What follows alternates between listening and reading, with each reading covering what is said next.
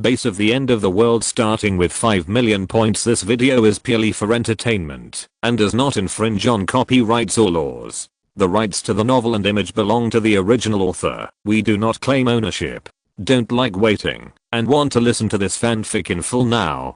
Subscribe to our Patreon, where you'll find the best fanfics. Chapter 1, Traveling Through Time. Building a base. Body scanning. Scanning progress. 5%, 30%, 50%, 100%. Reading ding. Scan completed. 100% fit. System binding in progress. Ding. System binding successful. Congratulations to human life, Luo Ren, for becoming the host of this system. Reminder, the Doomsday virus will break out in 12 hours. System. Doomsday? Luo Ren suddenly woke up, looked around blankly, and found himself in an unfamiliar environment. There were only simple furniture in the small room, a bed, a chair, a computer desk, and a cheap monitor on the computer desk with a dazzling white light. System binding? Doomsday virus? I traveled through time. Luo Ren got off the bed, walked to the mirror, and saw a strange face. He looked handsome, but very thin, and his face was pale. There were dark circles around his eyes. It was obvious that he had been staying up late. Hiss. He pinched himself, and the real pain made him take a breath of cold air, and at the same time he was sure that this was real, not a dream. He was extremely panicked, scratching his already messy hair, muttering, "What the hell? How did I travel through time?" Panicked, self-hypnotized, and reluctantly accepted. After 3 stages, Luo Ren could only accept the fact of traveling through time. As the saying goes, if you come, you should make the best of it. He rubbed his eyebrows and asked, "System, what functions do you have?" The full name of this system, the God-level base system, can assist the host in building a doomsday base. You only need to let the base reach the specified population number to upgrade, thereby unlocking more weapons and equipment and arms. Fuck, it's actually a base system, and it's God level. Damn. The helplessness in Luo Ren's heart dissipated like smoke in an instant, replaced by excitement and excitement point. After calming down his excitement, he recalled the system's prompt when he was unconscious just now. The Doomsday virus will break out in 12 hours. However, after thinking about life and accepting the facts just now, there are less than 12 hours left. There is no time for nonsense, so get started. Ding. Base construction guidance is turned on.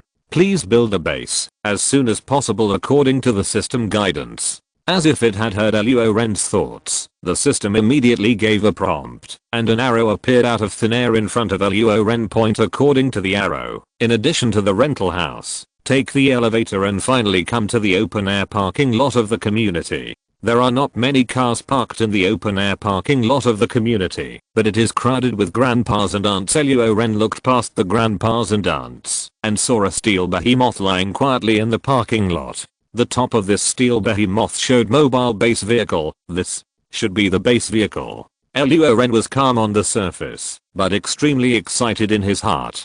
He squeezed into the circle of people surrounded by grandpas and aunts and climbed onto this steel behemoth. Wow, young man, this car is yours. It's awesome. TSK. TSK TSK. What brand is this thing? I'll ask my son to get me one too. Look at you. You're walking with a cane, and you want to drive such a big car. Do you want to go to heaven early, Mrs.? How? You're too mean. I asked my son to buy it. I won't drive it. I'll just look at it. What's your business? TSK. Luo Ren ignored the grandpas and aunts and started the base car directly. The deafening roar made the grandpas and aunts who were watching shut up immediately and retreated, because no one was afraid to go on the road early. Grandpas and aunts, don't wander around all day long. Go home and stock up more food. The world is about to end. Luo Ren stuck his head out of the car window and kindly reminded the grandpas and aunts who were watching. How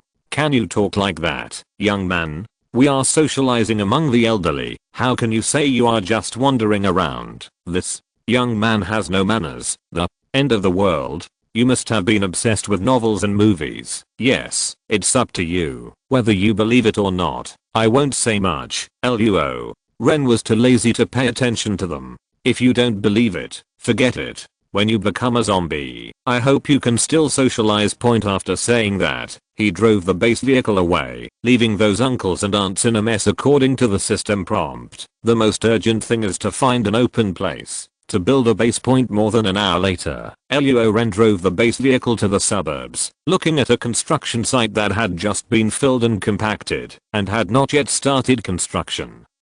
And then looked around. The green water and green mountains, those high-rise buildings were in the distance. The virus broke out, and it was definitely not as dangerous as the city. With his hands on his waist, he nodded with satisfaction. That's it. Mission released. Deploy a mobile base at the selected location and produce 10 soldiers. Completing the mission will reward 5 million points. Fuck. Starting with 5 million points, Luo Ren was shocked at first, then ecstatic. It is worthy of being a god-level base system. What else can I say? It's over. The base vehicle automatically drove to the center of the construction site. Luo Ren jumped out of the car, and a blue transparent light screen popped up in front of him, showing text on it. Environmental scanning. The terrain is flat, and the mobile base can be deployed. Deploy the mobile base. What else can I say? Of course I choose yes. Boom caca. The sound of the machine sounded, and the base vehicle began to transform like the Autobots in the beautiful Chinese blockbuster Transformers, except that it was not a robot, but a steel base. Soon, the base vehicle was deployed, and a transparent light screen popped up in front of Luo Ren's eyes again, with various options on it, including soldier production, food production, and base upgrades. However, the option to upgrade the base is gray and inoperable. There is no rush to upgrade the base, just produce soldiers first. After looking at the soldier production notes, one soldier requires 200 points, which is not much, but the embarrassing thing is that his current points *0! There is a bug here. The condition for completing the mission is to produce 10 more soldiers after establishing the base. But producing soldiers requires points. Where can he get the points now? Does he have to wait for the apocalypse to kill zombies by himself? This definitely won't work. He's the only one with neither weapons nor martial arts skills. When the time comes, I'm afraid it won't be him who kills the zombies, but the zombies who will kill him. Point bite. The system provides 10 W startup points. The host should pay attention to check. At this moment, the system sounded again. It was a timely help. Luo Ren's points suddenly changed from 0 to 10 W, which was beautiful, which was cool. No, it was cool. I am just saying, you can't just give a task at the beginning, and you can figure out how to get the points yourself. Luo Ren chuckled, and with the points, he immediately chose to produce soldiers. Currently, a maximum of 20 units of soldiers can be produced, with a total of 4,000 points. Produce 20 soldiers. Luo Ren didn't even think about it, and just chose production. After all, the points he spent were not his own, so he didn't feel bad. Looking at the blue light screen, Luo Ren read, it takes a total of 10 hours to produce 20 soldiers. Calculated this way, 2 soldiers can be produced in 1 hour. After sitting in the mobile base for a while, it was really boring. It took 10 hours to produce soldiers, so it was okay to just wait. Luo Ren had an idea, so he left the mobile base and found a shared electric donkey on the roadside. It's a remote place and I don't know who rode there. Get on the e-mule and fly towards the nearest supermarket according to the map on your phone. The little electric donkey had enough power and ran at a speed of 15 km/h. Finally, after riding for nearly an hour, we arrived at the entrance of a department store. Although the base can produce military food, you have to change your taste. Isn't it true that people live for 2 things, 3 meals a day, and they must be well matched in terms of eating. Besides, if you don't spend the money now, you won't have anywhere to spend it after the virus breaks out. After finding a small truck and discussing the price with the driver, he asked him to wait outside the supermarket while Luo Ren rushed into the department store and went straight to the food area. Chocolate, buy it. Beef jerky, buy it. Bread, buy it. Lao Gan Nyang, you must buy it. After one trip, I bought a whole cart of food, and there was only 200 yuan left in my bank card for the fare. When I was checking out, the supermarket cashier looked at Luo Ren as if he was crazy. He is a bit of a social jerk, but no matter what strange looks he gives, you are now laughing at me for buying too much, and I'm laughing at you for making your stomach growl with hunger after the virus broke out. Urging the truck driver to drive back to the base. This trip took almost more than 3 hours. The small truck was traveling at lightning speed, much faster than a small electric donkey. It only took half an hour to reach the construction site where the mobile base was located. Sitting in the car, Luo Ren saw 6 tall soldiers lined up neatly in front of the mobile base. He excitedly rushed out of the car and ran forward, looking at the 6 soldiers in circles. Hurry up and unload the goods. I still have things to do. I don't know why I came to this damn place. The driver of the pickup truck complained as he got out of the car. There was a cigarette in his mouth, and he squinted his eyes. Suddenly he saw the steel base's words suddenly stopped. He looked at the mobile base in great surprise, and he was very confused in his heart. When did such a strange house appear here? He moved his eyes and saw 6 tall soldiers with loaded guns. With a sound of the lead cigarette fell from his mouth. Suddenly, he was only frightened, and his 2 strong legs were shaking with fear. I was so scared that I thought to myself, it can't be a criminal gang, it's a terrorist. It's over, it's over, it's dead. Luo Ren came over and slapped the truck driver on the shoulder, making him tremble with fear. He smiled and said, "Don't worry, we are all professionals." The truck driver forced a smile to show that he was not afraid, but his trembling legs completely exposed him. Luo Ren stared at him for a while, then ordered 6 soldiers to unload the goods. Taking advantage of this gap, Luo Ren put his hand on the truck driver's shoulder and said seriously, "Master, I tell you seriously, the doomsday virus will break out in a few hours. By then, the world will be full of zombies, and many people will be eaten alive. As long as you stay, I'll keep you safe." As he spoke, he stopped a soldier, pinched the soldier's biceps and gun. "Look at this gun. Look at these muscles. How safe you are." After hearing this, the truck driver thought Luo Ren was going to kidnap him, so he knelt down and said tremblingly, "Brother, please leave. I have a 70-year-old mother above me and a 3-year-old child below me. Please spare me, Luo." Ren looked confused and waved his hands repeatedly. "What the hell? Believe it or not, go, go, go." If it weren't required for the population base upgrades, he wouldn't be bothered to say such nonsense. After the goods were unloaded, the driver quickly boarded the truck, stepped on the accelerator, and rushed out 100 meters, fearing that Luo Ren would not let him go. The truck driver drove while looking at the rearview mirror and said, "It's too scary. I have to call the police immediately." Looking at the small truck going away, Luo Ren shook his head and said, "Opportunities often slip away from your hands. After the virus breaks out, we have plenty of people here, and we don't need you." Although he said so, his actions were very embarrassing. He took out his mobile phone and opened a contact, but when he saw the interface, he was confused again. What's going on here? No one has a name or surname. They're all bicycle repair, computer repair. What was the situation of this body I traveled through before death? What are the contacts in it? I was thinking of calling all my relatives and friends, but now there's no one. Was this guy an orphan before death? Facing this scene, I really want to recite a poem.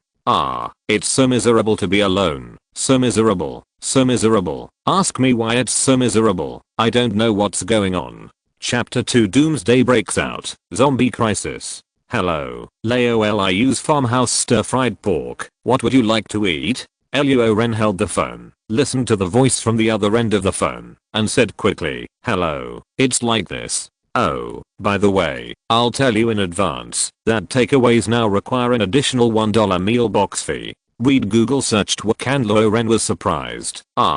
I'm not using a takeaway platform. Why do I have to pay for the meal box? Oh, boss, prices are so expensive now, and we still charge $2 for the platform, but we only charge you $1 here, which is very conscientious. What conscience? You do business like this? Luo Ren was very unconvinced and wanted to refute, but when he thought about it, he remembered that he was not ordering takeout, So he stopped immediately and returned to the topic and said, "It's like this. I'm not ordering to key it. Why are you calling if you don't order to key it? Wasting my time. Crazy. Beep. Beep beep." Luo Ren kept his mouth like this for a while, then swallowed back the words that were already on the tip of his tongue and whispered to himself in dissatisfaction, "What kind of quality is this? I don't care. Do whatever you want." Ding. Mission completed. Reward 500 W points. Ding. You have 500 W points in your account. Oh my god. This sudden sound. I thought it was an order. Luo Ren subconsciously took out his mobile phone, only to see the screen was black, and he could clearly see the cracks on it. When he saw that the breathing light was not flashing, he came back to his senses and remembered that it was the sound of the system point. He summoned the blue light screen and saw that his points balance had soared to 5,096,000. He was excited. What else can he say? Just do it. The mission was completed and the points were credited, which means that 10 soldiers have been produced now. Looking outside the mobile base, he saw 10 sturdy soldiers holding automatic rifles that looked like AK-47s, but were slightly different, standing in a row with their heads held high. Luo Ren stood up and walked in front of these soldiers, looking at the first one and asked, "What's your name?" "Report to the commander. I'm number 001. The soldier stepped out of the line and shouted with full energy, "No 001. Luo Ren picked his ears. He was too close, and the shout made his eardrum hurt. He walked to the second soldier and looked him up and down. "Then you should be number 002. "Yes, commander." Another shout made his other ear buzz, as if there were 2 flies buzzing beside his left and right ears. This feeling was really uncomfortable. "You really don't learn from your mistakes." He picked his ears, took a few steps back, and then looked at the other 8 people. "You don't need to introduce yourself. I know your names. 003, 004. Right. This won't work. You are my first batch of soldiers after all. Let me give you a surname and a name." He touched his chin and thought for a long time, then pointed at 001 and 002 and said, "You two will be called Luo Shan Luo Hei." He looked at 003 and 004 again, and this time he thought for a long time before speaking. "Your name is Luo Ji, and your name is Luo Li." Looking at the other 6 people, Luo Ren grabbed his hair, thinking hard for more than half an hour, and finally chose to give up. "It's too difficult to come up with a good name. Forget it. You can be called Luo Wu, Luo Lu, Luo Qi and so on." "Yes, sir." "Yeah." Luo Ren looked at these soldiers with relief. He never thought that one day he would be called a sir. Time passed by minute. Under Luo Ren's command, 10 soldiers built a circle of simple fortifications around the mobile base point at the same time. The number of soldiers also increased to 20 people at this time. This made Luo Ren's sense of security instantly doubled. "Luo Shan, how many bullets do you each have?" Luo Ren asked. "Report to the commander. Our magazines are equipped with 30 bullets, and each person carries 3 magazines." Luo Shan replied. 3 magazines? That means only 90 bullets. Luo Ren shook his head and said, "Not enough. How can my soldiers have only so few bullets? The base produces them for me. Having 5 million points is a luxury." Batches of bullets were produced until the mobile base could not hold them anymore. Level 0 base is too miserable. Not only is the upper limit of soldiers only 20, but it can only produce bullets, not grenades. We have to find a way to increase the population and upgrade the base as soon as possible. Luo Ren lay on the chair, watching the sunset gradually fall and the night fall. The piercing scream broke the tranquility of the night. The originally prosperous city fell into panic in an instant. Many people suddenly went crazy and bit anyone they saw. The whole city was filled with cries and groans of pain. Although it was in the suburbs, the sound of people bursting out in despair was very loud and penetrating. Luo Ren also heard these noises. He jumped up from the chair and commanded 20 soldiers to prepare for defense. Whenever zombies attacked, if there were few zombies, they would try to deal with them with sabers. If there were many zombies, they would shoot. Night and day alternated, and 3 days passed in a flash. That night, the moon and stars were very clear, and under the stars, Luo Ren stood with his hands behind his back, admiring the moon like a literati, and at the same time, he wondered why there were no surviving humans coming, and no zombies, and at this moment, he suddenly heard, "Ah, it's the army, we are saved." He heard the sound and looked around. Under the moonlight, he could vaguely see 20 or 30 people running towards the base, with a dozen figures chasing after them. The situation was urgent. Luo Ren shouted, "Luo Shan, Luo Hei, Luo Ji, Luo Li, grab your sabers and attack.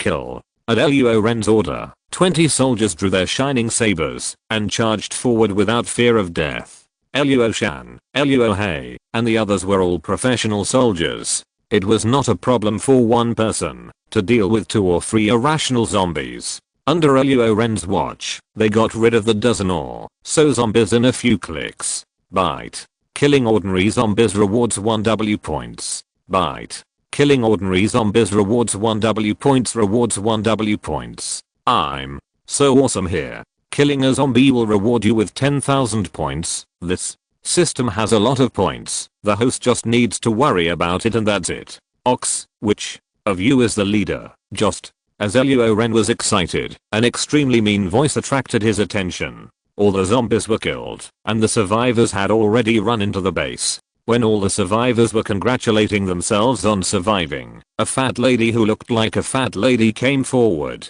pointed at the soldiers and yelled, "What's going on with you soldiers? If you don't deal with something like this quickly when it happens, you're using our taxpayers' money to eat and drink here. It's not a shame, you're really a bunch of moths." The lady's voice was extremely harsh, and her words were also very unpleasant. "It's just that we use money to support you, but you don't care about the safety of our people at all. When disaster strikes, you just know how to hide and have no sense of responsibility at all." After the aunt finished speaking, someone immediately echoed her. Luo Ren walked out and stood in front of the noble lady. His eyes were full of anger, and he said in a deep voice, "I'm the highest officer here. You'd better take back what you just said." The noble aunt put her hands on her waist, put on a shrew face, pointed at Luo Ren's nose, and vomited lotus flowers. "Oh, if you dare to do it, don't dare to listen. I just said whatever it is. Look at the shape of my mouth. It's rotten. Insect." Her face really makes Luo Ren disgusted. She is still relying on her old age at this time. Who can tolerate it? Who is the grandson? Luo Ren wiped the drool from his face, sneered, raised his palm, and breathed hot air towards it, then breathed out fiercely. Snap. The crisp sound of the slap was extremely clear in this night, and the aunt was immediately stunned by the slap. Luo Ren looked at the others. "You really deserve a beating. Aren't the soldiers on the front line in emergency rescue and disaster relief? The enemy is coming. Aren't those who go to the front line soldiers? Besides, this is my personal army, and I have no obligation to save you. Understand? If you want to be protected by the base, you must abide by the rules of the base." After the words fell, no one dared to say more. They already knew that the young man in front of them was not easy to mess with. Moreover, they also saw the situation clearly. So many people turned into man-eating monsters, just like the zombies in the movie. At this moment, I'm afraid that the order has collapsed, and human society has returned to the most primitive era of the weak and the strong. However, the lady who was slapped obviously didn't understand the situation clearly, and she still didn't know what happened. "Ah. You dare to hit me? Do you know who my son is? Do you know who my wife is?" Her wailing voice was sharp and loud, and it immediately attracted the nearby zombies. Luo Ren said anxiously, "You screamed so damn loudly. Are you looking for death?" The noble lady didn't care so much, and continued to curse loudly in her bitter voice. "I'll kill you." Before he finished speaking, Luo Ren saw dozens of figures running towards the base. He secretly thought something bad and cursed, "Fuck. I'll take care of you later." Then he kicked the aunt away and ordered, "Load the bullets and fight." Nearly 100 zombies are attacking, and they can no longer be dealt with a saber. They can only be dealt with by shooting. Following Luo Ren's order, the base suddenly burst into flames and gunshots were heard. Those zombies have no sense of pain, no fear, and no fatigue. They only have an extreme desire for new flesh and blood, and are far more difficult to deal with than ordinary people. It was difficult to aim in the dark, and zombies had to be hit on the head or heart to destroy their power source. Just by killing nearly 100 zombies, each soldier almost emptied 3 magazines. But killing these nearly 100 zombies is the beginning of the battle. Due to the sound of gunfire, more zombies were attracted. This is also the reason why Luo Ren didn't use firearms in the first place. Wave after wave of zombies are coming, and they can only resist with all their might. Fortunately, a large number of bullets had been produced in advance. The more than 20 survivors were trembling, each one more frightened than the other, and some couldn't stop screaming. However, after seeing the soldiers and Luo Ren desperately resisting the zombies, some of the survivors were braver. They overcame their fear and volunteered to deliver bullets to the soldiers. Chapter 3. People are the most important. The flames from the black muzzles were as dazzling as fireworks in the night sky. The flames from the 21 guns combined to illuminate the mobile base. More than an hour later, the gunfire finally died down. Luo Ren breathed a sigh of relief and swept his eyes across the battlefield. He saw densely packed zombie corpses, estimated to be nearly 1,000. Zombies are no longer human, but except for their white skin and constricted pupils, they are no different from humans. Luo Ren didn't know how many zombies he had killed, maybe 3 or 4, more than 10, or even none. He didn't know, but he knew his feelings very well. Excitement, fear, guilt. In addition to these, there was also a kind of irritability. Fortunately, he was more rational and could restrain various reactions in his heart. Seeing that there were still more than a dozen zombies with mutilated limbs crawling, running, and jumping towards him, he ordered the soldiers to shoot and kill again. At this point, the zombies around were probably attracted, and there was no need to put aside guns and use knives. After killing dozens of scattered zombies, the gunshots were completely extinguished. Luo Ren couldn't help but breathe a sigh of relief. This first wave of zombies was blocked. Let me go. What are you doing? Believe it or not, I'll ask my son to catch you all. Without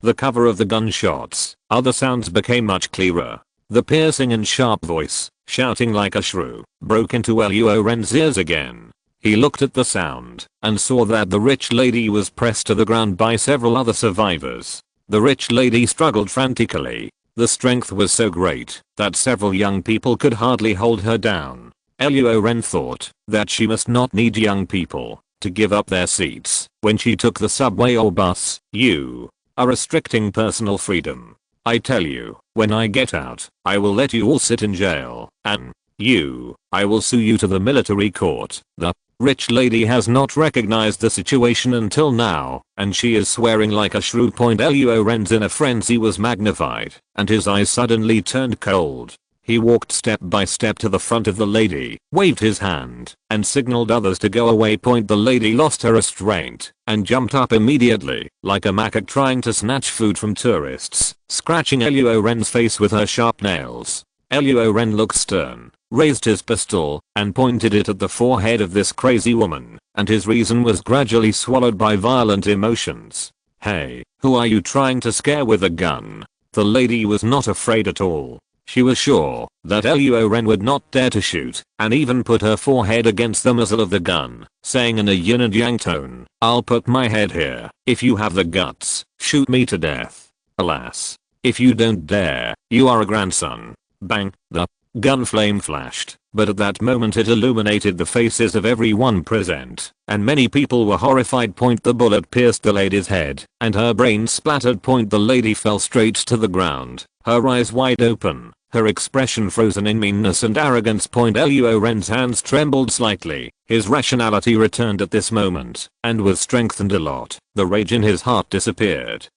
This was his first time to kill someone, and he instinctively felt fear. But things have already happened, and the strengthened rationality told him that he should calm down, at least in front of these people. He should calm down. Luo Ren took a deep breath, and his inner emotions quickly calmed down. He looked at the remaining 26 survivors with an indifferent expression and a cold tone without emotion, saying, I say it again, the base is my base, and the army is also my army. I can let you stay and provide you with shelter, but cold eyes, sharp eyes, traversing the 26 people. He said coldly, "You must abide by my rules." The survivors looked at each other and finally responded under the compulsion of fear in their hearts. "We will definitely abide by the rules." Luo Ren didn't care whether they were afraid or recognized the situation. As long as they abided by the rules, he nodded and said, "Now that you understand, let's clean up the zombies with the guards." The 26 people heard his words clearly, but they did not act because his face was full of fear. Luo Ren saw the expressions on these people's faces and sneered.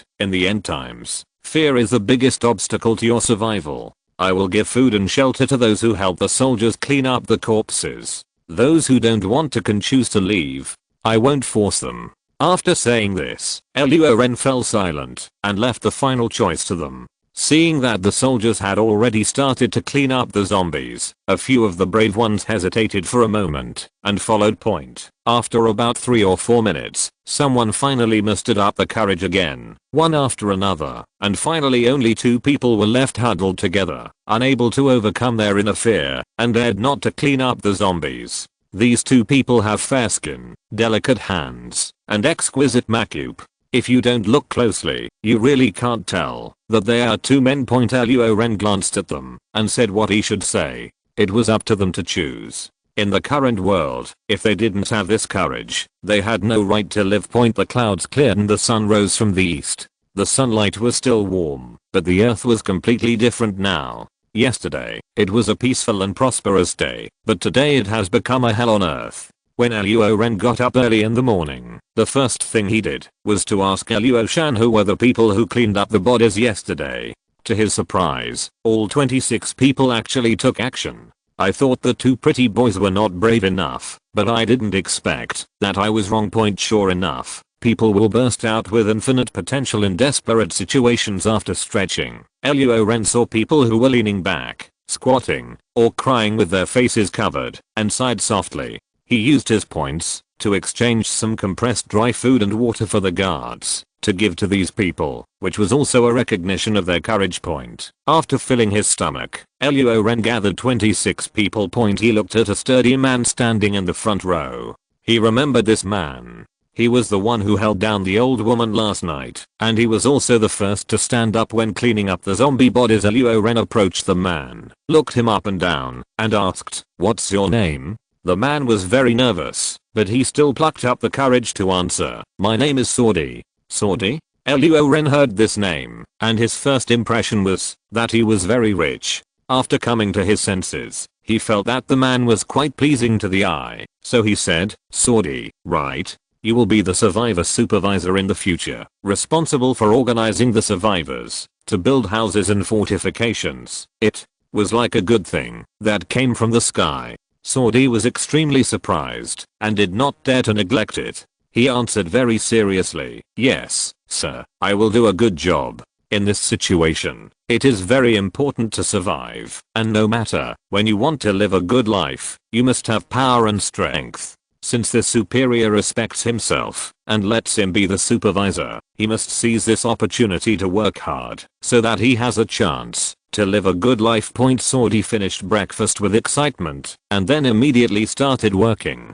Who is responsible for building tents and who is responsible for strengthening fortifications? All were arranged clearly. Luo Ren saw his performance and was very satisfied, so he specially arranged a soldier to assist him in his work. At present, the population is too small, the base cannot be upgraded, and the number of soldiers cannot be increased. Taking advantage of the early stage of the apocalypse, it is the top priority to expand one's own strength as soon as possible. Otherwise, after a while, when the major forces rise, someone will definitely covet the base materials. Weak strength cannot stop those greedy people who have lost the constraints of the law and moral kidnapping. Without further ado, Luo Ren left 5 soldiers to maintain order and led 15 soldiers to the nearest industrial park to search and rescue survivors. GB Industrial Park. Luo Ren led the soldiers to carefully search for survivors. "Ah, it's the army. The army is here to save us, sir. We are here, Luo."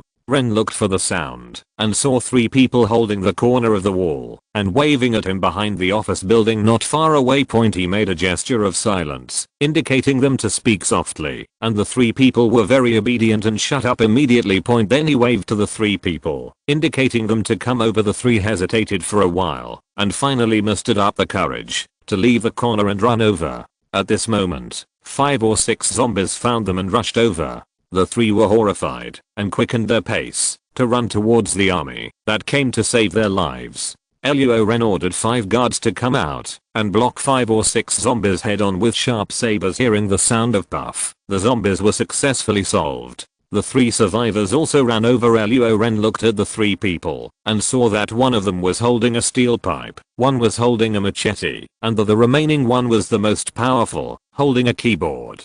Was he going to spray the zombies to death with the art of language? He asked curiously. Aren't you 3 afraid of zombies if you don't find a place to hide and wander around everywhere? The industrial park has a large flow of people, so the number of zombies is naturally large. They deliberately took the path with few people all the way here, and they still ran into many zombies and lost a soldier. We don't want to come out either, but we have no food or water. We will starve to death hiding in the office building sooner or later. We might as well come out and give it a try. The man holding the steel pipe said. What are your names? How many people were there in the original hiding place? Luo Ren asked. My name is Li Kun, his name is Li Sun, and his name is Dent.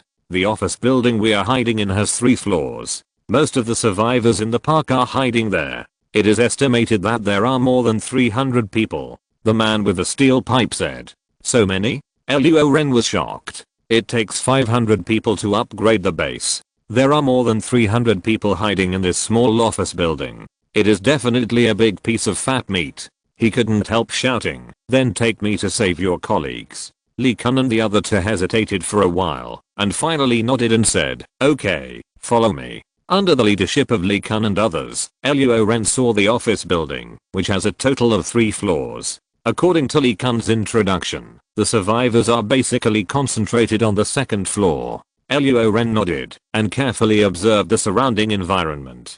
There were not many zombies outside. Sir, there are zombies on the 1st floor. That's why we have to climb through the window. Li Kun said. Luo Ren glanced at Li Kun and asked, how many zombies are there on the 1st floor? About 23, 25. Li Kun didn't dare to confirm. Luo Ren asked, how many exactly? No. More than 30 anyway. Li Kun replied quickly. No. More than 30. Luo Ren's eyes turned, and he had an idea. In fact, it was not a clever idea. He waved his hand and directly ordered, draw the sword, kill the zombies, and save people. Chapter 4. Killing the chicken to scare the monkey. Clang clang. 15 soldiers drew their sabers at the same time and strode towards the office building. Read. When they arrived at the door, they saw that the door of the office building was open. They could see the situation inside without entering. More than 10 zombies were wandering aimlessly.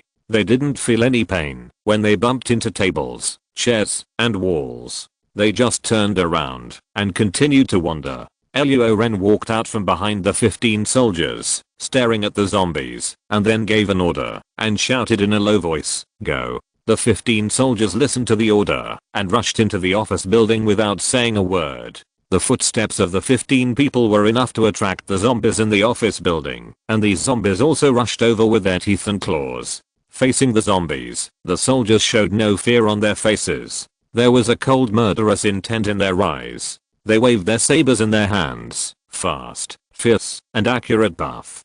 The cold light of the blade flashed, and blood and flesh splashed out. In less than a minute, more than a dozen zombies were killed. After solving the trouble on the 1st floor, Luo Ren quickly led everyone to the 2nd floor. Deng deng deng. After a few steps up to the 2nd floor, many survivors appeared in front of them. It was roughly estimated that there were more than 300 people. Most of them had cracked lips and looked haggard. The sound of stomach growling came from the crowd from time to time. Obviously, many people were very hungry. Seeing 15 tall and big men holding automatic rifles and wearing military uniforms, although they did not look like the uniforms of the soldiers of the Zaire army in their impression, at this time, who would bother about these? All the survivors were extremely excited because they only knew that the army had come and they were finally saved. Before they shouted excitedly, Luo Ren lowered his voice and spoke first. Don't get excited. Listen to me. 1. You are right. I'm here to save you. 2. Do not make loud noises to avoid attracting other zombies in the park. 3. Everyone must obey my command. Do you understand? This thin young man who looks like a nerd is actually the leader of 15 tall soldiers. Everyone was surprised, and some even suspected that he was a relative of a leader. However, it doesn't matter as long as he can save lives. Who cares about him? So everyone nodded silently, not daring to make a sound. Some of them had rumbling stomachs and pressed their stomachs hard. Luo Ren nodded in satisfaction, pondered for a moment, then looked at the 3rd floor and asked in a low voice, is there anyone on the 3rd floor? After the voice fell, the people in front of him had different expressions. After waiting for a long time, no one answered. He immediately looked at Lee Kun, pointed to the upper floor, and asked, is there anyone up there? Lee Kun did not dare to hide it, and hurriedly replied, there are people, but there are very few people, only about 10 people. 10 people? What do you mean? Luo Ren frowned slightly and was very puzzled by Lee Kun's answer, because, from the outside world's point of view, the 3rd floor of the office building is the same size as the 2nd floor, but there are hundreds of people on the 2nd floor, but only a dozen people on the 3rd floor. Why is there such a huge difference in the number of people? Could it be that the structures of the 2 floors are different, and the 3rd floor can only accommodate 10 people? Such a reason is obviously illogical. Even if the structures are different, there can be no such large difference in available space. Seeing Luo Ren's puzzled expression, Lee Kun explained, the people on the 3rd floor are all company executives. 2 of them have some black background and have that thing in their hands. Lee Kun looked left and right, gestured with his thumb and index finger, and whispered, gun. Then he said hatefully, originally, there was some food and purified water on the 2nd floor. If they hadn't been robbed to the 3rd floor, we wouldn't be in this state. Lee Kun pointed at a man with a bruised face and said angrily, we resisted, but they beat us and forcibly abducted several beautiful female colleagues. Those female colleagues are probably at this point. Lee Kun was no longer able to continue. After hearing this, Luo Ren couldn't help but think of Zunzi's theory of human nature. Human nature is evil. The end of the world has just begun, and some people have shown their beastly side. But it's true. The end of the world. The strong prey on the weak. He believed that if anyone among the more than 300 people had a gun, perhaps 1/3 of them might be as beastly as the people on the 3rd floor. Without further ado, he immediately ordered, go upstairs. Climbing up to the 3rd floor quickly, he saw several women with disheveled clothes and messy hair lying on the ground.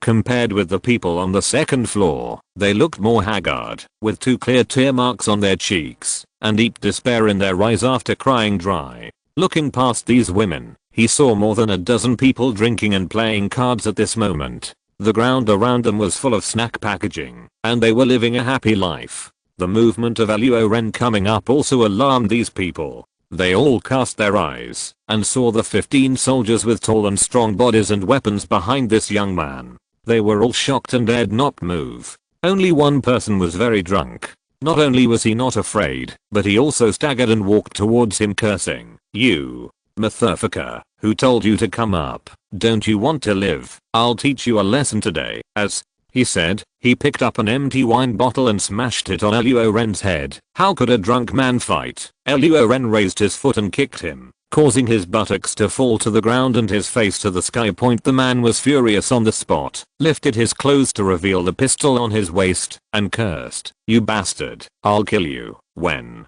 he pulled out his gun, without Luo Ren's order, Luo Shan immediately drew out his saber, stepped forward, raised the saber in his hand, and slashed down. PFFT immediately, blood spattered, and the drunkard's entire right arm was cut off at the shoulder. He was stunned for a while, and then a severe pain swept through him. His hazy consciousness immediately woke up. He closed his mouth, and held it in for a long time. Then he opened his mouth and was about to let out howling like a killing pig. However, how could he do what he wanted? Luo Ren randomly crumpled a piece of rag into a ball and stuffed it directly into his throat the moment he opened his mouth. Other relatively sober people turned pale with fright when they saw this scene. They relied on 2 homemade single-shot broken pistols to frighten the hundreds of people who were afraid of death, and they became several times more courageous. However, the most they can do is beat up a few disobedient ones and then play with a few women, but to cut off someone's arm so decisively, they obviously don't have enough courage. Luo Ren glanced at several people. His disgust was palpable, and he immediately ordered, "Collect their weapons and tie them all to me." In case of resistance. His eyes suddenly turned cold, and he said word by word, "Kill without mercy." His eyes returned to those women. He shook his head and said, "Put on your clothes and come down with me." These women have seen everything that just happened. They have seen the criminals who violated them have their arms cut off, their weapons confiscated, and they were tied up. But how can these alone calm the anger in their hearts? They really want to know how the thin young man will deal with these criminals next. In this way, the desire to seek death arising from their humiliation was suppressed by this expectation, and they decided to follow Luo Ren until they saw those beasts being dealt with. Luo Ren, who had been up there for only 10 minutes, came down from the 3rd floor. The survivors on the 2nd floor immediately looked at him. When they saw the tied up people following Luo Ren, they felt relieved. Some people shouted and rushed up to beat these people, but were stopped by Luo Ren. Luo Ren said, "You stay quiet now and listen to my instructions. When you get to a safe place, I will deal with them." When the sensible people heard the words, they immediately restrained their movements and voices. The unreasonable ones were also covered by the people next to them, and their legs were pulled to force them to reason. Without stopping, he immediately organized hundreds of people to carefully leave the office building and find the way back to the base.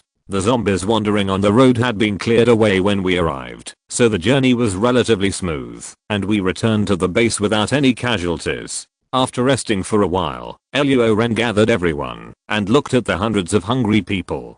He said, "I will get shelter and food for you here, but it will not be free. You must be obedient. Do you understand?" "Understood." When everyone heard this, they responded perfunctorily. Luo Ren frowned. These people have not yet realized what is going on. It seems that it is necessary for them to get to know each other. He immediately ordered people to escort the people who had been tied up before. After a long silence, he closed his eyes and opened them again. He made up his mind and said silently in his heart, "I will lend you your lives." He said coldly, "Kill these scumbags on the spot." Yes, the guard soldiers took the order and pointed their guns at the backs of the 10 people's heads. For the guard soldiers, killing people was not a big deal, as long as they were ordered by their superiors. After hearing this, several people kneeling on the ground trembled physically and mentally. 2 of them were extremely frightened. White and yellow fluids flowed out from their crotches uncontrollably, and a foul smell immediately wafted out. These people cried and begged with tears and snot not to kill them. It's a pity that Luo Ren intended to use their lives to establish his authority, and he had to use their lives to establish his authority. Therefore, their lives were taken away the moment Luo Ren made up his mind. Bang bang bang. After several gunshots, the cries and begging for mercy suddenly stopped, and a mixture of red and white burst out.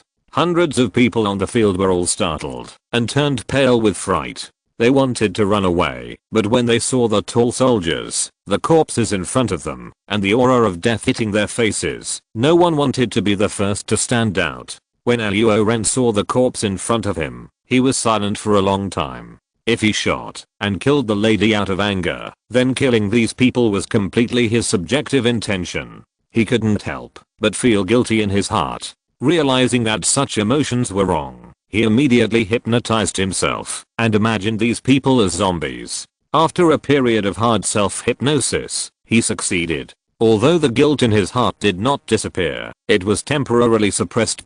He glanced at everyone and said, "I know what you are thinking. Although these people have done beastly things, their sins are not worthy of death, right?" He smiled coldly and then said, "But I still killed them. Why?"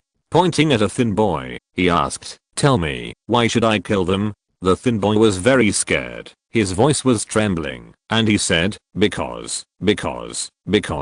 For several minutes, he didn't say anything. Luo Ren immediately slapped him on the shoulder, and the boy fainted with a cry. This is too timid, he complained in his mind, and ignored the boy. He deliberately raised his voice and said, because, just to show you. Everyone's spines trembled. Kill people to show them. What does this mean? Luo Ren then said sternly, I want to tell you through these 10 people, that in this place, anyone who does not follow the rules will suffer this. That's right, Luo Ren didn't kill these 10 people, mainly because they had done bad things. The most important reason was to use their lives to establish authority. The base must have its own rules, and the people protected by the base must abide by these rules. Otherwise there will be chaos. However, before letting people abide by the rules, they must kill the chicken to scare the monkeys. Otherwise, even if the rules without power and the leaders without power are obeyed on the surface, they may not obey them secretly.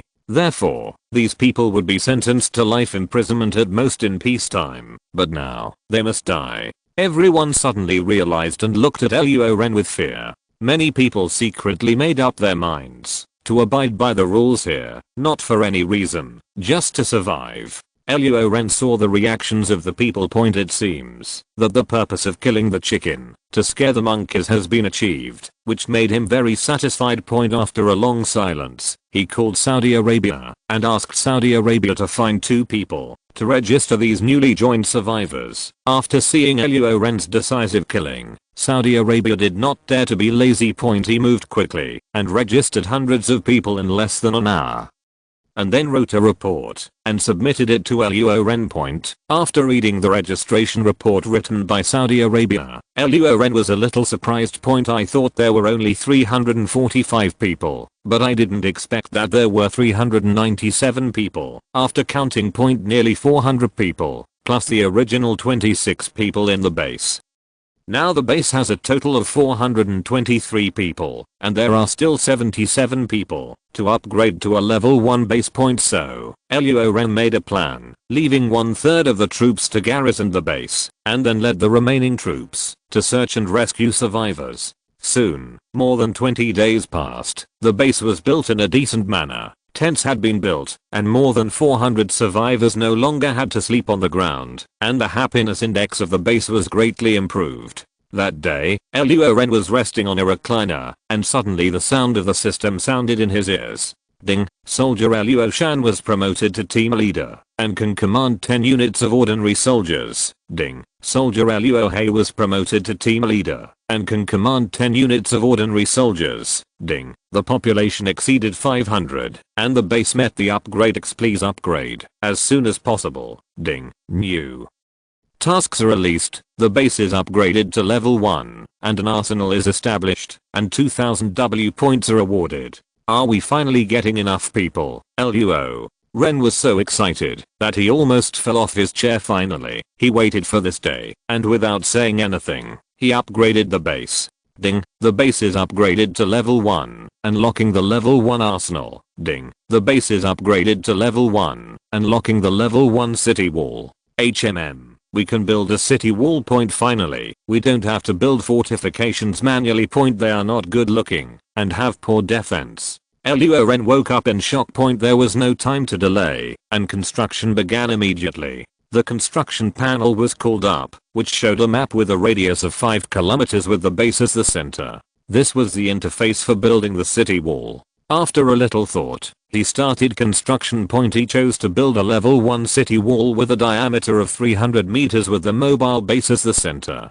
Build a level 1 city wall. Consume points *6280. After a burst of white light, a red brick city wall with thickness of 20 centimeters and a height of more than 3 meters appeared out of thin air. The so-called level 1 city wall looked a bit disappointing. However, with the power of the zombies, it should not be able to be knocked down. Hundreds of people in the base saw the city wall appearing out of thin air. All of they opened their eyes wide, opened their mouths wide, and looked surprised. Some superstitious people were still kneeling and praying, saying, thank God, and so on. After the construction of the city wall was completed, Luo Ren continued to build the arsenal, specially marked out an area for use as a military zone, and then chose to build the arsenal. The moment the arsenal was completed, the system prompt sound immediately rang in his ears. Ding. Mission completed. Get 2000 W points. Looking at so many points, Luo Ren smiled helplessly. He didn't know whether he should be happy or not. There is an upper limit to the production of soldiers, and the base upgrade requires population. So many points are useless. Could it be that the reason why those rich people don't like money and don't touch money is that there are too few things they can do? In this case, it seems that we still have to increase the population as soon as possible and upgrade the base point when tanks and cannons can be produced. These points will be useful. Chapter 5 Self-Sufficiency. The population of the base exceeded 500 and was upgraded to level 1. With the completion of the construction of the arsenal, all values have been greatly improved. Reading first, the number of soldiers is capped at 130. The production speed has doubled from 2 soldiers per hour to 4 soldiers per hour. More than 100 soldiers can be fully produced in less than 2 days.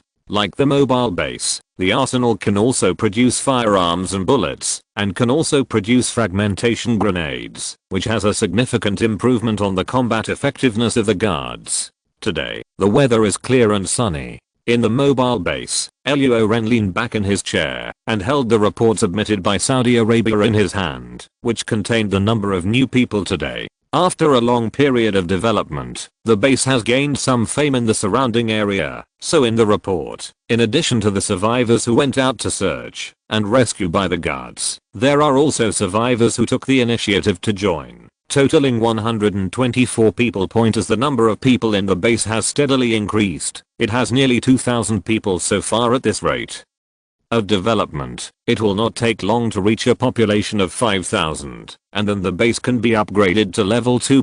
At this time, Luo Ren was already imagining what good things would be unlocked in the level 2 base, and how many guards could be increased from more than 100 people. Kan rubbed his head, put down the report in his hand, closed his eyes and rested, which relieved his dry eyes a little. At the same time, he thought about the gradual increase in the number of people. Although the points were enough, he couldn't always use the points to exchange for compressed food to feed these people. The number of people is not large now, and it is busy to exchange points for food supply. But the base is developing, and the population is also growing continuously. Now there are about 2,000 people, but the population will exceed 100,000. 200,000, and 500,000 in the future. In this way, even if he can exchange it, the distribution of this food will be a big trouble. From this, it can be concluded that the early way of exchanging points for food to supply residents is fine, but the number of people is hiding, which is completely unfeasible.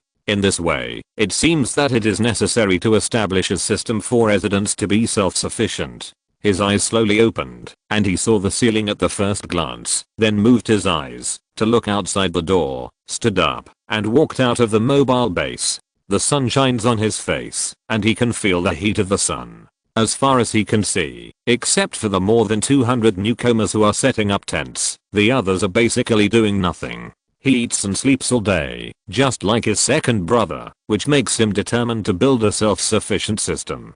He searches and finds Sword in the crowd, calls him over, and says to him, "Find a few people who have experience and skills in agriculture, construction, breeding, and medical care, and let's have a meeting together." These days, Luo Ren has seen Sword's performance. He works very hard and never slacks off on the tasks he has arranged. For this reason, he also values Sword more. If things like this are handed over to Sword, he still believes that he can do it well. Sure enough, in less than an hour, Sword found the person Luo Ren was looking for. He brought a few people to the conference hall. It is called a conference hall, but it is actually very simple, just better than a tent. There is a long table in the conference room. The long table is simple and elegant. You can tell from the grain that it is not ordinary wood. It was obtained from a furniture store. When they went out to rescue survivors, everyone sat down around the long table. In addition to Luo Ren and Shachou, there were 7 people on the scene at this time. These 7 people were people with specific skills that Shachou found. Shachou introduced Wang Ma and Wang Niu. They were engaged in greenhouse planting before the disaster and are very experienced in agriculture. Wang Ma and Wang Niu immediately stood up and bowed politely to Luo Ren. Luo Ren looked at them carefully, pressed his hand down, and said, "Sit down." After Wang Niu and Wang Ma sat down, Shacho introduced the next person and said, Ko Mu, a second level construction engineer with more than 10 years of experience. Luo Ren's eyes fell on Ko Mu, a man in his 40s with a Mediterranean hairstyle. Luo Ren believed in his business ability. Without him, just looking at his hairstyle would tell. Ko Mu hurriedly stood up, looking very nervous, bowed to Luo Ren, and said tremblingly, "Sir, I'm Ko Mu." Luo Ren thought, "Am I that scary?" Then he said, "Sit down." Sword pointed to a person, and continued to introduce, Ko Ma, an aquaculture expert, also has 5 or 6 years of experience. What? Luo Ren was a little confused after hearing this, and couldn't help but smile bitterly. Aquaculture, there is only a small river near the base, and there is no place for you to do aquaculture for the time being. Sword hurriedly stood up, his heart skipped a beat, and he trembled when he spoke, saying, "Sir, you didn't say what type of aquaculture." Bean-sized.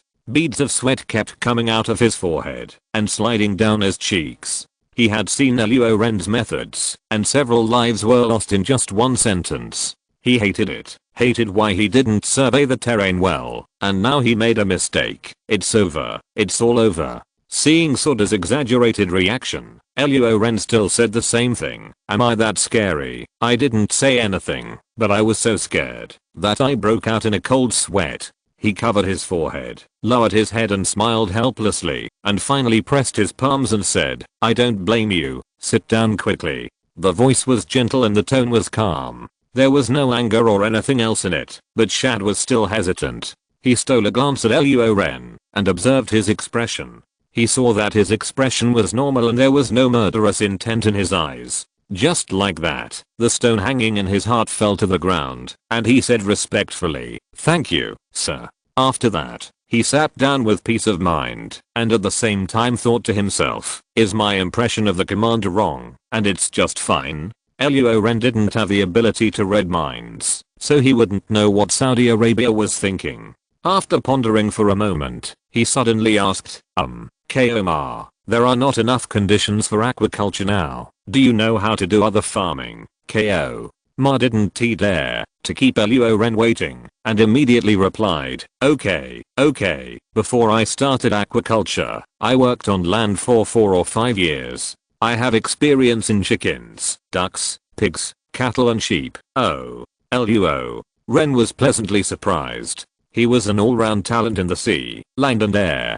He hurriedly said, "That's okay, you can stay, but I'll say it ugly beforehand. If you don't, you won't. Don't lie to me, otherwise, there will be consequences for you." "No, Ko Ma said anxiously, "I swear to God, what I said is absolutely true. If there is any adulteration, the sky will strike with thunder and blast me to pieces." Luo Ren was still very satisfied with this attitude. After nodding with a she smiled. He looked at Saudi Arabia and said, "There are 2 left. Let's continue the introduction. This is Yuan Yangyuan, who worked as an attending physician in a hospital before the end of the world. This is Meng Xinrang. She smiled as in the same hospital as Yuan Yangyuan. She works as a nurse, that is, a nurse." Luo Ren said, "Nurse, doctor, pretty good." After everyone was introduced, Luo Ren was silent for a few seconds and said, "I've brought you here today to build a self-sufficient base. Wang Ma and Wang Niu, you have planting experience.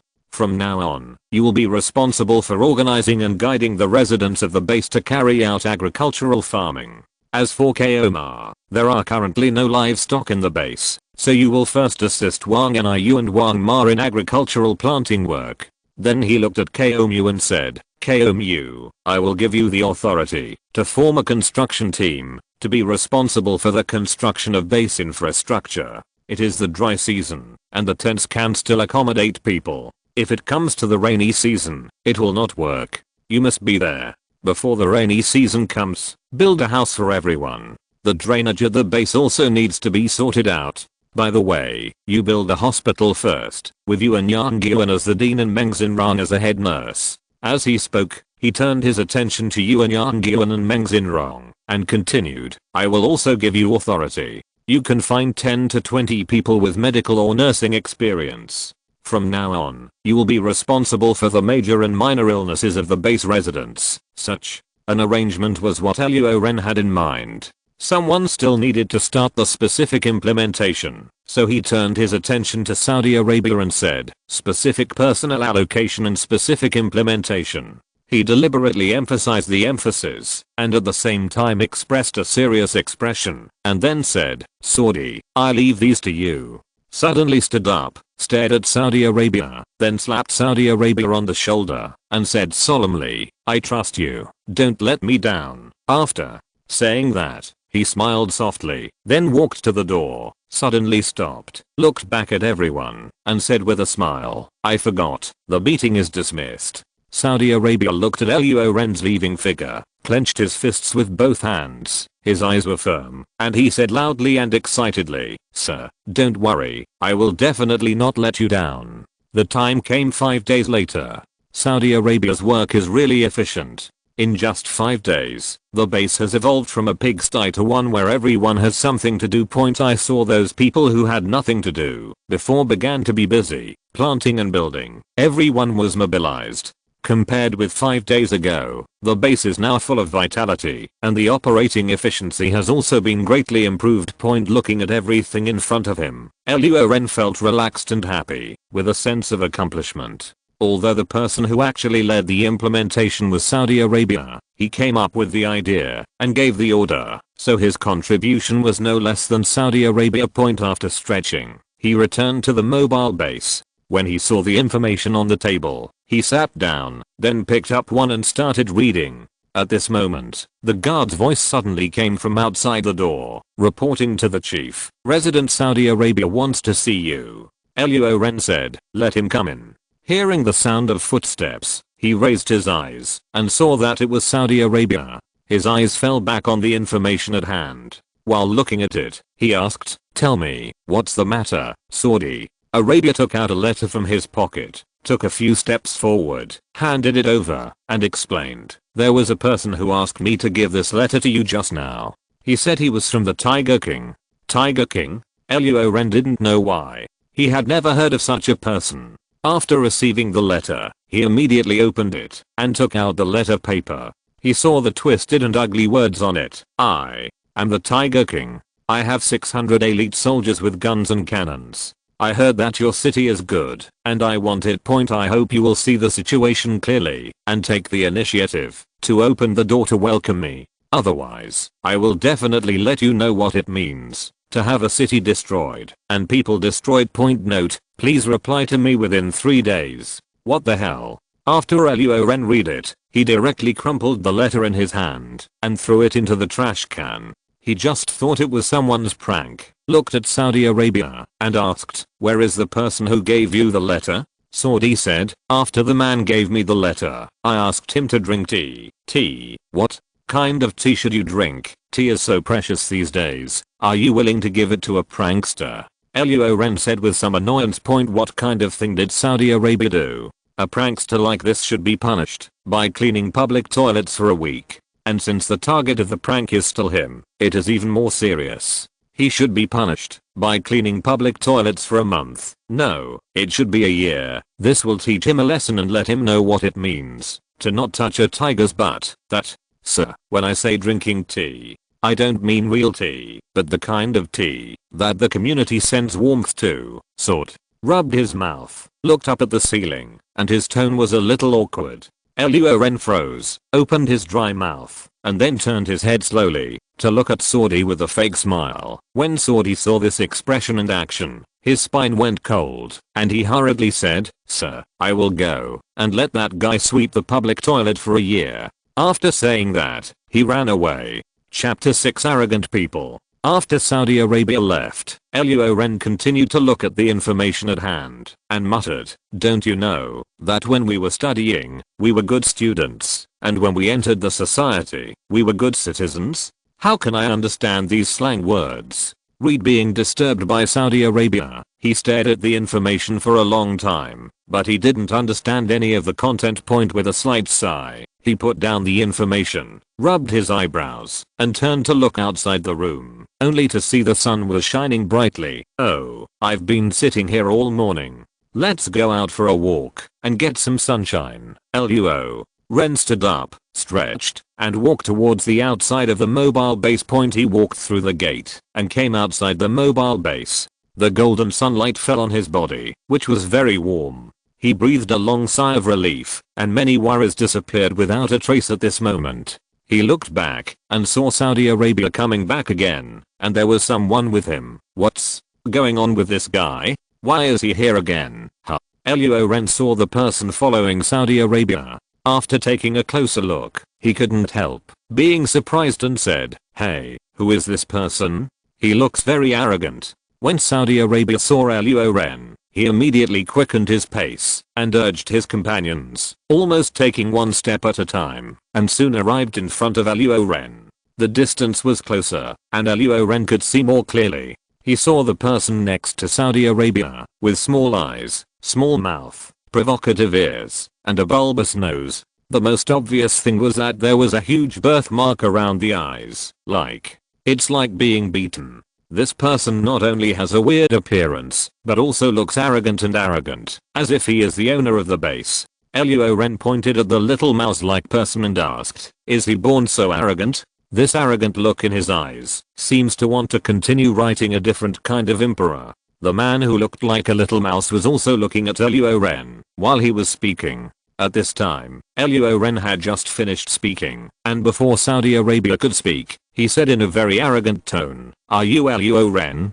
Before Luo Ren could answer, he snorted and put his hands on his hips. "I'm the wolf-headed general under the throne of the Tiger King. You can call me Lord Wolf or Brother Wolf. Wolf, you're a little sister. I'll give you a mallet. How can you talk to the chief? Believe it or not, I'll slap you in the other eye too." Saudi Arabia had an angry look on his face and couldn't bear to listen. He slapped the man on the back of the head. With such a small body, he almost fell over. Saudi Arabia said to Luo Ren, "Sir, the prank letter just now was given to me by this guy. Listening to your analysis, sir, I thought it was just a prank and planned to let him clean public toilets for a year." Unexpectedly, he was stunned by this thing. No matter what he said, it was useless. He just refused to go. He kept saying, "Tiger King will definitely do it." He brought 600 elite soldiers to rescue him and said, at this point, Saudi Arabia suddenly shut up and swallowed the rest of the words. It can be seen that the following words are definitely not good words. Luo Ren said word by word, "What else did you say?"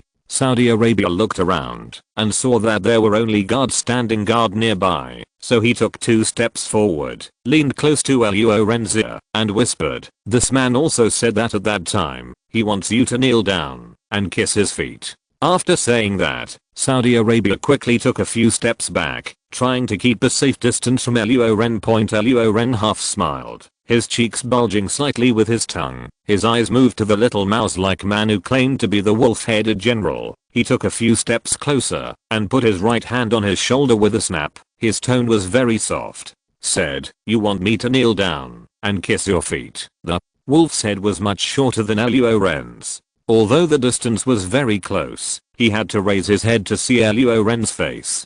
There was great arrogance in those small eyes, surrounded by purple sockets. He was not afraid at all when facing Luo Ren. After hearing this, he corrected him seriously. "It's not a kiss, it's a lick." "Oh, I'll go.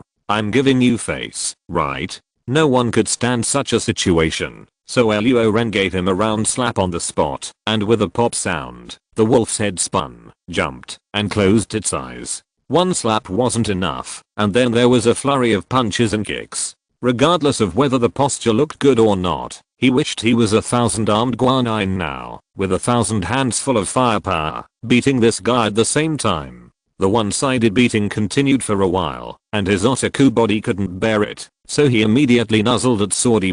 Saudi Arabia understood, rolled up his sleeves, and took over. After more than 10 minutes, the two of them were sweating profusely and feeling extremely comfortable. This was more enjoyable than playing sandbags. The wolf head with a bruised nose and swollen face curled up on the ground, glared at Luo Ren and Saudi Arabia fiercely and threatened through gritted teeth. You wait for me. The Tiger King will take revenge on me. This piqued Luo Ren's great interest. What kind of character was the Tiger King in his mouth that made him so confident and arrogant? After giving the wolf another kick on the head, Luo Ren asked, "Who is the Tiger King? Isn't it cool?" The wolf head snorted coldly. "The Tiger King is the Tiger King. He has 600 elite soldiers, guns, and cannons in his hands. It will be easy to kill you." Luo Ren was speechless. The guy repeated the content of the letter and kicked him again without thinking, saying, "Speak humanly, you.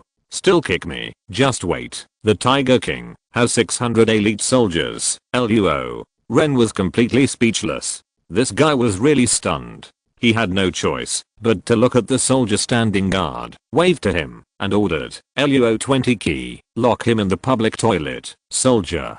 Luo 20 key on guard responded, "Yes, sir." Luo Ren thought for a moment, leaned into Luo 20 key's ear, whispered a few words, and then patted him on the shoulder. Luo Urshiki nodded, lifted the wolf head's feet, and dragged it away to the public toilet. Luo Ren watched the wolf head being taken away, touched his chin, and thought, "Tiger King, I want to see who you are." Time passed, and it was late at night in the blink of an eye. The bright moon hung high in the sky, emitting soft moonlight, providing weak lighting for the people on the ground. After a busy day, there were very few entertainment facilities at night, so at this time, almost all the residents of the base had fallen asleep, and only a few people were implementing the population revitalization plan. In the public toilet, Luo Urshiki whistled to flush the water, shook it a few times, and zipped it up. He looked at the innermost cubicle of the public toilet, stared for a while, and suddenly said loudly, "Go home and sleep." After Luo Urshiki left, the dark public toilet was extremely quiet. Suddenly, bang, bang, bang, a series of kicking sounds. The door of the innermost compartment was kicked open, followed by a pair of purple hands pulling at the door frame. A man slyly poked out half of his face. His small eyes like rat eyes were shining. This man was the wolf head who was beaten up by Luo Ren during the day. Wolf head observed for a while, and seeing that there was no one, he tiptoed to the door of the public toilet, holding the door frame and looking out, but there was no one outside. He smiled. He escaped from the public toilet and ran quietly to the city gate. Perhaps it was good luck. He came to the city gate unimpeded all the way, and his eyes swept around. Maybe it was really good luck. There was no night guard. Wolfhead looked back at the direction of the mobile base and said viciously, "Luo Ren, wait for me." After that, he climbed up the red brick wall carefully with his hands and feet. He walked to the edge of the city wall and leaned down to observe. It was not high, only about 3 meters. He spit on his hands, rubbed them, and then lay down and moved his body back until half of his body was hanging in the air. He held the edge of the city wall tightly with both hands, and then moved back again until his whole body was hanging on the city wall. He took a deep breath, and then his hands loosened, and he fell down. Ouch. Shit. The ground he landed on was unstable. Wolfhead did not stand firmly, and twisted his ankle, grimacing in pain. After resting for a while, he limped into the depths of darkness. Not long after Wolfhead left, 3 people climbed up the red brick wall. Under the moonlight, they could see clearly that they were Luo Ren, Luo Shan, and Luo Hei. Luo Ren nodded to Luo Shan. Luo Shan waved his hand, and the city gate opened immediately. A small team of guards quickly went out of the city to assemble. "You go and arrange the city defense team tonight." Luo Ren looked at Luo Hei again, patted his shoulder, then took the equipment handed over by Luo Shan, and went out of the city with Luo Shan, leading the guard team, to chase the place where Wolfhead disappeared. Chasing all the way, unknowingly, the sky has become grey, and some things can be seen clearly. Luo Ren raised his hand, and the team immediately stopped. Ahead is a village surrounded by a simple fence made of barbed wire, wood, stones and other materials. The village has only one entrance, and Wolfhead walked in from the entrance. There are a dozen soldiers holding earth guns and machetes stationed at the entrance. They are called soldiers, but it is more appropriate to describe them as bandits. These people are lazy and dressed casually, and most of them are playing cards and drinking, and only 1 or 2 people are standing guard seriously. Is this the Tiger King's base? After a little thought, Luo Ren had an idea in his mind. He planned to go in and explore to see what the situation in the village is. With a sharp glance, he saw that the main entrance was guarded, so he obviously couldn't get in. He had to find out if there was any other place to go in. He led the guard team to explore around the village for a while and finally found that the defense on the right side of the village was the weakest and there was almost no shadow of soldiers. It was the best choice to enter the village from here. Moreover, the materials used in this section of the defense fence were much simpler than those in other places. It was barely enough to block an odd number of zombies. If there were more than 10 zombies, it would probably be useless. As for living humans like them who could use tools, they were almost equivalent to decorations in just 2 or 3 minutes. The guards made a big hole in the defense fence that a person could drill through. Luo Ren exhorted, "Luo Shan and I will go in to explore, and the rest of you will stay outside to support us." After that, he took Luo Shan through the fence and carefully headed towards the inside of the village. During this period, they were almost discovered by patrolmen several times, but fortunately, they were safe and sound, and finally arrived safely inside the village. The sun rose slowly from the east, and the sky was white, and the world was clear. Under the eaves, Luo Ren leaned his head out from the corner of the wall to observe the situation.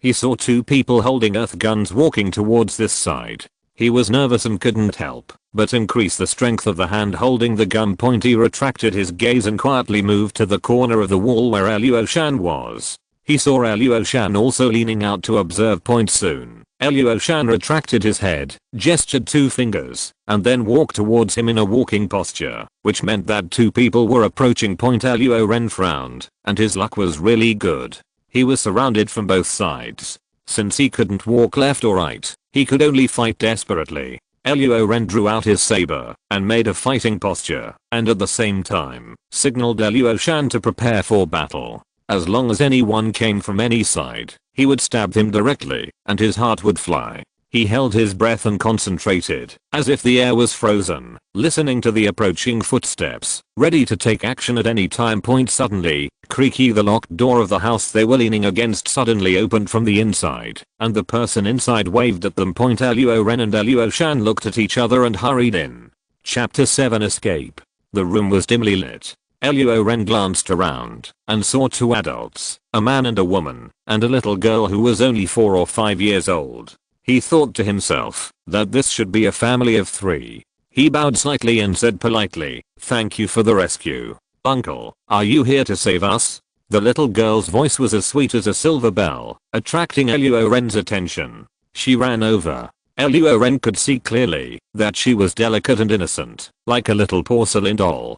The little girl's bright eyes with stars looked at Luo Ren expectantly, waiting for his answer. "Xingxin, come here quickly." Just as Luo Ren half knelt down to answer, the little girl's mother suddenly spoke.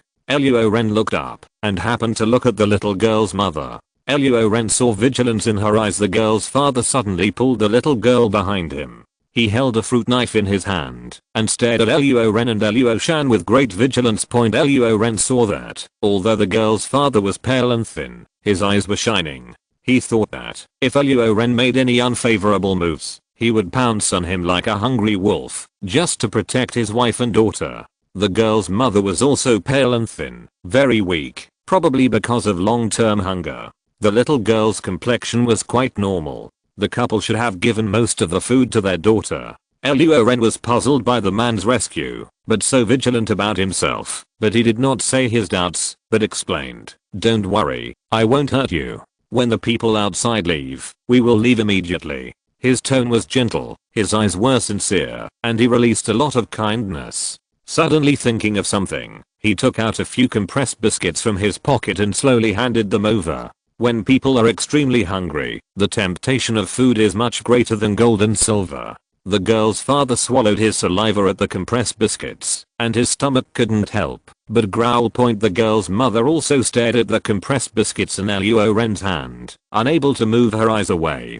The little girl blinked her big eyes and wanted to take the compressed biscuits, but when she just received her father's gaze, she didn't dare to step forward. The girl's father took a deep breath and suppressed his inner desire for food.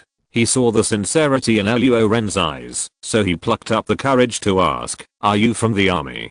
Reason why he rescued them was because he saw Luo Ren and Luo Shan wearing military uniforms and combat uniforms. He thought that the two were rescued by the National Army, so he opened the door to rescue them. But when the two entered the house and saw the full appearance of the combat uniforms, he regretted it. This was not the Xia country's military uniform. At that moment, he was determined to die to protect his wife and daughter, but the development of things was not as he thought. The two people in front of him seemed different from those armed people outside. They seemed to have no malice point. When Luo Ren heard the man's question, he smiled kindly and said, "We are not from the army, but we are not criminals either.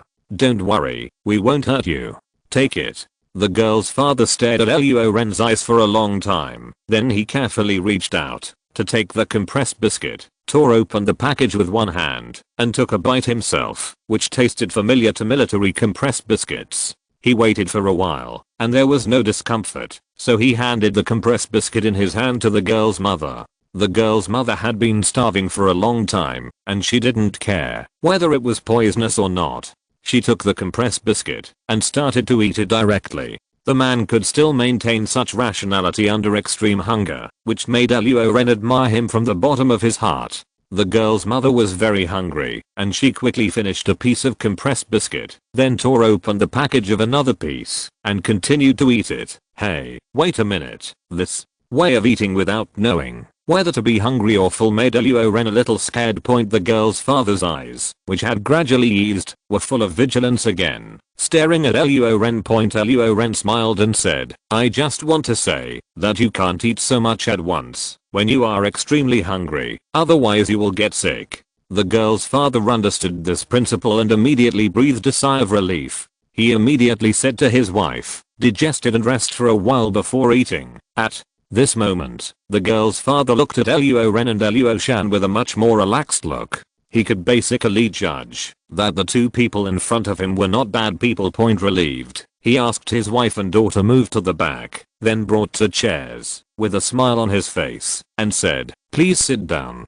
Luo Ren smiled slightly, took the chair and sat down, while Luo Shan waved his hand, moved to the door, leaned against the door, and was alert to the situation outside. The girl's father saw that Luo Shan's movements were very standard, no different from those of a professional soldier, and a trace of surprise flashed in his eyes. After Luo Ren sat down, he saw the girl's father sitting opposite him and asked, "I haven't asked yet, what's your name, brother?" The girl's father said, "My name is Qi Jun." Luo Ren nodded and asked, "Brother Qi, do you know Tiger King?" "Of course I know." The 4 words came out of Qi Jun's mouth almost word by word. His eyes were full of resentment, and he gritted his teeth. "Even if he turned into ashes, I would recognize him." Qi Jun took a deep breath, calmed down, and continued, "This Tiger King, formerly known as Wang Hu, was a bully in the village before the disaster broke out. He relied on his uncle's power to bully the people and make the people angry. After the disaster broke out, this guy even relied on a few brothers and a few guns to kill people at will. My father was pushed into a group of corpses by him and was bitten to death by zombies." Having said this, the girl's father's eyes turned slightly red, and crystal tears welled up in his eyes. Wang Hu not only killed people, but also harmed the women in the village. The daughter of our neighbor Laoli's family was harmed by him and his men for 3 days and 3 nights, and finally committed suicide. That baby was only 14. The girl's mother spoke sadly and told Wang Hu's crime. Luo Ren was also very angry after hearing this. He couldn't help but clenched his fists and cursed, "Beast." Then he looked at Qi Jun and said, "Brother Qi, please tell me all the situation in the village. I'm here to find out the details of Wang Hu, so that I can destroy this angry beast." Qi Jun was pleasantly surprised when he heard this, and told Luo Ren all the situation in the village. He didn't care whether what Luo Ren said about killing Wang Hu was true or false, because he could only believe in this one person, not suspect. Luo Ren used a small notebook to record down all the key points Qi Jun said. For about half an hour, the girl's father was so thirsty that he finally finished telling all the information he knew about the village and Wang Hu.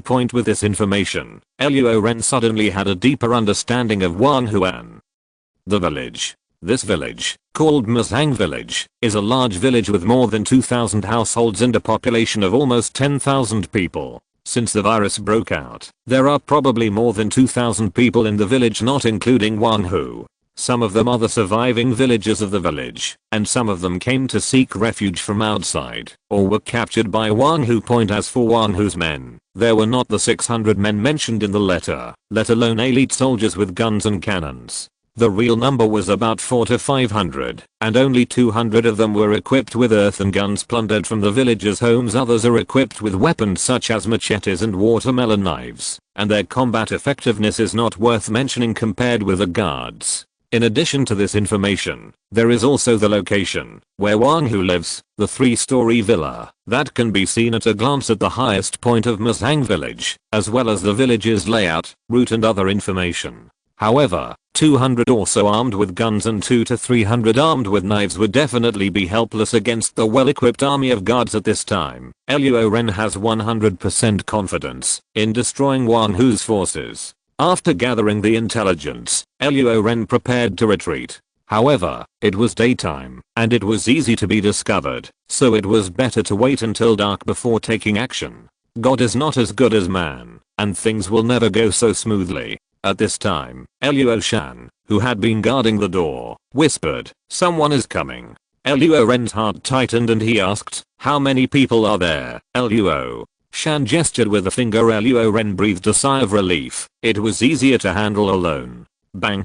The door was kicked open, and a soldier from Wang Hu's army walked in with a gun in hand. "Ah!" The woman's exclamation immediately attracted the soldier.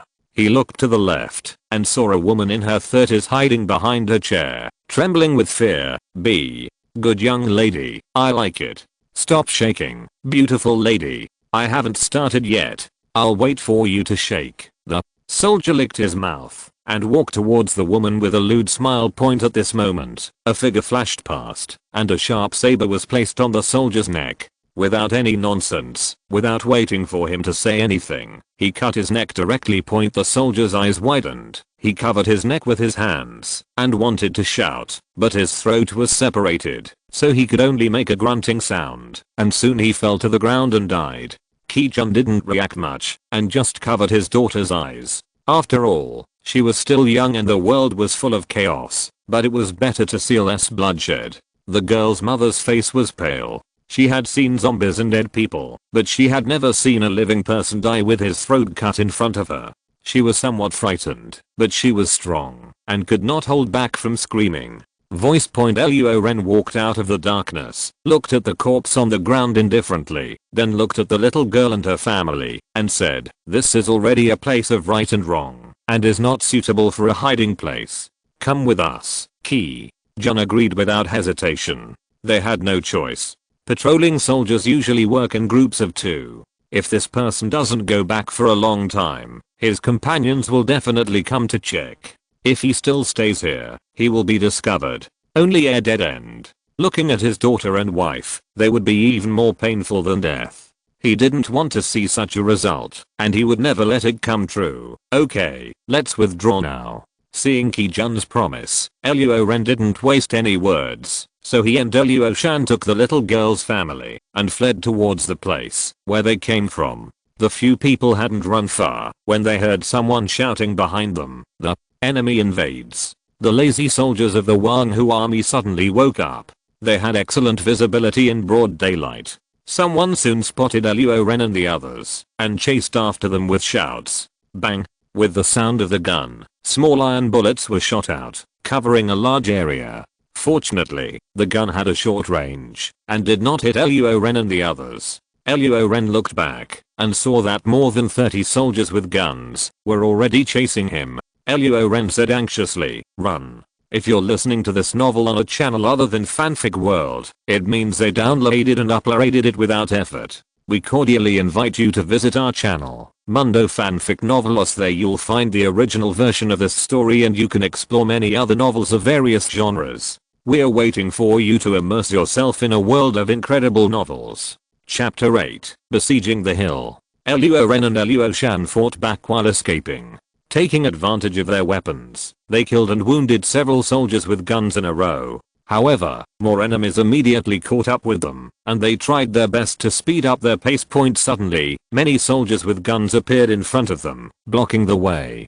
Seeing that the situation was not good, Luo Ren handed a submachine gun to Ki-jun, aim the muzzle at those bastards, turn off the safety, and then pull the trigger. Got it? At this time, one more person means more strength. Ki-jun's wife is so weak that she can barely run, let alone withstand the recoil of a gun. As for the little girl, let alone the toy gun. Pass. So at the moment, only Ki-jun can add some fighting power. Ki-jun glanced at Luo Ren, took the submachine gun, and directly started the strafing and burst shooting mode. Whether it was accuracy or technique, he was more professional than Luo Ren, and even better than Luo Shan. Luo Ren opened his mouth slightly, very surprised. Ki-jun glanced at him and explained, I was a soldier. Luo Ren suddenly understood, and the frustration in his heart disappeared. He thought it was because he was too bad, but it turned out that he was already good. Luo Shan dealt with the enemies behind him, while Luo Ren and Ki-jun dealt with the enemies in front together. Under such circumstances, the number of enemies was 10 times greater than their own, and the firepower of the three of them actually had a slight advantage, preventing the enemies from getting even half a step closer. But it's just that they don't dare to get close. Unlike zombies, these soldiers can't dodge. They can flexibly find bunkers. Often they can only injure and kill 2 or 3 people after emptying a magazine. It's not as easy as in a shooting game. If this continues, sooner or later the bullets will run out, and by then they will be nothing but fish on the chopping board, ready to be slaughtered. Oh shit. Luo Ren cursed angrily, pulled off the grenade on his chest, took off the safety, and threw it out. The enemy soldiers saw the flying thing and got closer to watch it curiously. But when they saw clearly that it was a grenade, they were shocked. Bang! The shockwave and shrapnel of the explosion instantly made 5 or 6 Wanhu army soldiers lose their combat effectiveness. Others hurriedly backed away dozens of meters in fear, trying to keep a safe distance from Luo Ren and the others. Just as the grenade exploded, gunfire suddenly rang out at the entrance to the village, and it was even more intense than here. Woo woo woo. The piercing whistle sounded throughout the village, and the faces of the soldiers who were in a stalemate with Luo Ren and the others changed drastically. They decisively gave up on besieging Luo Ren and the others, and all rushed towards the entrance to quickly provide support. Luo Shan was very sensitive to the sound of gunfire and said, it should be Luo Erba and the others who attack the entrance. They will give me a chance to escape. Luo Ren said anxiously, quick, we can't miss this opportunity. Let's evacuate immediately. The 5 people fled here at full speed. On the way, Luo Ren saw the girl's mother holding the girl and running too slowly. He hugged the little girl Xingxin and then asked Luo Shan to carry Xingxin's mother on his back and move towards the hold fence at full speed. Soon, they arrived. After Luo Ren and Luo Shan done, Xiao Xingxin's family went out first, and then the 2 of them quickly got out. After leaving the fence, Luo Ren opened his mouth and shouted towards the entrance, we are safe, retreat. The next second, the gunfire at the entrance went out, followed by 2 huge explosions. Luo Ren saw gravel splashing and dust flying. He waved his hand and said, withdraw. The 4 retreated, quickly met up with the escort team, and quickly escaped from the place. But the enemy had no intention of letting them go, and hundreds of Wanhu soldiers were chasing after them. Throwing a distance of several hundred meters, the enemy is still chasing after him. This is because he is determined to kill them. Luo Ren looked around and saw a hill ahead. A single path led from the foot of the mountain to the top. The terrain on both sides of the path was too dangerous to climb. On the top of the hill, human buildings were vaguely visible. Luo Shan, you go back to the base and shake people. Everyone else, follow me up the mountain. Luo Shan dealing separated from Luo Ren and the others and fled in another direction, while Luo Ren led the others towards the single path hill. Among the pursuers, some saw Luo Shan deviating from the direction and running away alone, but no one pursued him because the dozen or so people were obviously more tempting. After all, there were women among them. Luo Ren and his group of more than 10 people climbed up the mountain along the bluestone stairs. As expected, there was a building on the mountain, which turned out to be a nunnery. Seeing that the enemy was also catching up, Luo Ren ordered the escort to guard the only path and fight one by one. After several people were killed, no one from Wanhu's army dared to rush forward, and the 2 armies fell into a confrontation. Brother, I didn't expect you to be so fierce and your marksmanship is so accurate.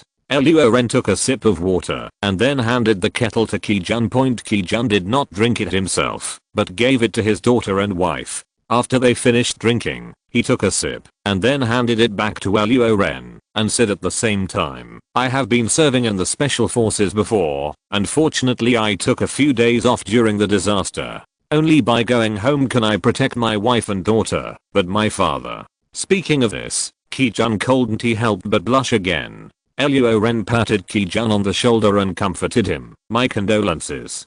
Kijun waved his hand, pushed open the door of the nunnery with his wife and daughter, and walked in. At this time, hundreds of people gathered at the foot of the mountain and completely blocked the path down the mountain. Buzz the car roared, and a military green off-road vehicle drove from the direction of Musang village, with dust flying all the way. The off-road vehicle stopped, and a man with small eyes, a small mouth, a bulbous nose, frizzy ears, and a bruised face, got out of the vehicle. He was the wolf head who had been extremely arrogant in front of Luo Ren before, and was then beaten up. After getting off the car, wolf head trotted to the left rear door and respectfully opened it. All the soldiers looked over here. A man with a height of 1.8 meters, a strong body, wearing short sleeves, with a closed eye guangong tattooed on his arm and a Chinese coin in his mouth, got off the car. Welcome Tiger King, everyone. Knelt on one knee and shouted in unison. Wang Hu was very pleased with this scene and nodded slightly. Everyone get up. He walked to the front of the army, took the telescope handed to him, and looked at the mountain. There are only a dozen people. What is there to be afraid of? Just rush up. Can't we beat them? Report to Tiger King. There is only this path leading to the mountain. We can't rush up with a large force, and the other side has excellent guns. Brothers, one will die if you go up. After understanding the situation, Wolfhead gave Wang Hu an answer. Waste, you can't even do this little thing well. Since you can't go up, why not set a fire and force them down? Wang Hu was angry and cursed while saying his idea. At this time of year, the air is humid, and there are not many trees on this mountain. If you want to ignite the whole mountain, you need a lot of fuel, and our gasoline reserves. Wolf Head carefully observed Wang Hu's expression, and his voice became smaller and smaller. This won't work, and that won't work. What should I do? Wang Hu threw the telescope to Wolfhead, and then boarded the off-road vehicle. Wolfhead looked at the top of the mountain with the telescope, and saw a person he would never forget in his life. He gritted his teeth. Luo Ren. Immediately, he was overjoyed again, and hurried to Wang Hu's side, and said excitedly, King Tiger, guess what I saw? Luo Ren, the owner of the Red Brick City base. Luo Ren, you sure you didn't see it wrong? Wang Hu heard this, and grabbed Wolfhead's collar and asked, absolutely, right, that Luo Ren is on the mountain. Wolfhead said with certainty. Wang Hu sneered and said, he really doesn't take the road to heaven, but he breaks into hell. Do you have any good way to capture Luo Ren alive? The Wolfhead rolled his eyes and quickly came up with an idea, saying, I got it. We will neither set fire nor attack by force. Just one word, trap him. Trap him until his food runs out, and he will naturally collapse. Good idea. Wang Hu's eyes lit up, and he immediately ordered, all troops, listen to my order. From now on, everyone eats, drinks, defecates, urinates, and sleeps here. Trapple this Luo Ren to death. Chapter 9 vs 3. At dusk on the western mountain, a beautiful sunset appeared on the horizon, and smoke curled up from the mountains. The soldiers actually lit a fire, set up a pot, and started cooking. Seeing this scene, Luo Ren frowned. It seems these guys are planning to trap us in the mountain. After thinking for a while, they didn't have any good ideas. They could only wait for Luo Shen to bring reinforcement before they could get out of trouble. Seeing that the enemy had no intention of retreating, Luo Ren ordered the guards to implement a shift system with 3 people in groups, taking turns to guard in order to prevent a sneak attack at night. This operation was still inexperienced, and they were besieged. Fortunately, there was a nunnery, so they had a place to shelter from the wind and rain, so they didn't have to worry about having no place to sleep. Luo Ren entered the nunnery and looked around. He was a little surprised. The ground was not overgrown with weeds and fallen leaves as he had imagined. Instead, it was very neat and clean, as if someone had cleaned it. He couldn't help but look at Ki-jun's family. Have you done some general cleaning? Ki-jun shook his head. It's so clean when we come in. Yeah? Luo Ren raised his eyebrows and raised his gun. If this is what it looks like when you come in, something is wrong. It can't be so clean and tidy when no one lives there. He glanced at the Buddhist hall and saw that there was no one inside. Then he looked around the Buddhist hall and saw a corner of the house behind the Buddhist hall, which should be the wing where the nuns lived. They are all nuns from the nunnery and monks. They pose no threat to us. Ki-jun is a special force. Luo Ren can see it. Of course he can. He just doesn't want to disturb those nuns. The good guys and the bad guys didn't know until they met. You said they were not a threat. It was just your personal imagination. If they attack us while we are sleeping, there will be no chance of regret. Luo Ren retorted. Point in today's world, it is necessary to remain vigilant. Luo Ren knew that Ki-jun was a kind-hearted person. Although he had gone through a series of human blows, kindness was always his nature, and this nature would make him stand out in this order. The world that has collapsed is walking on thin ice. If Luo Ren did not have a base system and then experienced a series of shocks from the evil of human nature, I'm afraid that Ki-jun rescued him at that time, and he saw this family of 3. The 2 adults were weak from hunger and only had a fruit knife. Maybe this family will end badly. Ki-jun was speechless to refute Luo Ren and could only watch him and several guardsmen force themselves into the wing step by step. Luo Ren looked around and saw the 3rd wing. He looked at it carefully for a while, and the corners of his mouth couldn't help but curl up.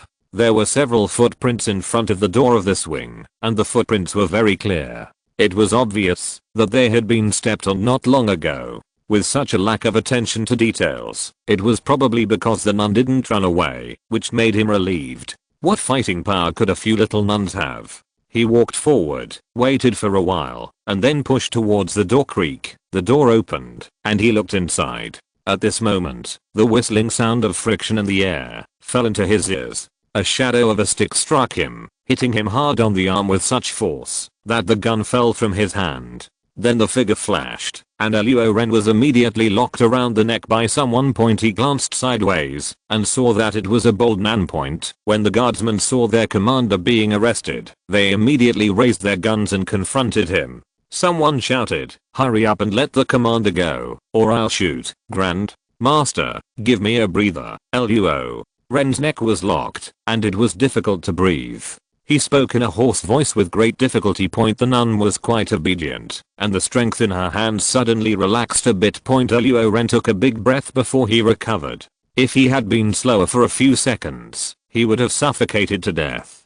"Don't come over here, or I'll strangle him to death." The nun pinched Luo Ren's neck with one hand and pointed a long stick at several guardsmen. "Master, we are not bad people. There are people at the bottom of the mountain who want to kill us. So we took refuge in the precious land for a while. I saw that there was no one in front of me, so I thought that there was no one in the backyard room either. In fact, we just came here to find a place to sleep. We really didn't mean any harm." Luo Ren Balabala's crazy explanation. He didn't want to die in the hands of the nun. "Do you have to carry a gun to find a place to sleep?" The nun who cut off 3,000 warriors was very shrewd. She did not follow Luo Ren's tricks and destroyed Luo Ren's lies with just one sentence. When coaxing failed, Luo Ren subconsciously thought of using brute force to break free, but the nun's hands locked his neck tightly like pliers. It was simply stronger than a man. In this way, he could only give up.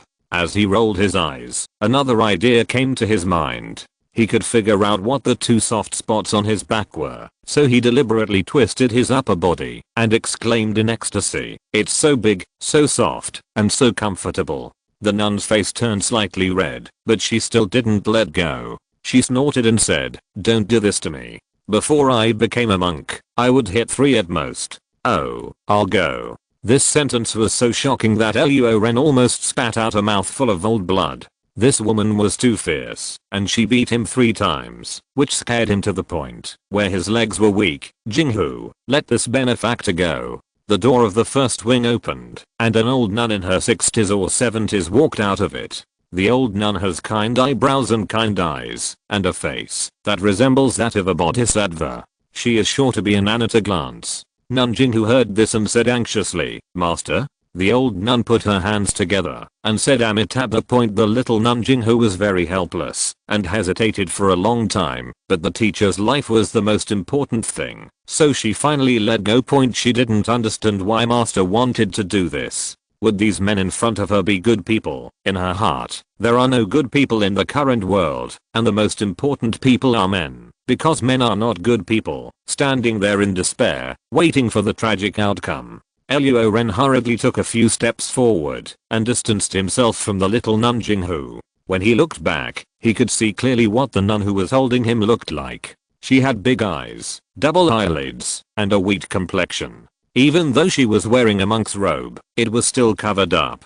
She has a superb figure and exudes a heroic spirit, just like a heroine in ancient times. In a word, this girl is pretty good looking, but Luo Ren's mind kept echoing, "At most, one fights three." This gave him an indescribable feeling. He was such a good person, what could he not learn from? Just learn how to fight in groups. Ugh, put down the gun. He ordered several guardsmen, then walked up to the old nun, clasped his hands together and said, "Thank you, master." Jinghu was very surprised that this man did not order her to be tied up, but went to thank his master.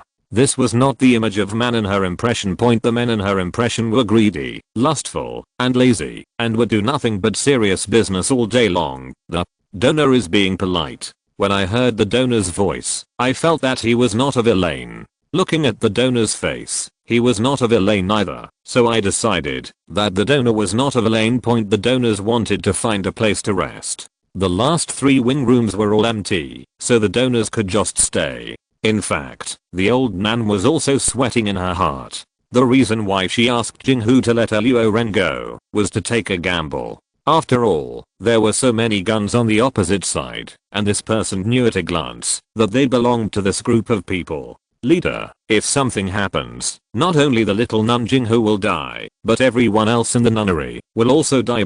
So, after listening to Luo Ren's arguments for a while, she felt that she could give it a try. So she came out, and judging from the current results, she made the right bet. Luo Ren was thinking like this in his heart. The master has kind eyebrows and kind eyes. He has a face like a bodhisattva. He looks like an enlightened monk at first glance. He doesn't look like a little nun. He beats 3 of them.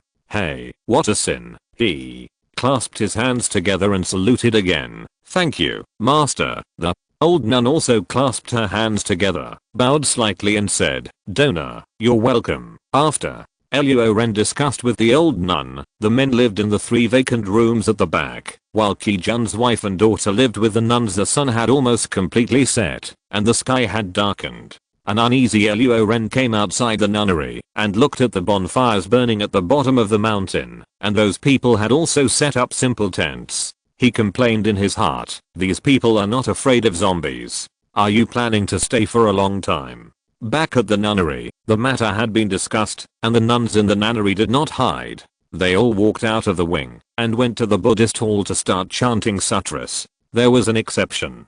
The little nun Jinghu did not go to the Buddhist hall to chant sutras. Instead, she stood guard at the door of the Buddhist hall. When she saw him coming in, she cast a wary look from time to time. Luo Ren took 2 steps forward and did not hesitate to look at her directly. After a long time, he curiously asked, "That little nun, I don't think you are big. Have you really done something like beating 3 of them?" 2 blushes appeared on Jinghu's cheeks. She pretended to cough a few times and said nonchalantly, "Yes, I practiced martial arts in the martial arts gym before becoming a monk. It was top notch. Even 3 boys can't compete with me." She then asked innocently, "What do you think? It's like 1 against 3. Luo Ren exclaimed, then touched his nose awkwardly. "I thought you were beating 3 girls by yourself." Chapter 10 The Great Judgment. 5 days later, at the foot of the Nannery Mountain, Wang Hu's army position was in Wang Hu's special tent. Nang. Zippy, it's been 5 days, and I've almost faded into obscurity. Why is that Luo Ren still so lively? How much food did they bring? If I had known, if I had brought those little girls here, there would have been some entertainment at night. Wang Hu sat back on the chair, his right arm holding the pistol hanging casually, with a dull expression on his face. Wolf head, and 5 other subordinates he trusted, were standing opposite him. The wolf head said with a flattering face, "Tiger King, don't worry, Luo Ren must be at the end of his strength now. The effect will be seen after a few days of being trapped."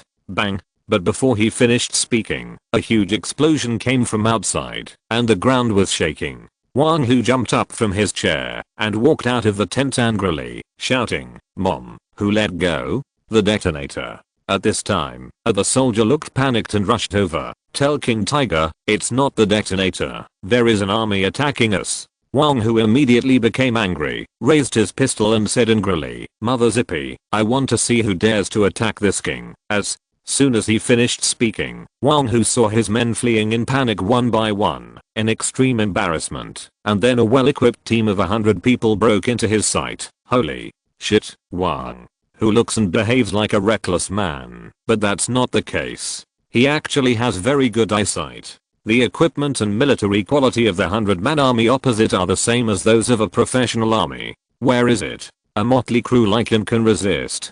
Seeing that the situation was not going well, he hurriedly climbed into his off-road vehicle. Regardless of the life and death of others, he stepped on the accelerator to the bottom and fled the place quickly. At the nunnery on the mountain, Luo Ren was holding a bowl of porridge with wild vegetables, eating with gusto. The sudden explosion made his hands shake in fright, and the full bowl of porridge fell to the ground and wasted. Under the watchful eye of little Nun Jinghu, Luo Ren rushed out of the nunnery. He put the binoculars to his eyes and looked down the mountain. He saw Wang Hu's army being beaten by a well-equipped army of 100 people and fleeing in embarrassment. The army of 100 people was led by Luo Shan. "This Luo Shan is finally here, otherwise we will be running out of porridge in a few days." Luo Ren was so excited that his whole body was trembling and his eyes were full of excitement.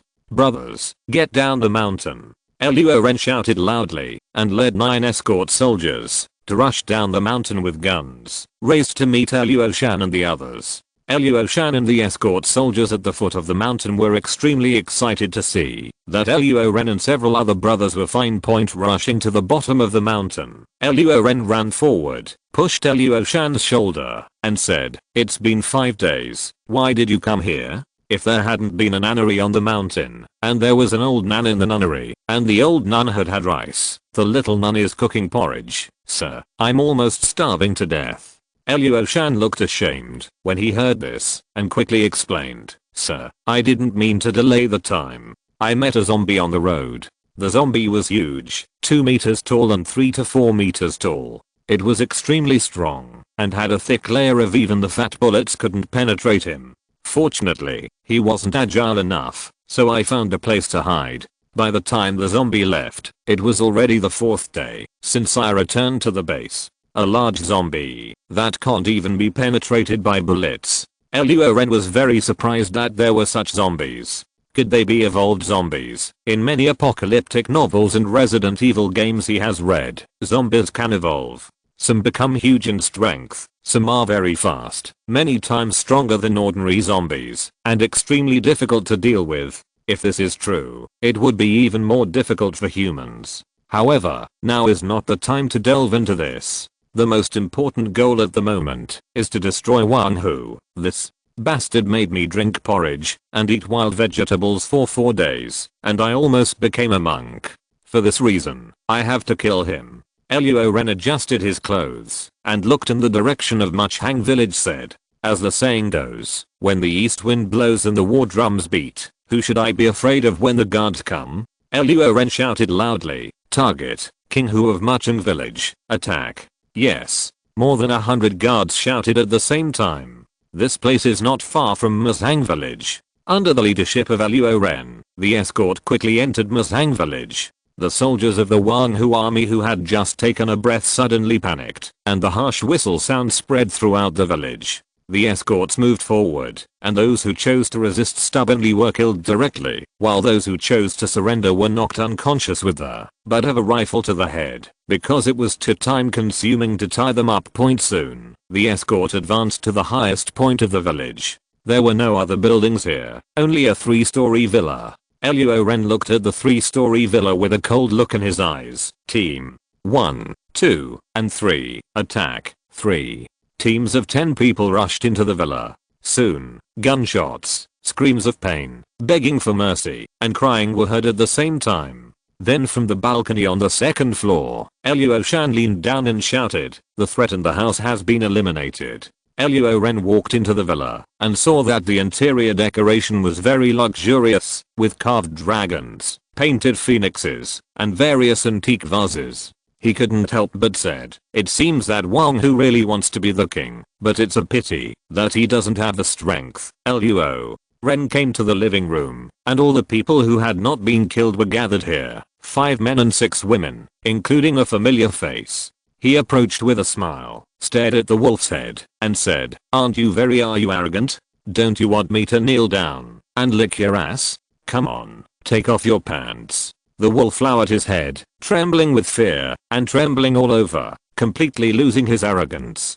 "Take it off." Luo Ren yelled, and immediately slapped the wolf on the face. His cheeks became red, and swollen to the naked eye. Looking at the others, Luo Ren asked, "Who is Wang Hu?" He had never seen Wang Hu, so naturally he didn't know what Wang Hu looked like. Qi-jun called over together and said, "There is no Wang Hu here." Luo Ren looked at him. "What do you mean, who?" "No, Wang Hu didn't come back. I saw him driving away." Lang Tao suddenly said, "Run away." Luo Ren turned to look at the wolf head, and then asked, "Do you know where he will go?" "I don't know." Wolf head said with a trembling voice, "I don't know." "Then you are useless. Has Qi-jun done anything bad?"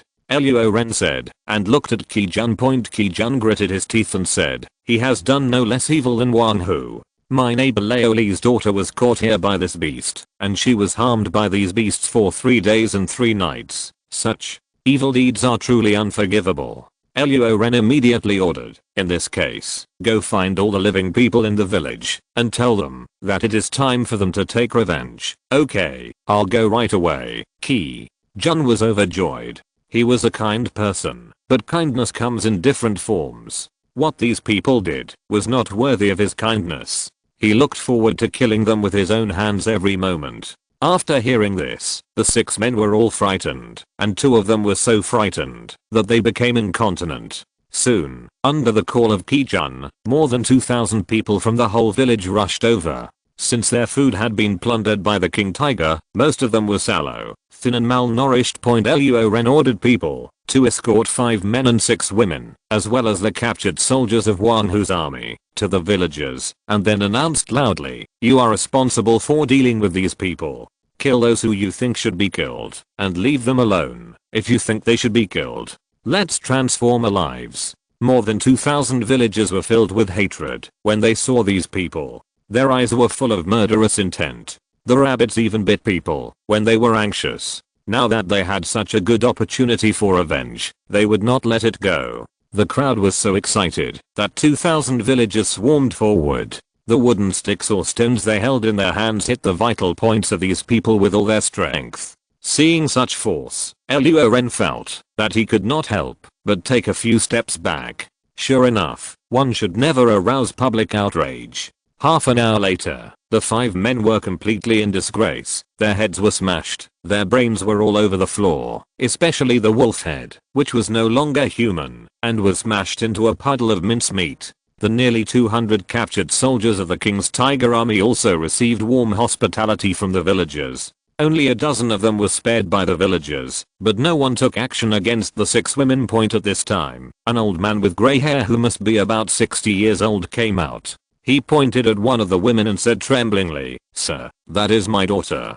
She was forcibly captured by Wang Hu. She did not do anything. Live bad things." Luo Ren nodded slightly and said, "In that case, go ahead." The old man was overjoyed and hurriedly helped his daughter up. The 2 father and daughter hugged each other and cried bitterly. Immediately afterwards, 5 more people came out, and each told their relationship with the women among them. They were nothing more than father and daughter, husband and wife, and they were all poor people persecuted by Wang Hu. Luo Ren is naturally happy to reunite them. This scene is really beautiful. Chapter 11 Giant Zombie. Okay, those who should be killed have been killed, and those who should be released have been released. Now listen to me, Luo Ren suddenly said. More than 2,000 villagers instantly quieted down after hearing this. They looked at Luo Ren, waiting for his speech. Luo Ren looked at more than 2,000 villagers and asked, "Do you know why I have to go to great lengths to eliminate Wang Hu?" The villagers shook their heads, indicating that they did not know. Luo Ren continued, "That Wang Hu was spying on the resources of my base, and sent Wolfhead to provoke me in person. This is one of the reasons." After a pause, he added, "And another reason is for you. Google searched Wakan when I went into the village to investigate. I saw you being persecuted by Wang Hu, and I was very sad. Wang Hu, that bastard, is simply a beast. What he did is enough to make him be cut into pieces, beheaded with a blunt knife, and subjected to all the 10 tortures of the Qing dynasty. Although he has run away now, don't worry, I will not let him go, and the zombies outside will not let him go either. I hope he is not eaten by zombies before I catch him." Alas, as he spoke, Luo Ren suddenly sighed, and his tone changed from resentment to heaviness. He stamped his feet and beat his chest, sometimes indignant, sometimes sad, and sometimes excitedly said, "In the vast world, disasters have come, order has collapsed, and the human world has become purgatory. Faced with such a situation, I can't just leave it alone, so I made up my mind to make everything return to its original state and re-establish order. But the new order cannot be built overnight, nor can it be completed by me alone. I still need your help.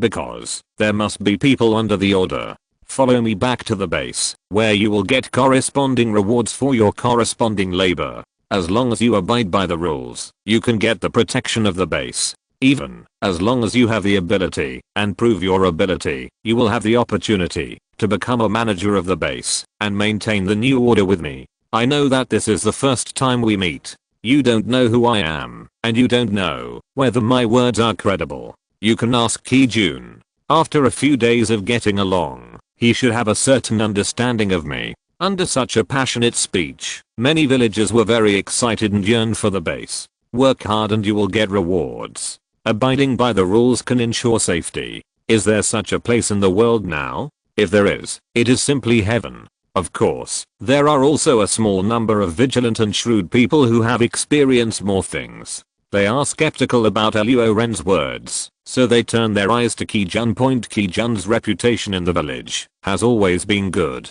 Everyone knows that he is kind, upright and never lies, so the villagers trust him very much. Feeling the gazes of these people, Qi Jun glanced at Luo Ren and said, "I can guarantee the character of Commander Luo Ren. At that time, our family of 3 had not had enough food for several days. I was a special forces soldier, so it was okay. I had been trained in this area, but my wife was different. She was already very weak, and my daughter Xingxin was only 5 years old, not to mention.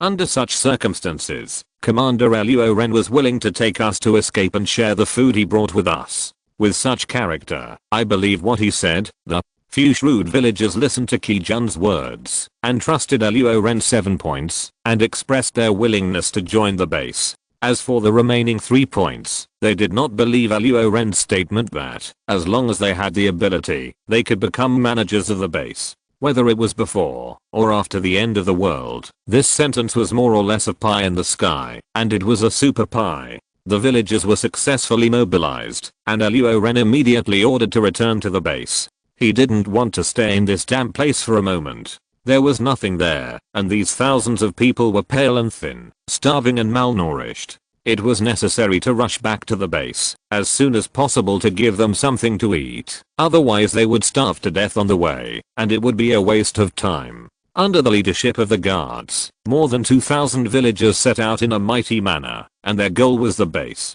The nunnery was not far from the village. Qi Jun's wife, daughter, and a group of nuns were still there. It was necessary to pick them up, so Luo Ren chose to go around to the nunnery first. Soon, Luo Ren could see the hill where the nunnery was located, and at the same time, saw many figures walking at the foot of the hill from a distance, so he hurriedly stopped them from moving forward. Luo Ren picked up the telescope and took a look, and his heart tightened immediately. Those walking figures were not living people, but zombies, who were eating the bodies of the dead Wang Hujin soldiers. He hurriedly looked at the nunnery on the mountain. Fortunately, there were no zombies besieging it. He couldn't help but breathe a sigh of relief. It should be the corpses at the foot of the mountain that attracted these zombies. Luo Hey, take a team to escort the villagers to retreat a distance, and the others will stay with me to deal with these zombies. Luo Ren said to Luo Hey. Luo Hey received the order and immediately took out a team of 10 people to escort the villagers to retreat. The team of several thousand people made too much noise. Even if they were careful, they were still discovered by the zombies at the foot of the nunnery. Hundreds of zombies immediately rushed towards the team frantically. Prepare for battle, shoot when you reach the best distance, and don't let these guys get close to the villagers. Luo Ren shouted. Since we have been discovered, we can only fight hard. Fortunately, there are not many zombies, only a few hundred, so it's not a big problem. 99 guards plus Luo Ren, a total of 100 people, were arranged in 3 rows. The first row was lying, the second row was squatting, and the third row was standing, forming a defensive line, and when the zombies reached the best distance, they pulled the trigger. Da da da da. The muzzles of 100 guns spit out flames at the same time, and the bullets can be described as pouring out. The zombies that rushed over fell one after another. The front row was shot dead, and the back row took over. In this way, in less than 2 minutes, hundreds of zombies were mostly eliminated. It seems that this time is very easy, but at this moment point dong dong dong, as if a heavy object fell, the ground was shaking slightly. Luo Shan's pupils shrank suddenly, and a familiar behemoth broke into his sight. He hurriedly shouted, "It's that giant zombie." Luo Ren and other guards also saw the behemoth. This is a hideous face, 2.34 meters tall, not as thin as ordinary zombies, with thick fat all over the body, but this fat is not loose. Unlike the fat of bloated people who shake every step, it is more like tight muscles, not shaking at all. Every step of the giant zombie landing is like a big hammer hitting the ground, and the ground is shaking.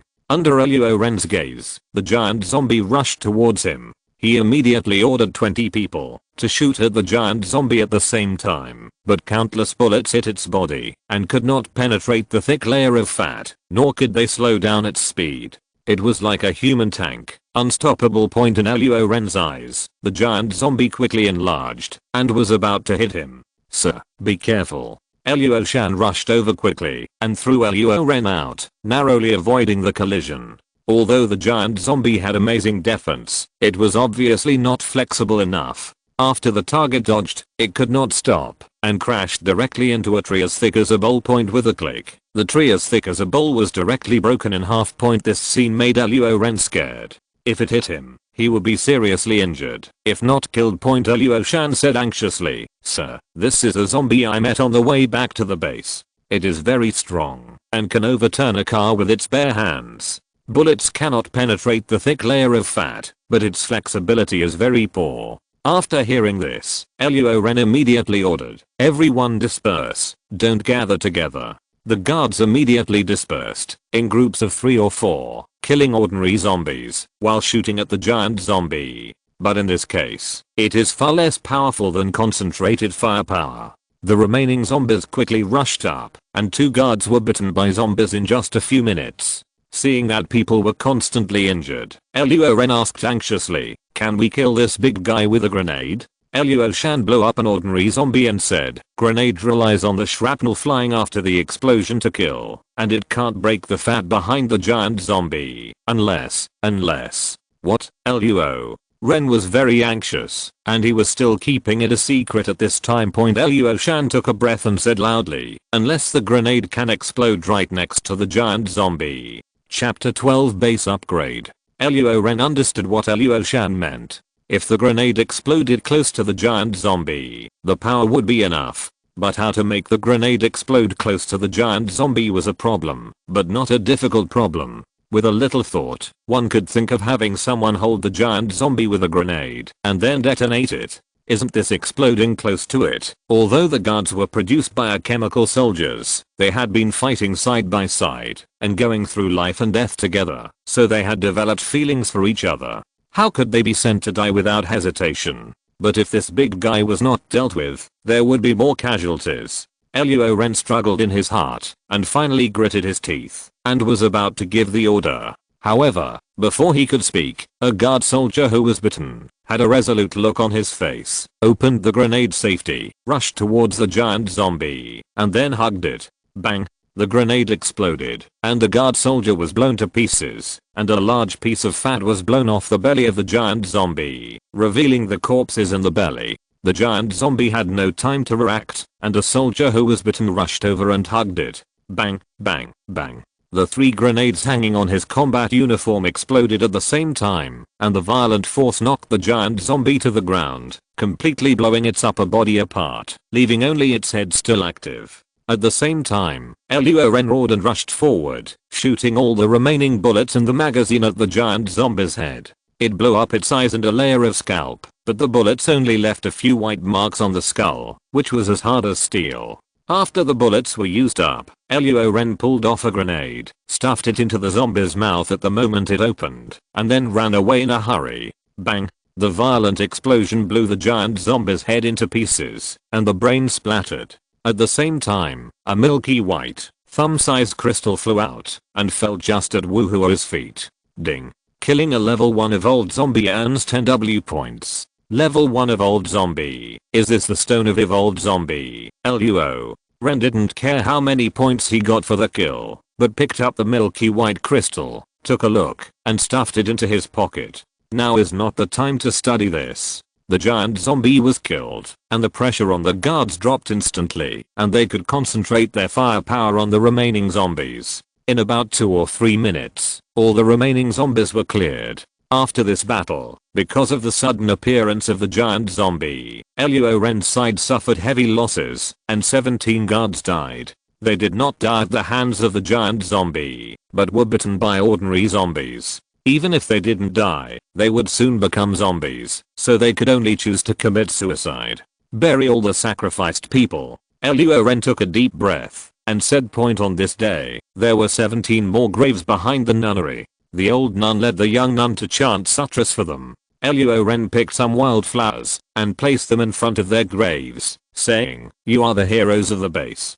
Death is more common than life in the end times, so it's just like this. The things here are over, and it's time to return to the base." The old nun looked at the big Buddha in the Buddhist hall reluctantly, put her hands together and said, "Amitabha." Then she didn't look back and followed Luo Ren's team. After about 2 hours, 2,000 people finally arrived at the base. At this time, the sky was already grey. The villagers were all shocked when they saw the base. The red brick wall was 3 meters high. The lights were still on in the city. It was incredible that there was still electricity at this time.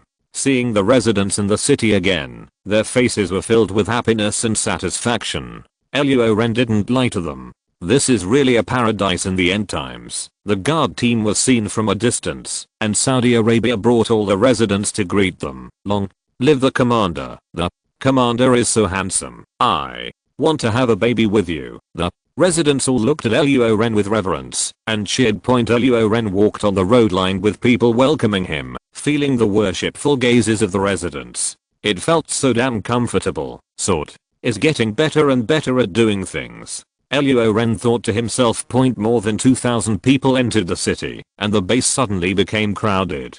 This was not what a paradise in the end of the world should look like. Luo Ren immediately expanded the diameter of the wall by 1 kilometer. The red brick wall with a length and width of 1 kilometer appeared out of thin air. More than 2,000 villagers all stared with their eyes wide open, and their mouths were wide enough to fit an egg. What is a miracle? This is a miracle. Their reverence for Luo Ren is now no less than that of the residents who moved in first, and they are now even more convinced of what Luo Ren said to them before. Luo Ren asked Saudi to deal with the settlement of more than 2,000 people, and he went straight back to the mobile base point. After being on edge for several days, he was very tired and just wanted to have a good sleep. Luo Ren told the guards not to disturb him, then took a shower, changed into pajamas, lay comfortably on the bed, and fell into a deep sleep. In his dream, the population of the base had exceeded 10 million, with airplanes, cannons, tanks, warships, and even aircraft carriers.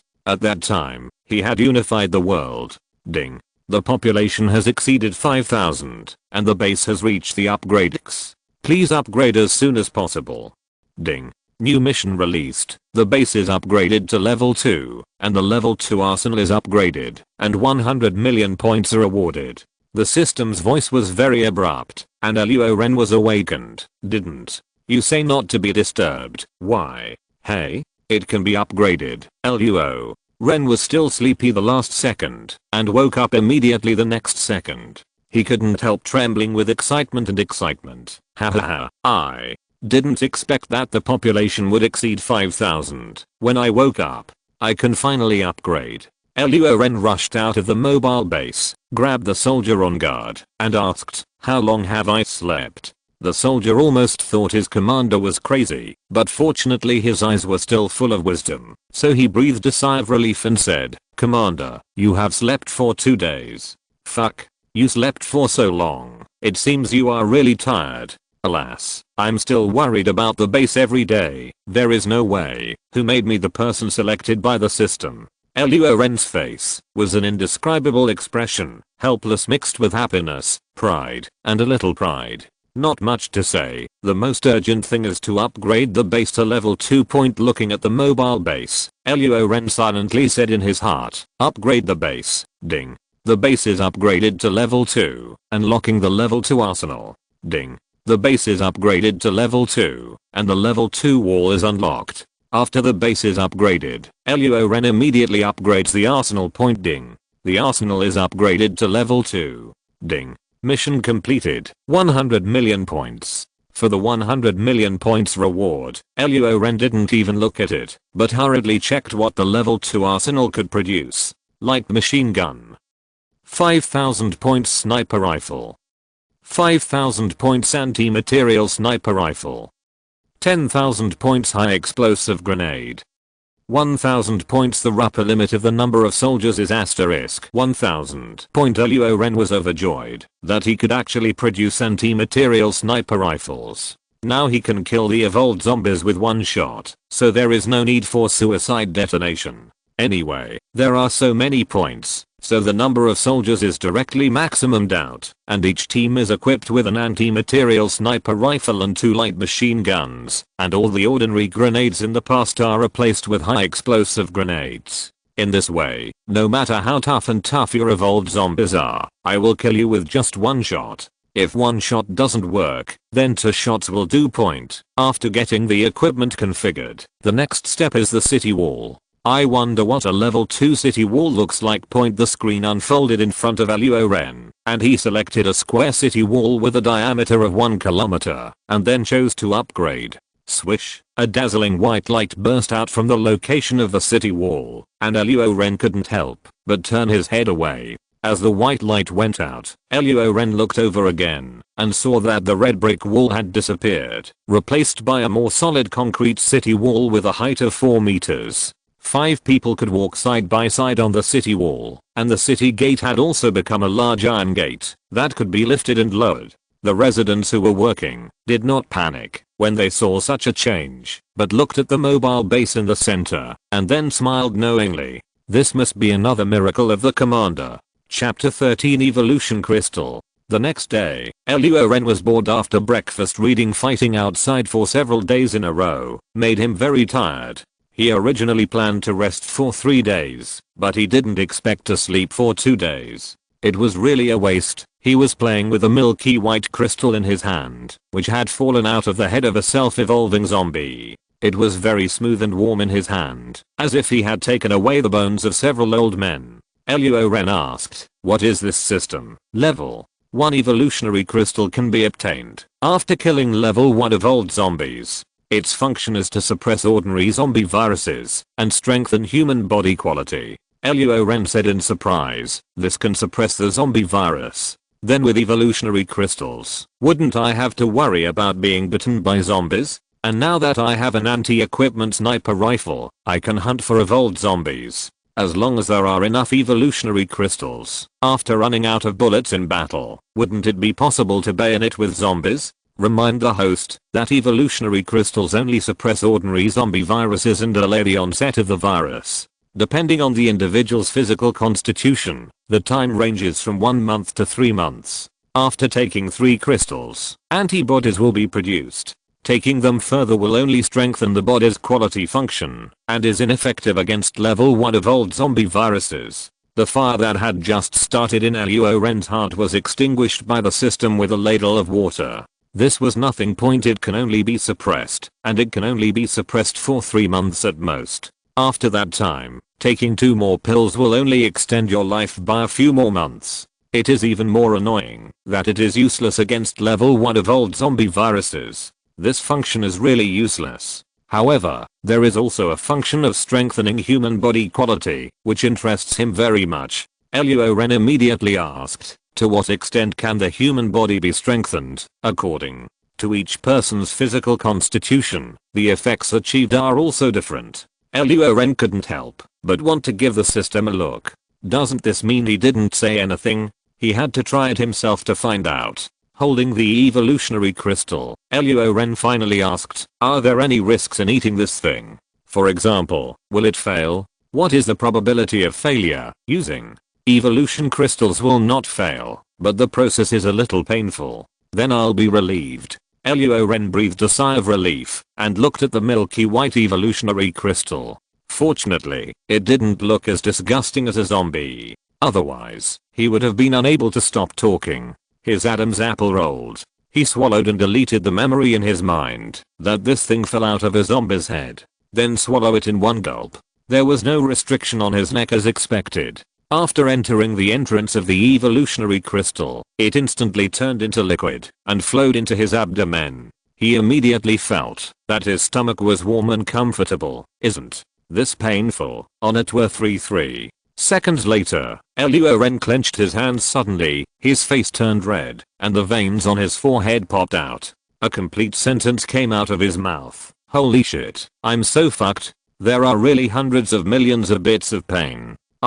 Then he screamed in agony. The guard soldiers outside the door heard the sound and rushed into the mobile base. They saw Luo Ren's face turned red, his face twisted in pain, his hands clenched into fists, his nails deeply dug into his flesh and blood oozing out. Horrible. Don't come over. I'm fine. Go out and don't let anyone in. Luo Ren held back the pain and struggled to spit out these 2 sentences as if all his energy had been spent. Although the guard soldiers were panicking, they had military orders. They could only return to their posts and block the people who came after hearing the news. Among them were guard soldiers such as Luo and Luo He, Saudi Arabia, and a small number of people who were closer of base residents. Bang! Luo Ren turned his fist and hit the table hard, his teeth creaking loudly. The system was such a bastard. This was just a little bit painful, and it was simply worse than death. Fortunately, it didn't last long. About 3 minutes later, the pain gradually disappeared.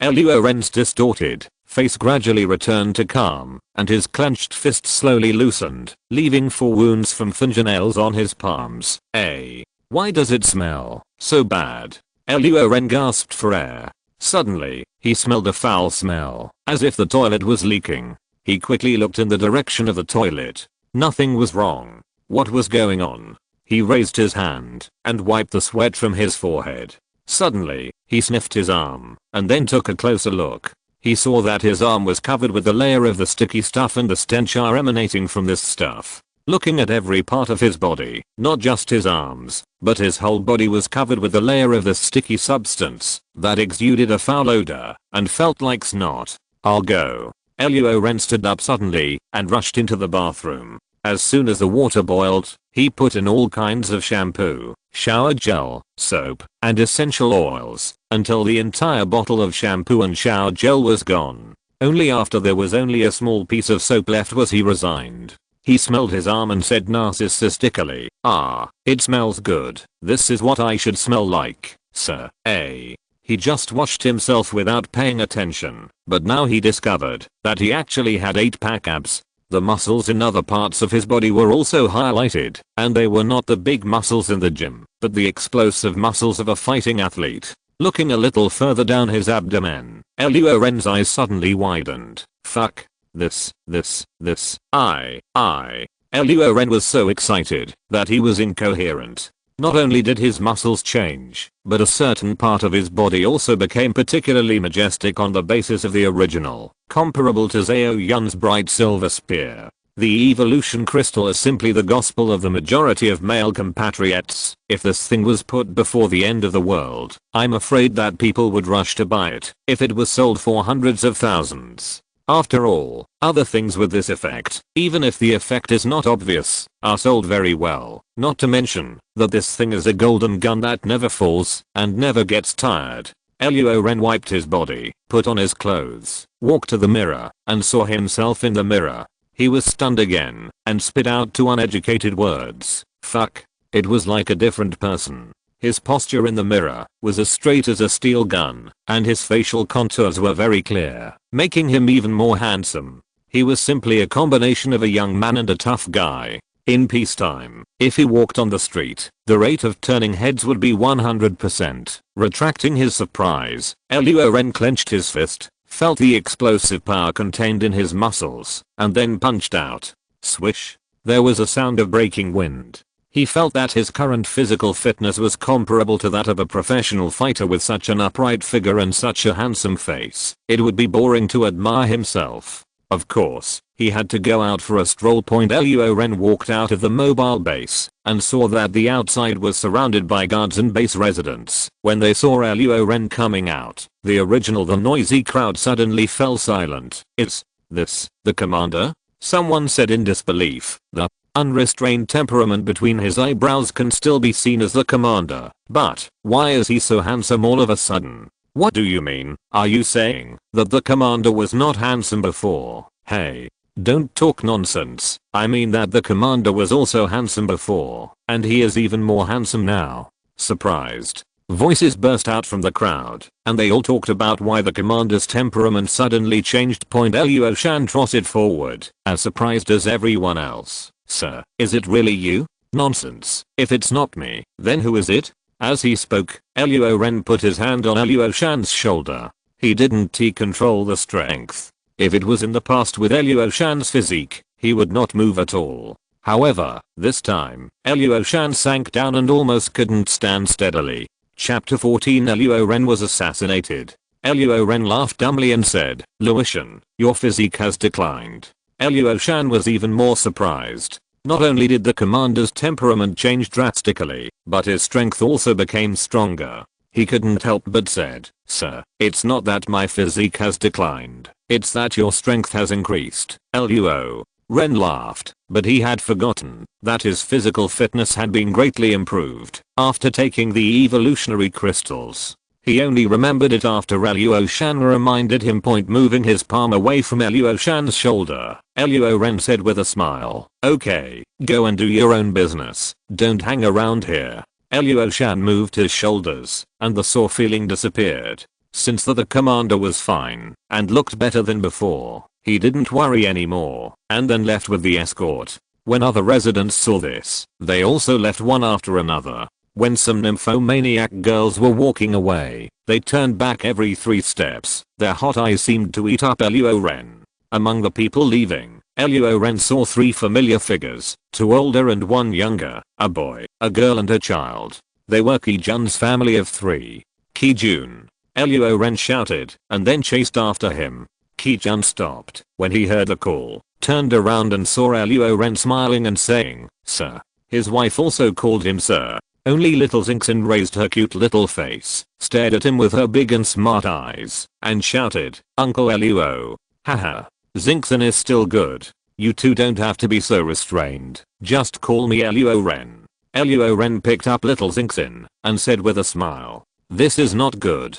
Ki-jun's wife pinched her fingers and did not dare to look directly at Luo Ren. She was very nervous. She knew Luo Ren's prestige and power here clearly on the first day she came here. Although Luo Ren was not like one tiger is so vicious and vicious, but he is still very oppressive when face to face. If she directly calls him Luo Ren, the pressure will be even greater compared with his wife. Ki-jun is much more relaxed. He was born in the special forces and has been in the army all year round. Although the records in the army are strict, the commanders and soldiers usually mingle with each other. So when he heard Luo after Ren's words, He was not nervous, but rather surprised. To his surprise, Luo Ren didn't say cold words to him, just because he was no longer useful. Ki-jun smiled and said, okay, but it's not good to call you by name directly. You are younger than me, so it is not appropriate to call you brother Luo. How about I call you brother Luo? Luo.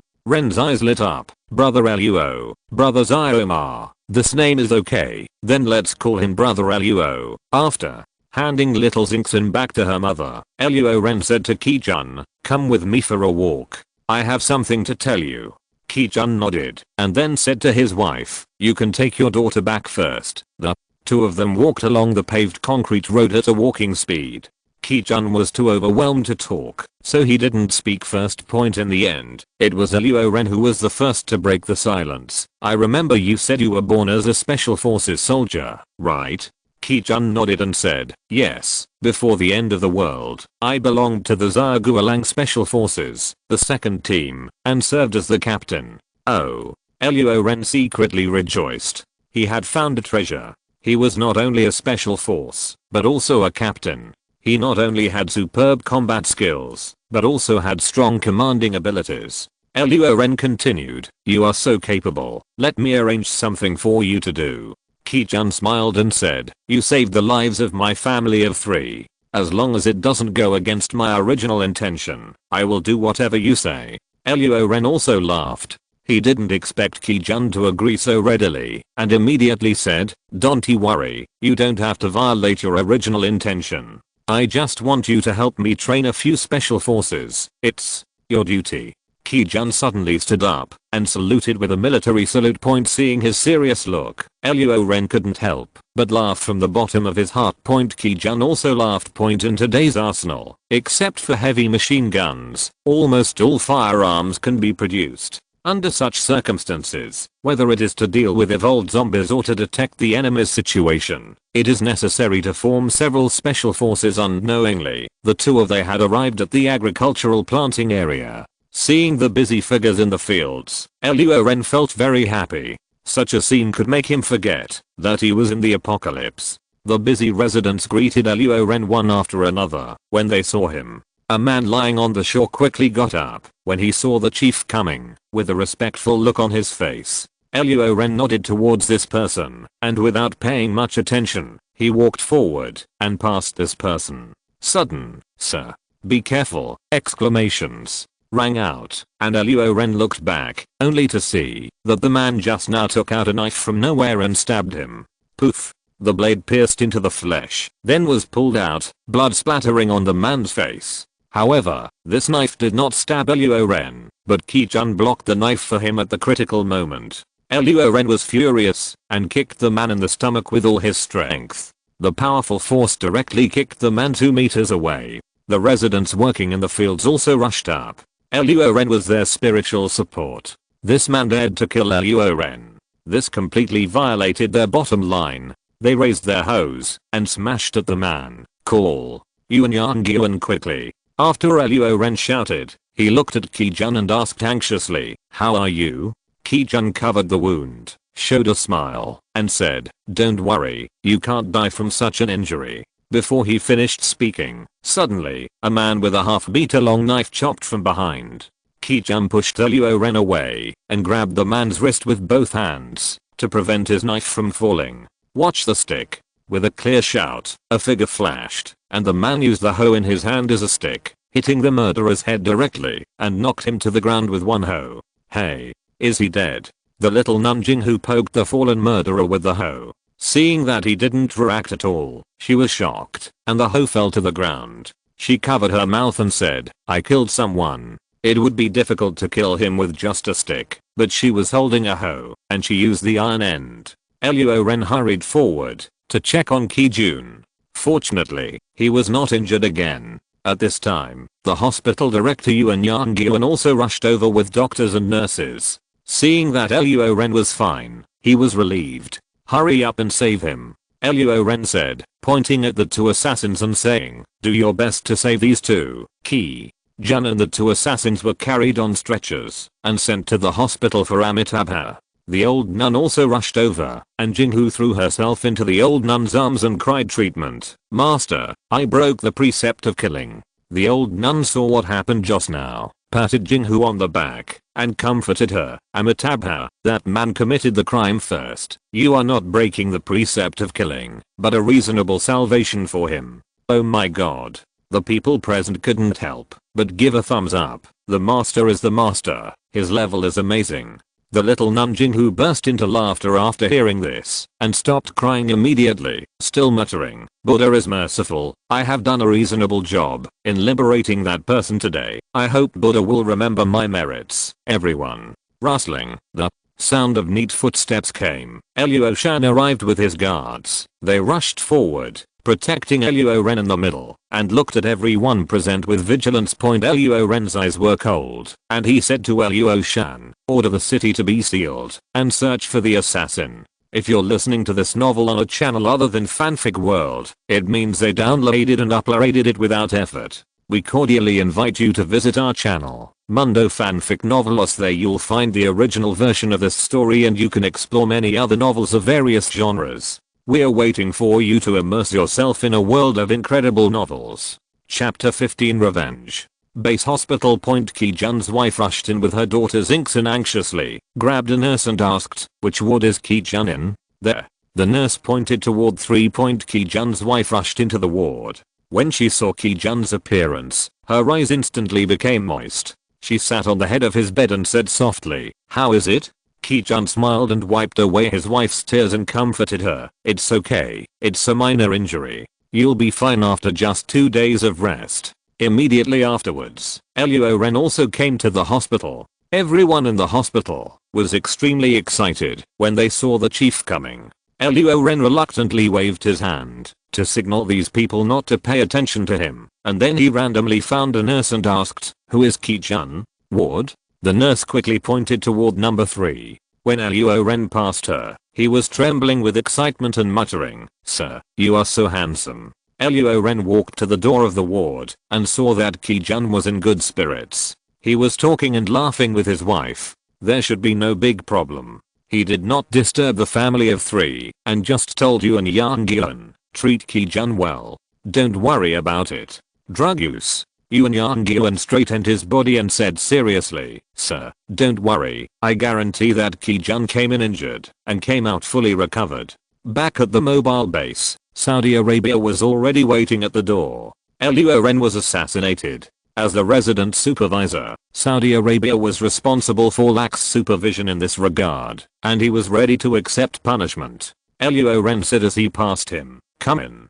Saudi followed in, feeling uneasy as he didn't know what Luo Ren would do with him. Luo Ren sat on the office chair, looked at Saudi and said, "You came just in time. I will send someone to call you if you can." Hearing this, Saudi Arabia's heart skipped a beat. Seeing Saudi Arabia's uneasy look, Luo Ren couldn't help but want to laugh, but as the top commander of the base, he still had to be dignified, so he suppressed his laughter and said seriously, "You must also know that I was assassinated. I will be assassinated at the base. You, the supervisor, are negligent in your duties." Luo Ren's tone was neither impatient nor angry, and there was no hint of anger. But just like this voice fell in Saudi's ears, it was like a bomb exploding in his mind. His palms were sweating, his Adam's apple rolled up and down, and he was nervous. Swallowing. "I'm willing to accept the punishment." Saudi Arabia did not shirk or make excuses for himself. Luo Ren couldn't help but secretly affirmed, "You are a talent who dares to take responsibility. However, appreciation is appreciation, and you still have to accept punishment if you make a mistake. Otherwise, if Saudi Arabia is released this time, other managers will feel that the dereliction of duty is just a trivial matter, and they will not do their best to do their jobs in the future." Luo Ren thought for a while and said, "This matter can be big or small. If I'm dead, it's big. If I'm not dead, it's small. Since I'm not dead, I want to give up your position as supervisor. So, you run around the base 30 times. It's considered punishment." Saudi Arabia was very surprised. It was just such a punishment. The stone hanging in his heart fell to the ground instantly, and he quickly said, "Thank you, sir." Then, he has to complete his punishment. When he walked to the door, Luo Ren reminded him, "I hope you can have a longer memory this time. If there is a second time, it won't be so simple." Saudi Arabia repeatedly and said yes. He really had Luo Ren's words deeply engraved in his mind, and he secretly made up his mind that everyone who joins the base in the future must be carefully scrutinized and checked thoroughly. Soon, news of Luo Ren's assassination spread throughout the base. The guards searched for the killer throughout the city, and residents also took action. To assist the guards, the sunset is infinitely beautiful, but it's almost dusk, and it's evening in a blink of an eye. Mobile base point in front of Luo Ren's to Luo Shan and hospital director Yuan Yangyuan. Luo Shan was the first to speak. "Sir, we have searched every corner of the base, and found no other killers." Luo Ren nodded and looked at Yuan Yangyuan and said, "How are the two killers? Are they dead?" Yuan Yangyuan hurriedly replied, "One was rescued, and the other died just after arriving at the hospital." "Okay, take me to see that person." Luo Ren slammed the table and stood up. As long as there was one alive, he wanted to see who wanted to kill him. Luo Ren and Yuan Yangyuan came to the hospital, and walked straight in toward number 5. They immediately saw the killer during the day. He was covered in bandages, with only his nose, mouth, and eyes exposed. The killer heard the footsteps, and looked sideways to see it was Luo Ren. His eyes suddenly filled with fear. Luo Ren looked at him coldly and spoke slowly, "As long as you tell me who asked you to kill me, I will spare your life." I said, "Wang Bio asked me to assassinate you. Sir, please spare me. It was Wang Bio who kidnapped my son. If I didn't come, he would kill my son. I had no choice but to do so." Seeing that there was a chance of survival, the killer confessed everything at once. Luo Ren was a little surprised. He didn't expect the killer to confess so easily. However, who is the Wang Bio the killer is talking about? He doesn't know such a person, so how could he find someone to assassinate him for no reason? Luo Ren thought about it carefully and couldn't figure it out, so he asked, "Who is Wang Bio?" The killer immediately explained, "Wang Bio is Wang Hu's uncle. Wang Hu fled to Wang Bio after he was killed by you, sir. Then Wang Bio asked us to assassinate you just for Wang Hu." Luo Ren suddenly realized, so that's it. I heard from Ki-jun that Wang Hu had a powerful uncle. I didn't expect that after the end of the world, he didn't become a zombie and was still very powerful. It's true that good people don't live long, and disasters stay for thousands of years. Try your best to cure him. Luo Ren said to Yuan Yangyuan, then clenched his fists and said secretly, "Wang Hu, you deserve to die. And Wang Bio, since you want to kill me, I won't just let it go." The time came 4 days later. At this time, the base is no longer as loose as before. There are 2 escorts on each street with guns on guard. At the same time, all metal objects that can hurt people have been confiscated, screened by the escorts and returned uniformly. There are also newly added survivors. In the past, only weapons with obvious appearance were collected, but now even a knife of a few centimeters must be turned in. If they don't want to, they can leave. This shows how much impact this assassination had on the base. It also took 4 days, and the killer's injuries had improved a lot, and he could now barely walk around. In the morning of that day, Luo Ren gathered 500 guardsmen and left the city. Under the leadership of the killer, he went to Wang Bio's shelter. As the saying goes, if you want revenge, you have to move quickly. The 500 escort soldiers are all well equipped. In addition to automatic rifles, each team also has sniper rifles and light machine guns. The killer was shocked when he saw this formation. Wang Bio really provoked someone who shouldn't be provoked for Wang Hu. The army attacked, and after nearly 4 hours of marching, the sun had already set. Finally, a little light appeared in front of the army. The killer pointed forward and said, "That's Wang Bio's station." Luo Ren looked through the binoculars and saw that it was a factory, covering an area of almost an acre. It was a good shelter. There was no need to build additional defenses for the existing walls. As for the gate, there was a row of 1.3 meter long wooden walls stacked horizontally. 4 high sandbag wall. A dozen guard guns were mounted on the sandbag wall. Luo Ren took a closer look and saw that the gun turned out to be a shotgun. This was a modern firearm. Luo Ren asked in surprise, "Wang Bio has the ability to produce modern firearms?" The killer replied. The factory occupied by Wang Bao is engaged in mechanical processing, but due to the power outage, it can only make some simple single-shot homemade guns also. He previously ransacked a police station and obtained dozens of guns and thousands of rounds of ammunition. Luo Ren smiled coldly. These guns and bullets should have given Wang Bao the courage to send someone to assassinate him. This time, he knew how fragile his courage was. Woo, at this moment, a rapid siren sounded, and the guards were discovered by the factory. Hundreds of guns were set up on the wall at the same time, and the muzzles of the guns were pointed at the guards.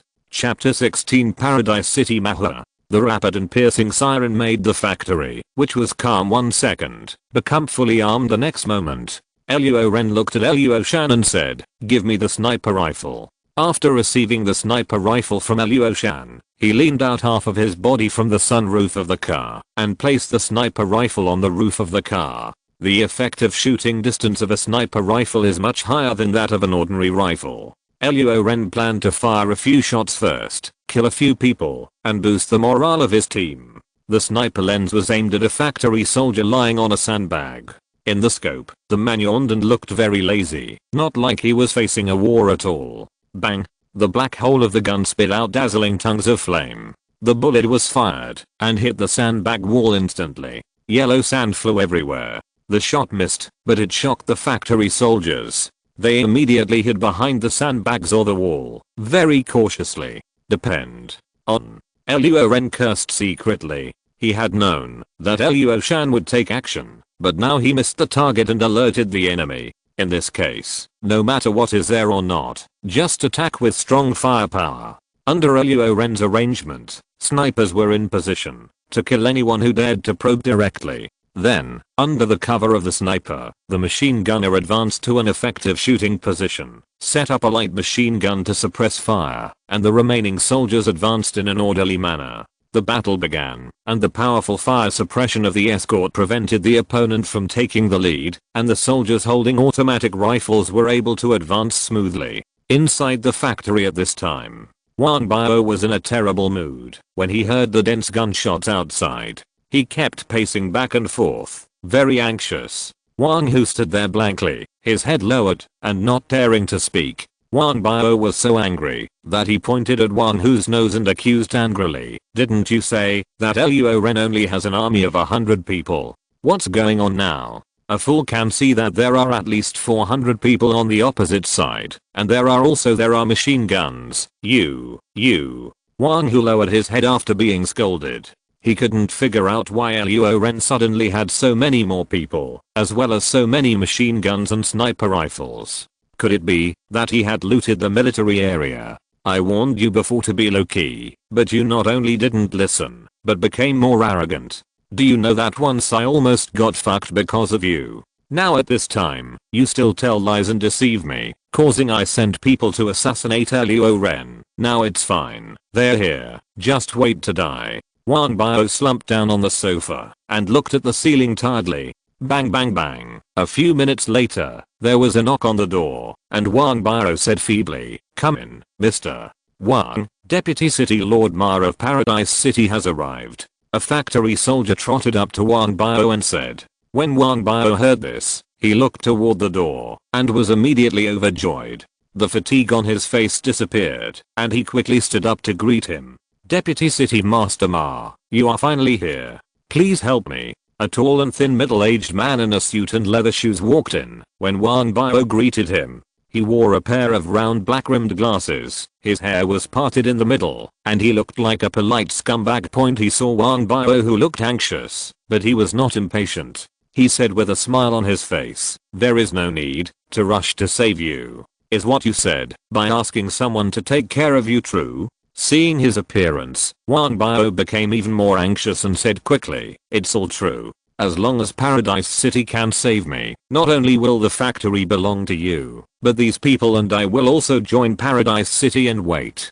Dragon City Lord's order. Vice City Lord Ma raised the corner of his mouth, adjusted his black-rimmed glasses, and said, "Okay, then please come with me." Wang Bao and Wang Hu followed Deputy City Master Ma to the outside of the factory. A black Humvee was waiting for them. Two soldiers with live ammunition were sitting in the back seat of the vehicle. Deputy City Master Ma pointed to the position between the two soldiers. Mr. Wang, please. Wang Bao understood what Deputy City Master Ma meant, afraid that he would break his promise and control him first. However, it didn't matter to him as long as he could survive. He quickly boarded the Humvee without hesitation. Wang, who watched clearly from the side but said nothing. After Deputy City Lord Ma finished doing this, he took Wang Hu to the highest point of the factory, where he could see a fierce battle between the factory army and the enemy. He took a large loudspeaker and shouted below, "I'm the Paradise City MCA, everyone please cease fire." Luo Ren was surprised. Who was this person? He wanted to stop the fire as soon as he opened his mouth. He must be crazy. However, he was curious about the identity of this person who called himself Paradise City MCA and what kind of place Paradise City was. He waved his hand to signal a temporary ceasefire. When the gunshots went out, Ma Hua was very proud, thinking that the name of Paradise City had an effect. He cleared his throat and was about to speak again. Suddenly, he choked. He turned back to look at Wang Hu behind him and said, "What's the name of that person below?" Wang Hu said, "Luo Ren." Ma Hua nodded and then said, Luo Ren, right? From now on, Wang Bao and the factory belong to my Paradise City. You are limited to retreat within 3 minutes. If you don't listen, I, Paradise City, will fight you until death. Luo Ren looked at the killer and asked, "Is this Paradise City very powerful? How many people are there in the army? How does the weapons and equipment compare with the guards?" The assassin replied, "Sir, there are 5,000 troops in Paradise City. Their weapons and equipment are similar to those of Wang Bao's men, and far worse than the guards." After hearing this, Luo Ren's temper broke out immediately. "Isn't it just 5,000 people? If you dare to come, my 1,000 guards will make sure you never come back." Luo Ren turned his sniper lens to aim at MCA and muttered, "If you dare to threaten me, I will kill you." Bang! Now Ma Hua was full of confidence. Just as he was waiting for Luo Ren to retreat, gunshots suddenly rang out, and then the loudspeaker in his hand exploded, scaring him and hurriedly threw him down. Luo Ren muttered, "Hit it wrong again." The battle continued. Under the strong firepower of the escort, though the situation was still the same. The factory army was completely suppressed by the escort and only occasionally fought back. However, due to the wall, they occupied a favorable terrain and were difficult to break through for a while. Faced with this situation, Luo Ren immediately ordered the anti-material sniper rifle to be set up. Instead of pointing it at anyone, he aimed directly at the earthen wall made of sandbags at the entrance of the factory and then pulled the trigger. Boom. It was said to be a gun, but the sound was like the sound of a cannon. The 7mm bullet was fired and hit the sandbag wall. The scene was comparable to an explosion. The bullet penetrated the sandbag wall and punched a bowl-sized hole in the chest of the factory soldier hiding behind. The people next to me were stunned and their scalps were numb. Immediately afterwards, dong dong dong, the sounds that were considered demonic to the factory army were heard one after another. More than a dozen anti-material sniper rifles were fired at the same time. The scene could only be described as tragic. The sandbag wall was penetrated by the blast, and the people behind the wall were hit in the arms and legs, and those in the chest and head died on the spot. The concrete wall is harder, but it can't withstand a few more shots. The enemy soldiers suddenly lost their mood to resist. This was completely a war, a unilateral killing. At this time, Ma Hua saw that the situation was not good, quickly got into the Hummer, and then ran away from the south gate of the factory. Wang Hu also found a car to follow. Chapter 17, Speed Type Evolved Zombies. Wang Bao and Wang Hu fled, and the factory's morale was immediately weakened. Therefore, they only had 3 choices: escape or surrender. If they chose to escape, there were only a few cars with fuel, and they had all been snatched away by the factory's top management. They were ordinary soldiers, and they could not escape with their own legs. If they encountered a group of zombies on the way, it would be a dead end. And they joined the factory just to have enough food and survive. So surrender became their last hope for survival, even if this hope was unknown. Luo Ren was a little surprised. Why did the other side suddenly stop resisting? Was there any conspiracy? But when he saw soldiers walking out of the factory one after another, they took the initiative to discard their guns and raised their hands high. Luo Ren immediately understood that this was surrender. Wang Bio is somewhat self-aware. Luo Ren immediately ordered the confiscation of guns and stationed in the factory, where are Wang Bio and Wang Hu. After entering the factory, Luo Ren immediately looked for Wang Bio and Wang Hu, the two uncles and nephews. If Wang Bio had not done anything extremely evil, although he sent assassins to assassinate him, he could be spared because he surrendered voluntarily. As for Wang Hu, he must die. The first factory soldier who surrendered immediately replied, report to the commander. Wang Bio and Wang Hu ran away. Luo Ren frowned. They actually ran away. He thought Wang Bio was self-aware and surrendered voluntarily. It turned out that the top leader abandoned the soldiers and ran away, causing the soldiers to be desperate and demoralized, so they chose to surrender. Luo Ren immediately asked, where did they flee to? The factory soldier pointed to the south and said, they left from the south gate, and they should have fled to Paradise City with Mahua. Paradise City. Luo Ren touched his chin. There were 5,000 soldiers in Paradise City, and he only brought 500 guards. In addition, he had lost nearly half of his bullets in the battle with the factory army just now. If he chose to pursue, who knew whether Paradise City would set up an ambush, so it was better not to pursue the desperate enemy. Moreover, it was already late at night, and the soldiers had gone through another battle, and they were physically exhausted and mentally tired. This was inevitable. Therefore, the top priority was to settle down in the factory first. As for the matter of Paradise City, they would make plans when they returned to the base tomorrow. Luo Ren ordered the soldiers to eat some individual combat rations to replenish their physical strength and then reconsolidate the fortifications at the factory gate. He himself came to the factory and the assembly lines came into his sight. However, due to power problems, these assembly lines have all been shut down. Only the two simple assembly lines in the innermost part are still running with 2 diesel generators at this time. There are still more than 30 people working. When these people saw the strange soldiers suddenly coming in with guns and live ammunition, they knelt down with a plop, and their bodies couldn't stop shaking. Because of fear, Luo Ren looked at the assembly lines. The products produced by the 2 assembly lines were guns and bullets. Who designed these 2 assembly lines? Luo Ren asked. The workers trembled and pointed to the person on the far right.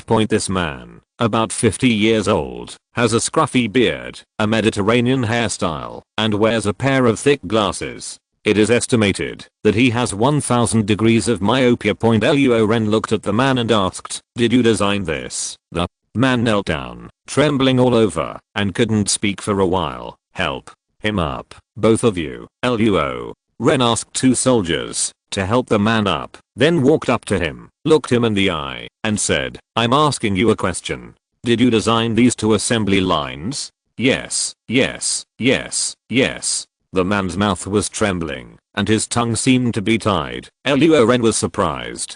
This man could design and manufacture guns and bullets, which meant that he had some skills that could be used by the base. Luo Ren planned to build an assembly line for producing bullets. Perhaps on the surface, this was a bit useless for Luo Ren, who had enough points and bullets, but in fact it was not, because only he could exchange bullets. If a large number of zombies suddenly attacked the city when he was not at the base, or the enemy forces besieged it, once the bullets were exhausted, wouldn't the people in the city have to wait for death? So, it was necessary to build an assembly line for producing bullets, and as for guns, they could be used for the time being, because guns were like fire, bullets were like smoke, and this fire must be firmly in his hands. Seeing the man's frightened look, it would be difficult to get anything useful out of him now, so he should let him take a break first. Go get them some food. Luo Ren ordered. These people are all technical talents. Seeing how thin they are, they must have been hungry. They can't be allowed to starve to death, otherwise it will be a huge loss. Report. At this moment, a guard soldier rushed in. Generally, the guards would not look for him if there was nothing wrong. If they looked for him, then something big must be going to happen. Therefore, Luo Ren hurriedly asked, what happened? A large number of zombies were found in the direction of the south gate of the factory. Preliminary observation shows that the number may be tens of thousands. Tens of thousands of zombies should have been attracted by the battle just now. Luo Ren frowned and immediately ordered, "Prepare for battle, leave 100 people at the north gate, and the others support the south gate."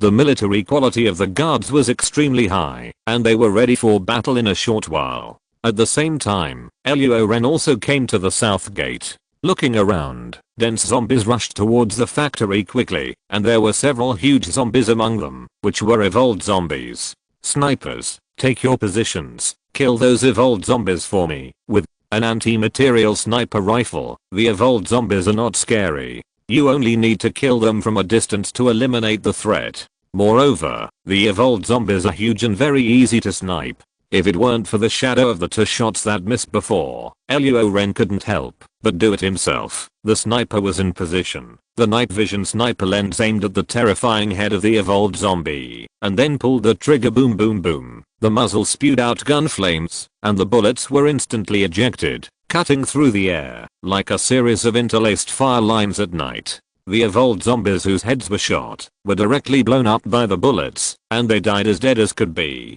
Compared with the suicide detonation under the nunnery, this is too easy. After the evolved zombies were eliminated, the ordinary zombies quickly entered the shooting range of the light machine gun. Suddenly, the south gate was ablaze, and batches of zombies rushed in one after another. Most of them were killed by the light machine gun firepower, and the zombies that broke through the light machine gun firepower then entered the effective shooting range of the automatic rifle, and were then killed by rifle bursts. At this time, gunshots were heard at the north gate, but they died out soon. There should be fewer attacking zombies in the rain of bullets. Rows of zombies were shot down one after another, and none of them could break through the firepower line of the guards. Luo Ren looked relaxed, and it seemed that there was no big problem, but at this moment, a black shadow rushed out from the zombie group. It was very fast. Even the fastest athlete was not that fast. It easily broke through the firepower coverage of the light machine gun, and then easily avoided the burst of automatic rifles. Swish! The black shadow jumped 2 meters high, past the guards, and entered the factory. The black shadow landed on all fours, and Luo Ren looked closely, and found that it was a zombie. Puff. The zombie quickly pounced on the nearest guard, and then bit his neck off. Bang bang. Luo Ren pulled out his pistol, and fired 2 shots at the zombie, but the zombie dodged them flexibly. Its pale eyeballs rolled straight, and then its head turned 180 degrees and suddenly moved. Puff. Another guard soldier had his neck bitten off by it, and then it pounced on another guard. Luo Ren hurriedly shouted, "Hold it." The guard soldier knew that he was doomed, and when he heard the order, he hugged the zombie tightly with both hands. When the zombie pounced on him, after the zombie bit off the soldier's neck, it wanted to continue to pounce on the next person, but it was tightly hugged by the dead soldier, and no matter how it struggled, it couldn't break free. Bang bang bang. Luo Ren aimed the gun at the zombie's head and fired 3 shots in a row to blow its head directly. When the zombie's head was blown up, a milky white evolution crystal fell out. Chapter 18 Abnormal Zombie Tide. Is this also an evolved zombie? Luo Ren picked up the evolution crystal and looked at it carefully. It was milky white and warm to the touch, like suede white jade. Yes, it was exactly the same as the one that fell out of the head of a giant zombie. This was the evolution crystal. Read from this point of view, evolved zombies not only have power defense types like giant zombies, but also speed type zombies. Compared with power type zombies, these speed type zombies are more difficult to deal with. It was not the time to worry about this now, as huge groups of zombies were still attacking one after another. Luo Ren immediately jumped into the battle and continued to command the escort troops to fight. The sound of gunfire continued, and about half an hour passed. After killing the last zombie, the wave of zombies was blocked. Fortunately, there was no more speed evolved zombie, otherwise we might be in trouble tonight. After waiting for about 10 minutes, there were no more zombie attacks. Luo Ren immediately led a small escort and drove out of the city. Those power evolved zombies all had evolutionary crystals in their heads. This was a good thing, and should not be wasted. Hey. Pushing aside the corpse of a zombie, a milky white evolution crystal was revealed, and Luo Ren happily stuffed it into his pocket. Other guard soldiers also quickly found the evolution crystal. Luo Ren stretched his back. Swish swish. Sudden. It was footsteps, and they were very orderly, not as chaotic as zombies. The sound should be 3 or 4 miles away from here. Luo Ren was shocked and quickly returned to the factory. When we arrived at the factory, we could still hear footsteps, and they were approaching the factory quickly. How many bullets do we have? Luo Ren asked. Sir, we have less than 1/10 of the bullets left.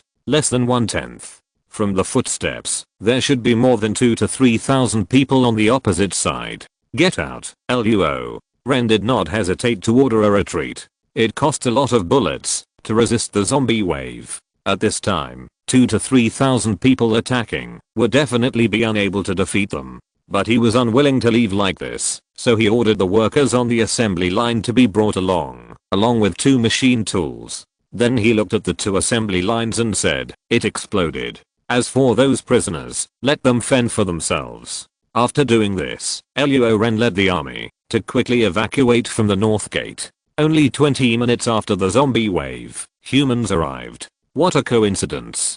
Could it be that the zombie wave was brought here by those people? But who are those people? Sitting in the car, Luo Ren analyzed and thought. At this time, a name came to his mind. Paradise City. Attract zombies to attack the factory, consume our ammunition, and then they send troops to attack again. What a good plan. But, what is Paradise City here for? To avenge Wang Bio? This is absolutely impossible. The only 2 assembly lines in the factory that can make them work hard. Haha. However, you will be disappointed. The assembly lines are gone. Moreover, I also took the engineer and the machine tool with me. When I returned to the base, I could assemble another production line immediately. Luo Ren felt relieved immediately when he thought of this factory. More than 2,000 heavenly army soldiers came in force, and the leader was Mahua. They stepped on the zombie corpses on the ground without encountering any resistance, and entered the factory smoothly. Mahua had already guessed that Luo Ren had withdrawn his troops. He was shocked and rushed into the factory. When he saw that the 2 assembly lines had been completely destroyed, he became furious. He angrily came to the place where the factory soldiers were detained, glanced at all the tied factory soldiers with cold eyes, pointed his pistol at one of them, bang bang bang, and fired several shots, and the man was beaten became a sieve. Why don't you bastards resist for a little longer? Fortunately, now, the most important assembly line has been destroyed, and he really doesn't know how to go back to deliver work. The sky was bright and the 1-kilometer long city wall came into view. Luo Ren breathed a sigh of relief and finally came back. After getting off the car, Luo Ren looked at his car, which was converted from an off-road vehicle, and sighed. It would be great if there was enough fuel. There are so many cars outside that can be used, so there is no need to rely on too much on one leg. Also brought back to the base were the workers who produced firearms and bullets. After learning that the person who designed the assembly line was called Jahung, he was originally the chief technical engineer of that factory. Luo Ren looked at Jahung, who had entered a midlife crisis, and said, "Jahung, right?" Jahung was nervous and scared, trembling. Yes, sir." Luo Ren asked, "Are you stuttering?" Jahung was very nervous. I'm not stammering." Luo Ren touched his chin and looked at him in disbelief. This wasn't just stuttering, he stuttered to him. "Grandma's house." Jahung hurriedly explained. I'm nervous, scared, oops." Speaking so hard made Luo Ren feel uncomfortable. Snap. Luo Ren slapped the table, feeling a little depressed, causing himself to stutter. After a while, Luo Ren Fang continued, "I don't want your life. Why are you nervous or afraid? Drink some water and calm down. If you stutter again, I will cut your tongue." Jahung was satisfied with what he heard. He took a big gulp of cold water, then flexed his mouth muscles, and finally took a deep breath, letting his energy sink into his dantian.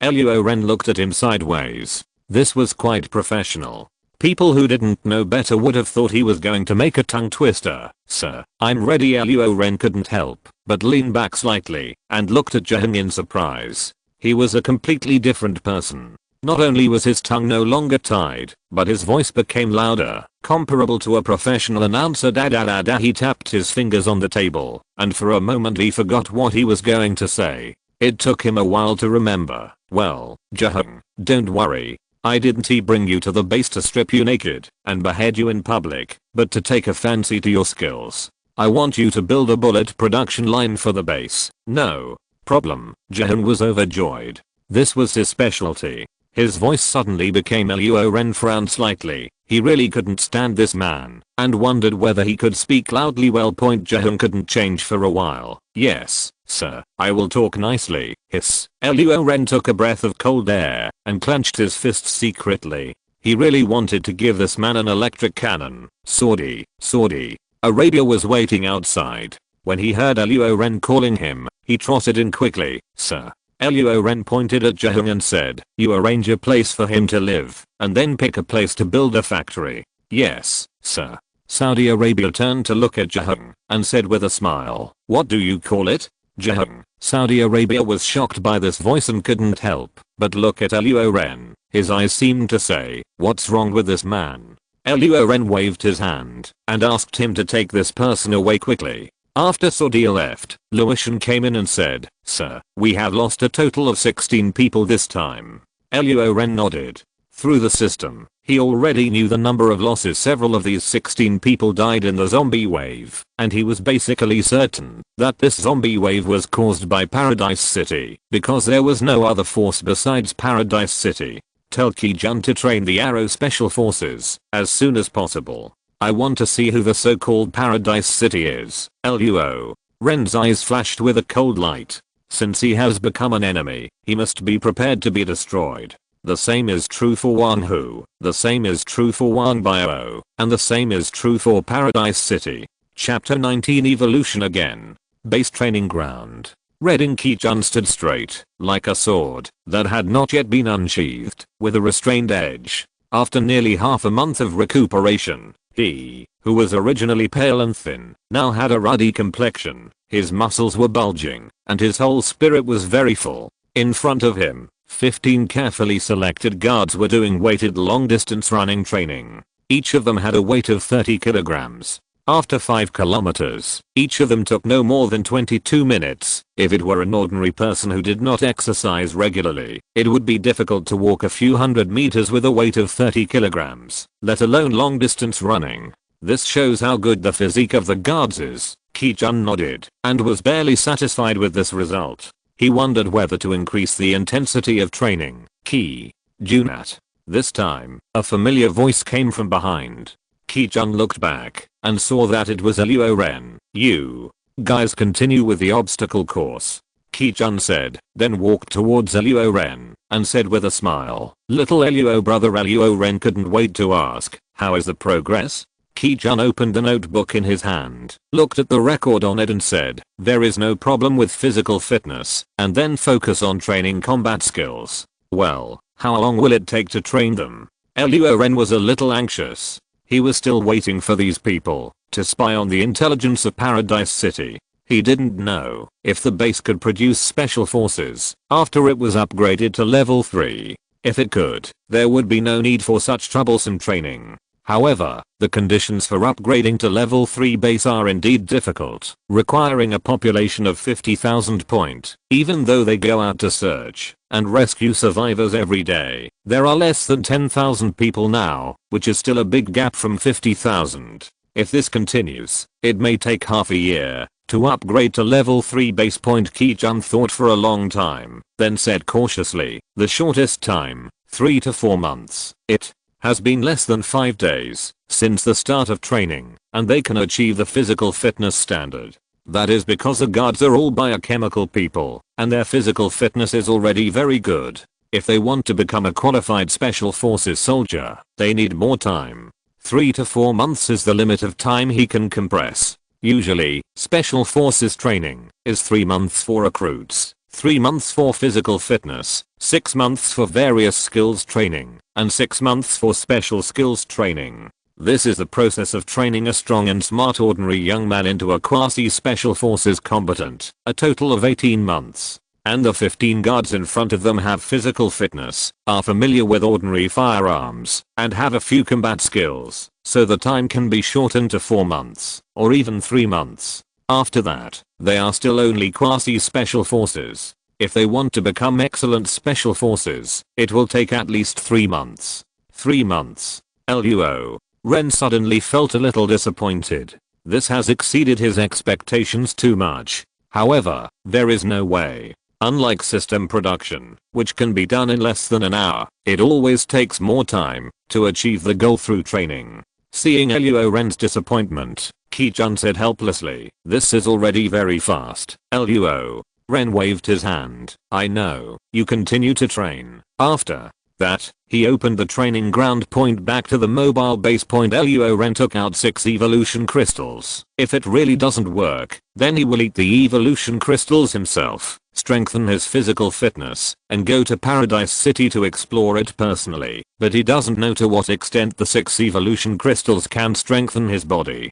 Hiss, took a deep breath, no longer thought about it, picked up one, and swallowed it directly. As usual, it melted in the mouth and flowed into the stomach. The severe pain instantly filled every cell in his body. Unlike the first time, he was mentally prepared this time. At the same time, he had been strengthened once, and his ability to endure pain was greatly increased. So this time he didn't cry out in pain. It was still 3 minutes. The pain disappeared. Luo Ren swallowed another one without hesitation, and the severe pain came again. The 3rd crystal, the 4th crystal, the 5th crystal. In less than 20 minutes, only one of the 6 evolution crystals remained.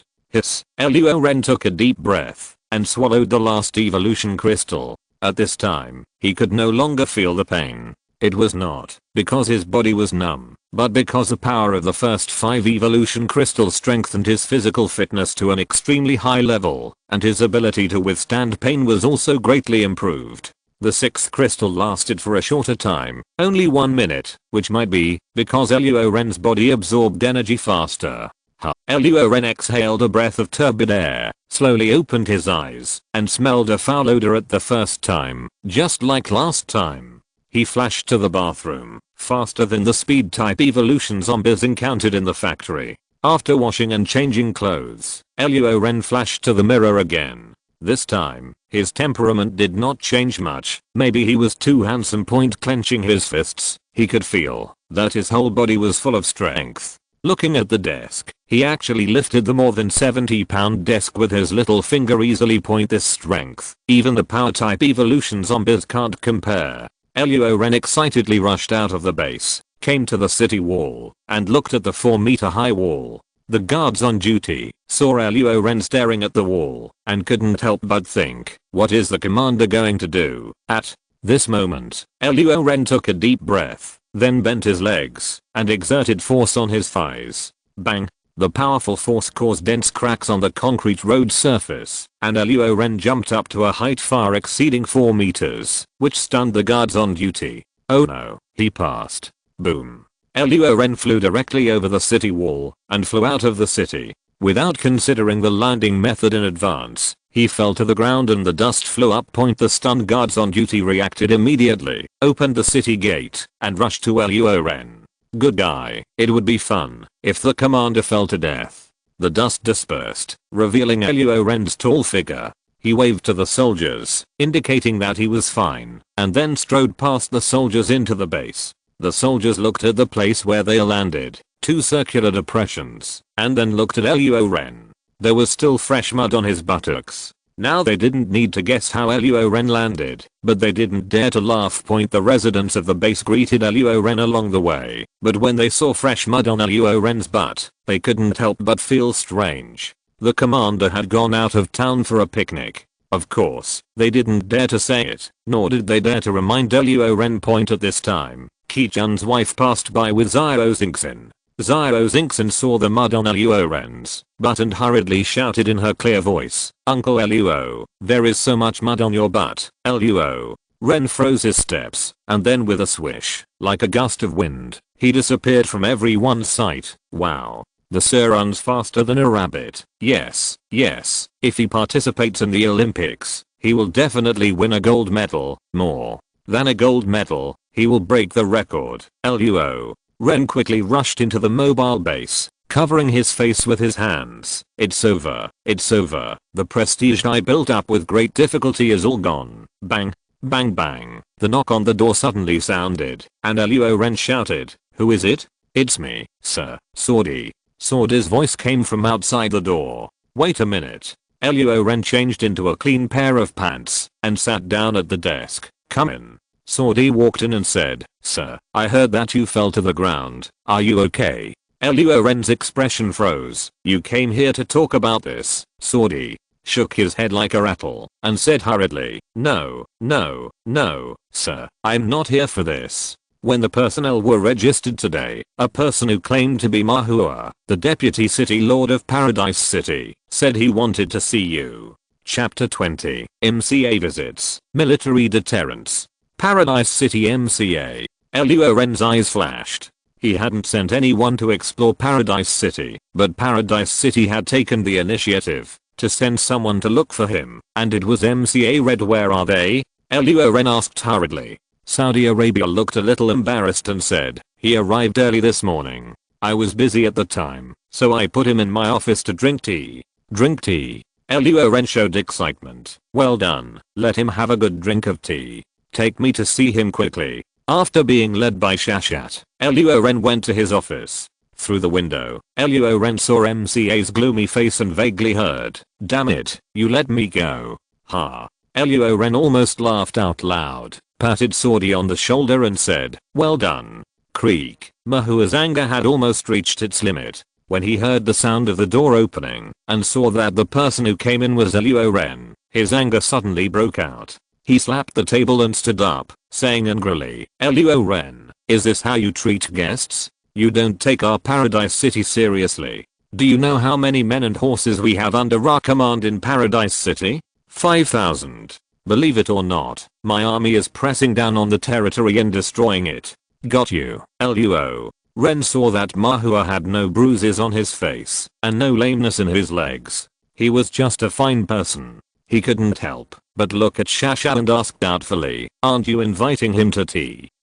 Saudi Arabia muttered, "This tea is just tea, not a form of warmth." Luo Ren looked at him speechlessly and sighed, "I praised you just now. Okay, you go out, and I'll talk to him." Saudi Arabia withdrew, leaving only Luo Ren and Mahua in the office. Mahua saw Luo Ren's behavior of talking to his subordinates and ignoring him, which completely angered him. His face turned red, and he was breathing heavily. If it weren't for the fear of pricking his hands, he would have broken the ceramic teacup. Luo Ren looked at him and saw his appearance and couldn't help but said, "What's wrong with that horsey-faced, but not horsey person? Who makes you so angry? Come tell me, and I will definitely reward him well." "You, Ma." Hua's lungs were about to explode. He threw the teacup in his hand at Luo Ren. After Luo Ren strengthened his body 7 times, Mahua's movements were slow motion in his eyes, and he easily caught it and threw it over teacup. "This is expensive porcelain. It would be a pity to smash it." But as Luo Ren said this, he crushed the teacup himself. The porcelain powder slipped from his hand, and he stared at Mahua with a smile on his face. Mahua was shocked and turned pale. He crushed the teacup into powder with his bare hands. It took so much strength to suppress the anger in his heart, and his face gradually returned to calm point. He sat back on the sofa and crossed his legs. "Sir Luo Ren, I'm quite familiar with your hospitality." Luo Ren half sat on the table, pointed at Saudi Arabia who was doing nothing outside the window, and said with a smile, "Actually, he forgot. Don't worry, I will reward him well." Puff. He just took a sip of tea and spit it out. Mahua stood up angrily. "Calm down. This guy in front of you is too dangerous. It's better to be careful." Mahua thought silently in his heart, and then slowly sat back down. Luo Ren was so happy that he joked, "Mr. Ma, you have no objection if I call you this?" "Well, if you don't say anything, you have no objection." Before MCA could express his opinion, Luo Ren continued, "Actually, I still like the factory that day." Mahua kept taking deep breaths and convinced himself to calm down. "Sir Luo Ren, I'm not here to argue with you. I have reported the factory matter to the city lord.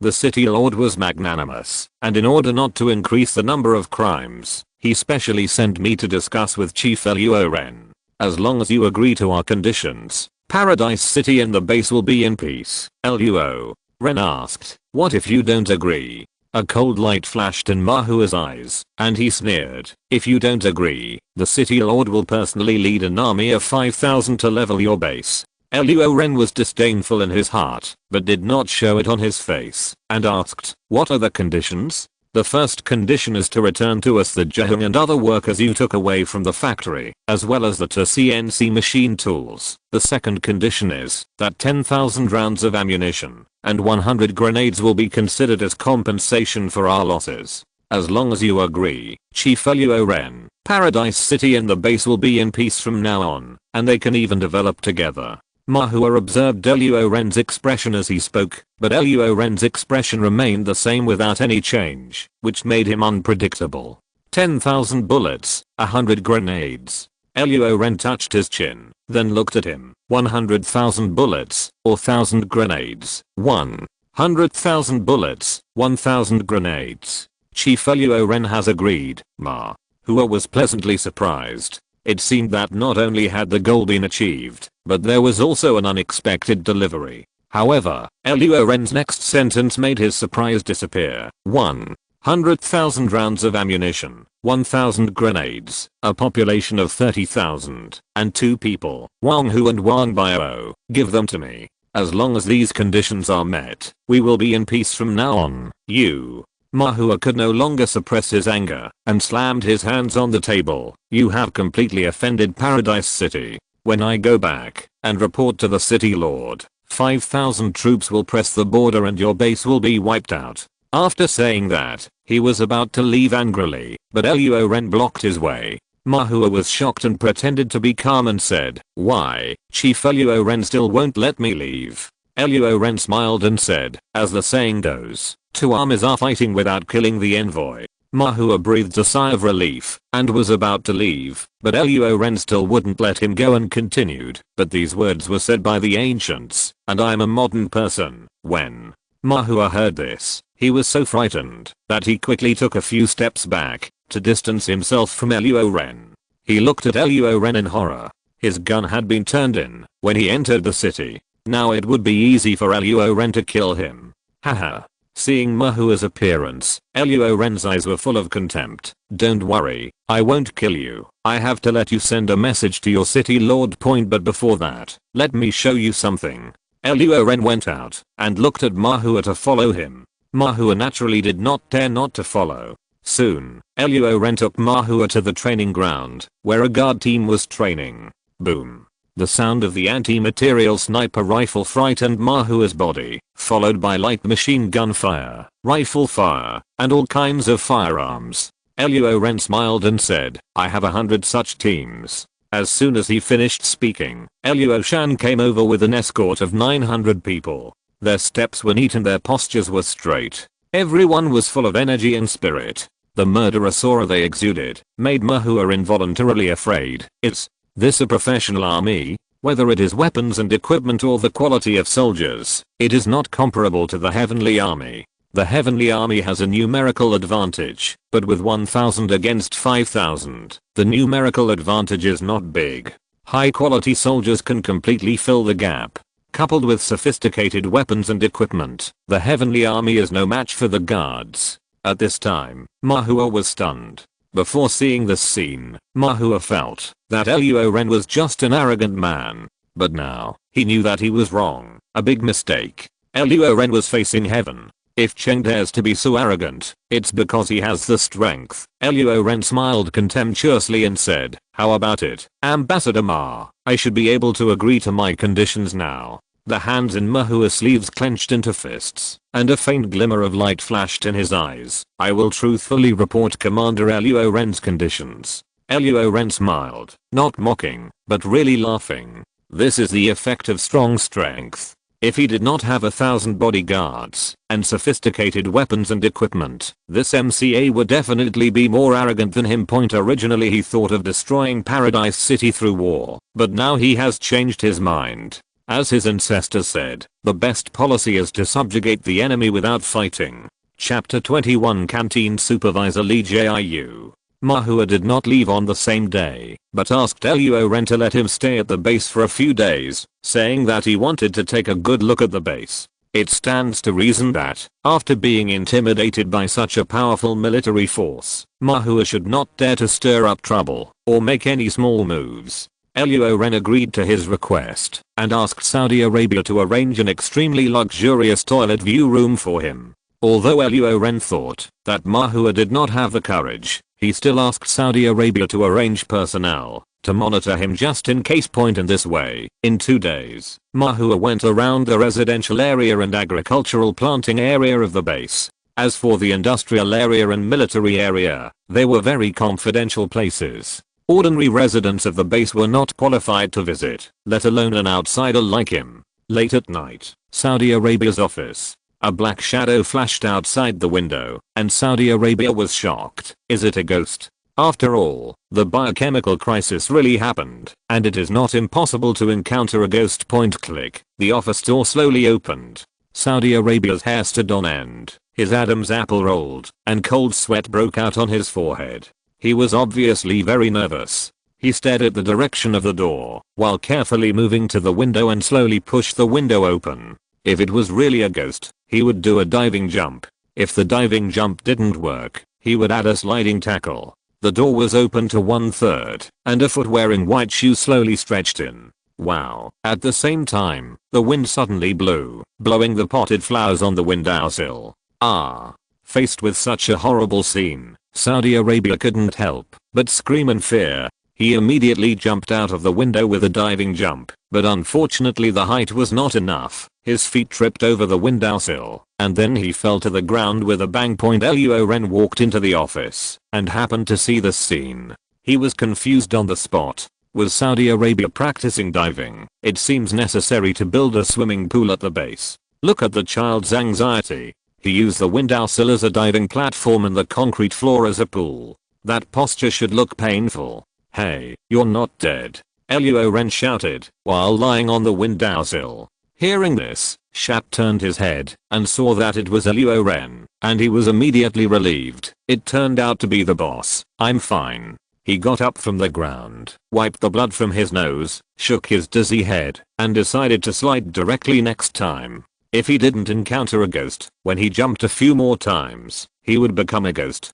Luo Ren sat on the office chair and saw Shat walked in with a dusty face. He threw him a pack of wet wipes. Wipe it.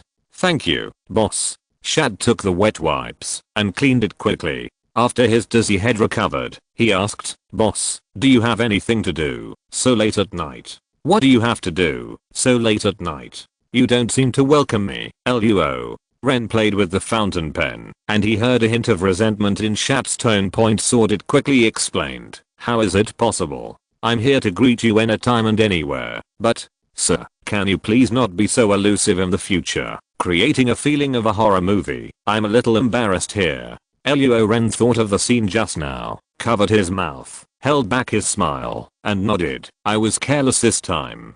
Let's talk business. I came here mainly to understand what Mahua has done in the base these days. Sordid said, sir, you don't have to come in person. I plan to report to you tomorrow. Mahua has traveled all over the residential area and agricultural planting area these 2 days. During this period, except for one contact with Lee Jiu, there was no other contact. Who is Lee Jiu? There are so many residents in the base. Luo Ren can only remember a few people, but he has no impression of Lee Jiu at all. Lee Jiu is one of the first people to join the base. He is a first-class chef, so I let him take charge of the canteen. He is usually responsible for the food of the guards. Even your breakfast, lunch, and dinner are cooked by him personally. Sword said without thinking. He remembered every person he arranged very clearly. In charge of the canteen. Luo Ren touched his chin, thinking, and then looked at Swordy. Okay, I'll give you the chair. I'll leave first.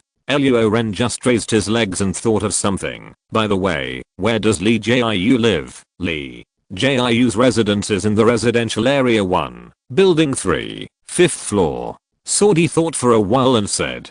After getting Lee Jiu's location, Luo Ren jumped out of the window with a swish and disappeared into the night as a black shadow. The commander is a commander. This jumping ability and speed are really not comparable to me, Swordy said with emotion.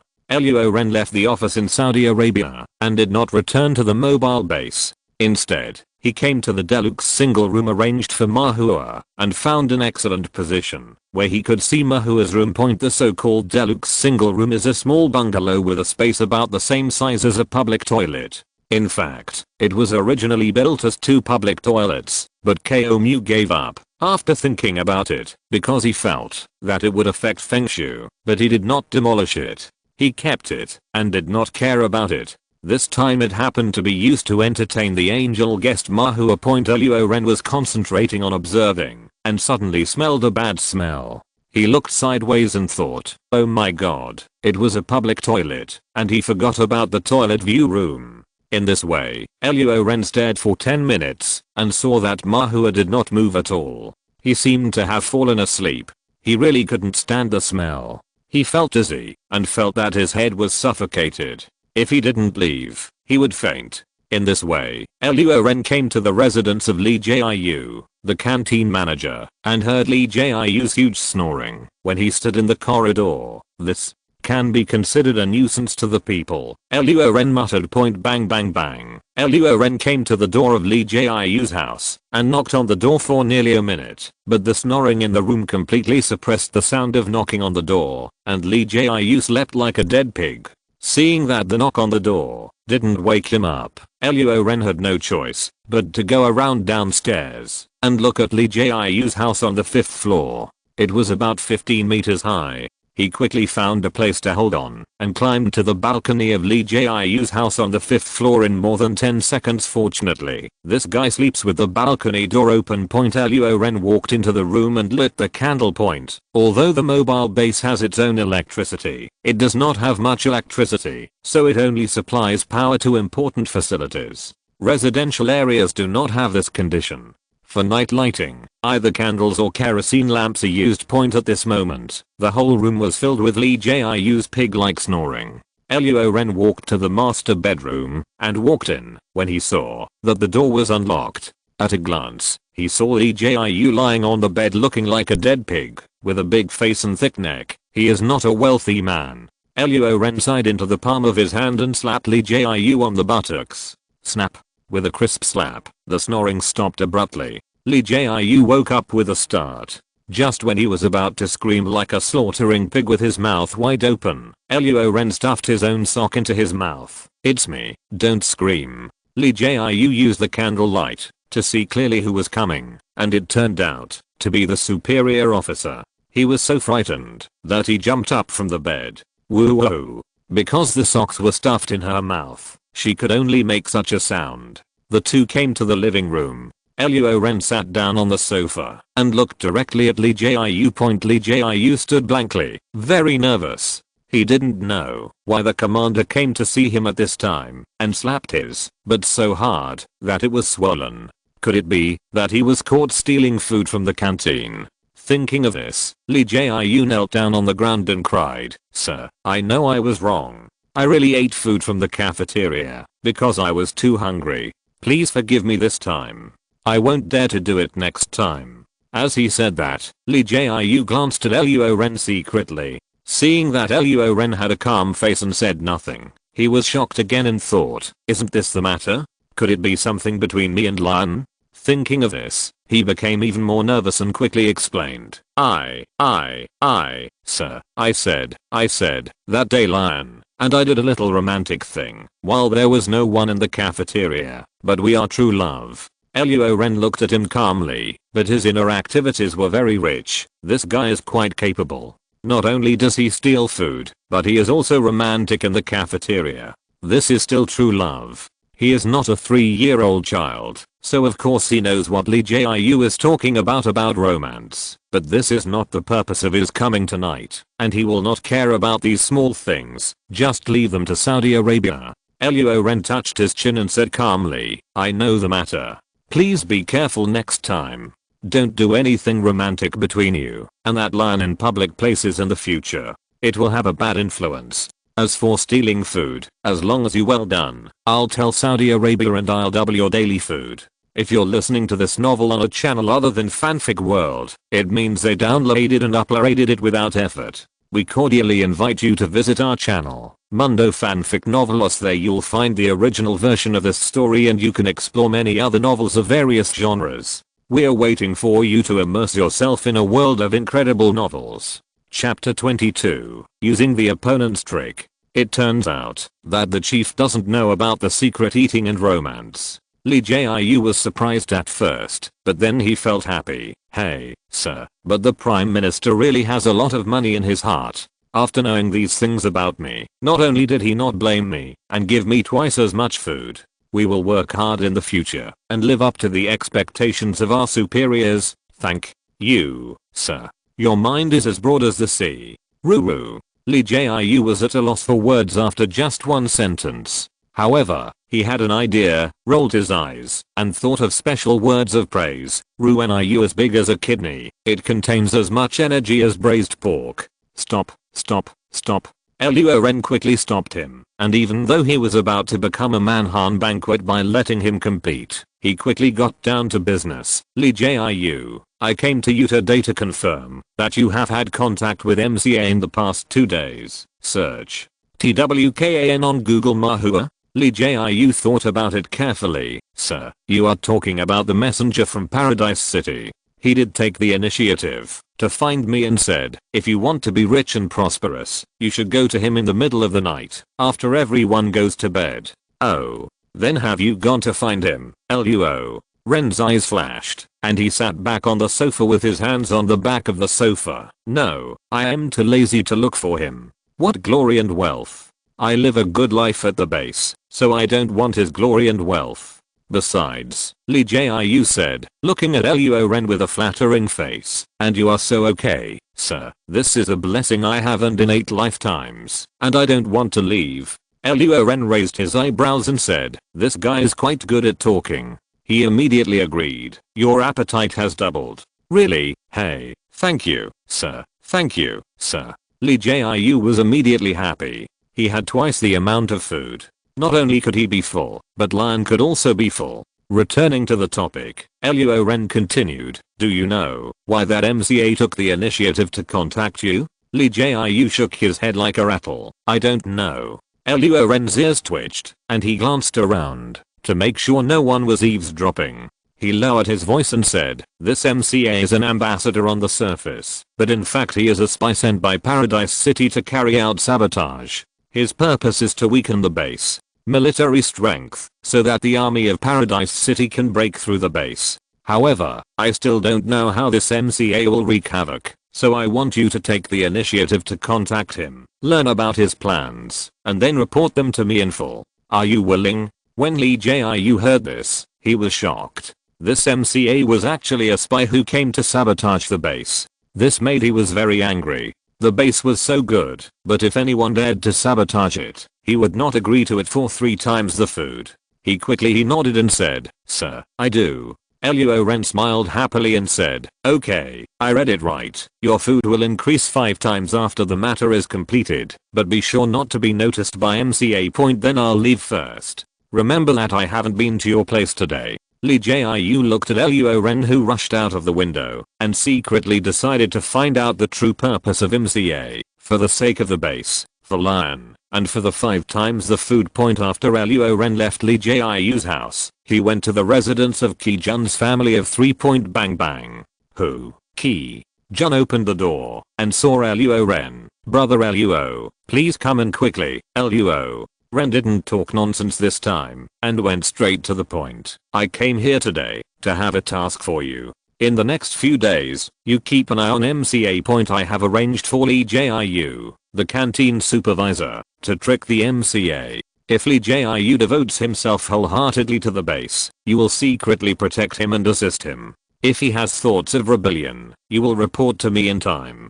Ki Jun nodded upon hearing this, promised to complete the mission. Okay, then I'm leaving. Luo Ren patted Ki Jun on the shoulder and left here immediately. The next day, the cafeteria. The canteen does not provide meals for everyone in the base, but only for the guards. The residents receive raw materials and cook for themselves at this time. It was the time for the guards to train, and the canteen was still empty. Only Lee Jiu and a group of chefs were busy. At this moment, Mahua walked into the cafeteria. After Lee Jiu saw it, he sent away the aunt who was serving food at the window and started to do it himself. Mahua saw him and smiled. Have some breakfast. Lee Jiu quickly packed him a breakfast and then said in a voice that only the two of them could hear, Ambassador Ma, you said yesterday that everyone would go to bed to find you at night so you can give me a fortune and glory. Does it still count now? Mahua glanced at Lee Jiu in surprise.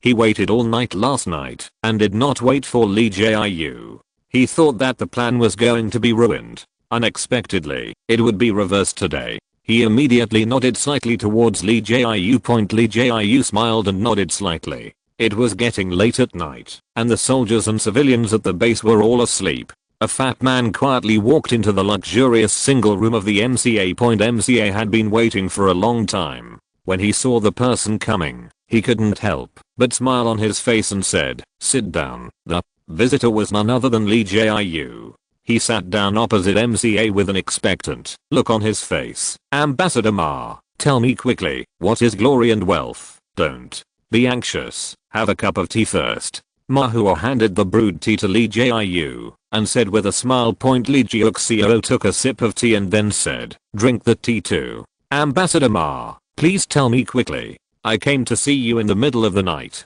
If the guards find me, I will be finished. Even if I'm not caught by the guards, if I'm discovered by other residents, I will go to Saudi Arabia and report me. Saudi Arabia will tell you, sir, that I'm dead too. Seeing that he was such an impatient person, Mahua no longer held back and said directly, why did I ask you to come to me in the middle of the night? You must have guessed something yourself. I won't hide it anymore. I want you to poison the food of the guards and Luo Ren. As long as you succeed, when the time comes, when our heavenly army invades the territory and destroys Luo Ren, the position of base commander will be yours. Ah. Lee Jiu looked frightened, and his voice was trembling as he spoke. Ambassador Ma, you. Are you kidding? This is more serious than violating the rules of the base. Moreover, I'm in charge of the canteen. Once the guards and the commander are poisoned, they should immediately suspect me. By then, my head will be missing before your army from Paradise City arrives. You should find someone else to deal with this matter. With that said, Lee Jiu was about to leave, but was held back by Mahua. Mahua lifted up the clothes behind his back with one hand, revealing the dagger. He held it on the handle of the dagger. Don't worry, I don't want you to take action immediately. As long as you agree, I will leave the base and return to Paradise City tomorrow. I will ask the city lord to send 5. The Kayanda army is stationed in a place that is very close to the base, but will not be discovered by Luo Ren. When the time comes, 3 gunshots will serve as a signal. You will poison the city at that time. When the poison is released, it will be when our heavenly army attacks the city. Lee Jiu saw Mahua's little move and broke into a cold sweat. He suppressed the fear in his heart and forced himself to remain calm. He said, you said, if you kill the commander, don't. Luo Ren, the position of the commander of the base is mine. Mahua nodded solemnly. I will never break my promise. Lee Jiu gritted his teeth and stamped his foot. Okay, I'll find wealth in danger. I'll do it. To be honest, I have long wanted to kill Luo Ren. On the day of the virus outbreak, my mother and I came to seek refuge with him at the same time. Just because my mother said a few unpleasant words, he shot my mother in the head. In order to survive, I can only endure the humiliation and bear the burden, and cook for him every day. When I look at those meals, I want to put some rat poison in them every time. Lee Jiu took the lie seriously and became more and more excited as he spoke. Mahua was startled, and he quickly covered his mouth and said, keep your voice down. Seeing Lee Jiu nodding, he released his mouth. Mahua comforted him. I didn't expect Luo Ren to be so vicious and attack the old man. Don't worry, it won't take long before your revenge will be avenged. Chapter 23. Prepare in advance. After Lee Jiu's tearful and professional performance, Mahua was completely convinced that what he said came from the heart and couldn't help but secretly rejoice in his heart. It's really God's will. Luo Ren never thought that the person who cooked for he every day would have such a deep hatred for him. My poisoning plan has an 80% success rate. When Mahua thought of this. He immediately took out a small bottle from his pocket, which was filled with white powder. He handed it to Lee Jiayu and said, "This is poison. It is colorless and tasteless when added to the food. Take it first. Remember, 3 gunshots will be a signal. You will poison the food at dinner that day. When the guards and Luo Ren are poisoned by the poison in the early morning of the next day, our heaven army will launch an attack." Lee Jiayu took the glass bottle with his left hand, looked at it, and then stretched out his right hand and said, "Don't worry, I will complete the task well. Happy cooperation." Mahua then shook his hand and said, "Happy cooperation. The plan has been finalized." Lee Jiayu did not stay and said goodbye to Mahua immediately and left the place. When he left, he did not forget to give Mahua a solemn and resolute look, which made him look like a hero who would never return once he left. Looking at Lee Jiayu's back as he left, Mahua slowly clenched his fists, and a fierce look flashed in his eyes. "Luo Ren, I will make you pay back the humiliation I suffered double." When the time came to the next day, Mahua found Shat early in the morning and asked him to take him to say goodbye to Luo Ren. Luo Ren was inspecting the soldiers guarding the city at this time. When he saw Shat bringing Mahua over, he immediately stopped his work and waited for them to come in. Soon, the two of them came close to Luo Ren, and Shachalo stepped forward and said, "Sir, Ambassador Ma asked me to bring him here to say goodbye to you." Luo Ren nodded, then looked at Mahua and said, "Is it because the food is not good or the accommodation is not comfortable that Ambassador Ma has to leave so early?" Mahua just forced a smile and said, "The food and accommodation are good, but I have a mission to complete, and I have to go back and report your conditions to the city lord, so I can't stay for a long time." Luo Ren said, "Okay, in that case, I won't keep you. Shachalo, take Ambassador Ma to get his car." "Yes." Shachalo replied, and then took Mahua to the parking lot of the base point at the same time. Luo Ren reminded loudly behind him, 100,000 bullets, 1,000 grenades, and Wang Bio and Wang Hu, uncle and nephew,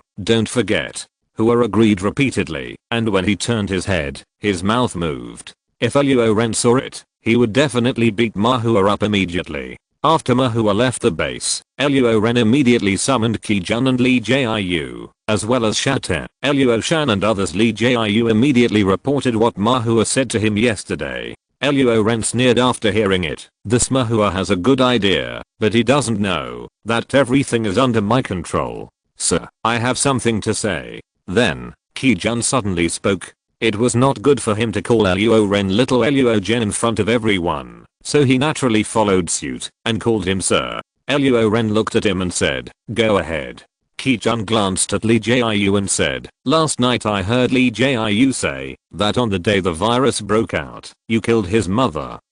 As soon as these words came out, everyone looked at Lee Jiayu, not knowing why. It was the first time that Lee Jiayu attended such a high-level meeting, and it was also the first time that he was stared at by these high-level people in the base. He was so nervous that he swallowed his saliva involuntarily. Luo Ren touched his chin and thought carefully. On the day when the virus broke out, he only killed one person, an old woman who didn't know what was good for him. Could it be that this old woman was Lee Jiayu's mother? If so, Lee Jiayu's mother was killed in front of him, but he was indifferent, and he didn't show any hatred when facing him. Then Lee Jiayu's scheming was really terrible. Thinking of this, Luo Ren felt a chill on his spine and couldn't help looking at Lee Jiayu. Although Lee Jiayu was nervous, he looked indignant. "I did that to gain the trust of Mahua. I don't know, that sarcastic and unreasonable old woman. I just couldn't make up a story at that time, so I picked up this material." Sata frowned and looked at Lee Jiayu carefully and said, "You are really not his son. Why do I think you look a bit like the old woman?" Lee Jiayu wanted to cry, but had no tears. What kind of thing was this? He was just a cook. Was it easy for him to be assigned such a spy mission? He risked his life to get information last night. These people are still doubting him. It's really more unfair than that. Sir, what I said is true. I really don't know that old woman. I can swear to heaven. If I'm lying, let the sky thunder and smash me to pieces. Boom. As soon as he finished speaking, the sky was suddenly covered with dark clouds, with flashes of lightning, and then muffled thunder sounded. Lee Jiu was slumped on the ground, with a bitter face. "God, you can't hurt people like this. Okay, stop teasing him." After this, Luo Ren was basically sure that Lee Jiu was not a traitor, because Lee Jiu was so funny that he almost couldn't help laughing. Repressing the urge to laugh, Luo Ren said to himself, "In this case, let's play a big show with Paradise City to make them have no way back. It will take some time for the base to go to Paradise City." Luo Ren guessed that the Lord of Paradise City would not send troops immediately, so the invasion of the Paradise Army would be at least 3 or 4 days later. Luo Ren did not waste these few days. He added an Wencheng at the city gate and produced 50 light machine guns to mount on the Wencheng wall. When the army of Paradise City attacks the city, they will break through the first city gate and enter the urn city. It is like catching a turtle in an urn. At this time, 50 light machine guns suddenly emerge from the wall stacks and fire at full power. This is comparable to that in ancient times. Soldiers are much more powerful with bows and arrows. In addition to these, Luo Ren also asked the guards to dig tunnels from the city to both sides of the city. They dug a deep pit on both sides that could accommodate 300 people and made a good cover. Once the heavenly army entered the Wencheng, they would hide in the pits on both sides. The 600 escort troops will rush out and block their retreat. After all this, the heavenly army was still not destroyed. Paradise City. What you said, MCA, is true. A man stood with his hands behind his back, looking out the window. This man was 1.8 meters tall, with a slender build and a 2 centimeter scar on his face. What I said is true. There are more than 1,000 firearms and countless bullets in the base, and the quality of the soldiers is extremely high. Although our army has a numerical advantage, I think we can't defeat the escort in a head-on battle, let alone the escort. The siege started. Therefore, I bribed Lee Jiu, the director of the base canteen, and asked him to poison us the day before our attack. Moreover, Lee Jiu and Luo Ren had a grudge against their mother, so the success rate was 90%. Ma Hua stood behind the man, his face full of respect, because the man in front of him was the Lord of Paradise City. Long Kai lit a cigarette, then took a few puffs, and exhaled a cloud of mist. He turned back to look at Ma Hua. "Well, you did a good job in this matter, so it's settled. Send the order to open the Happy Cave for 3 days in a row, so that the brothers can eat, drink and have fun. We will set off in 3 days." "Yes, Ma."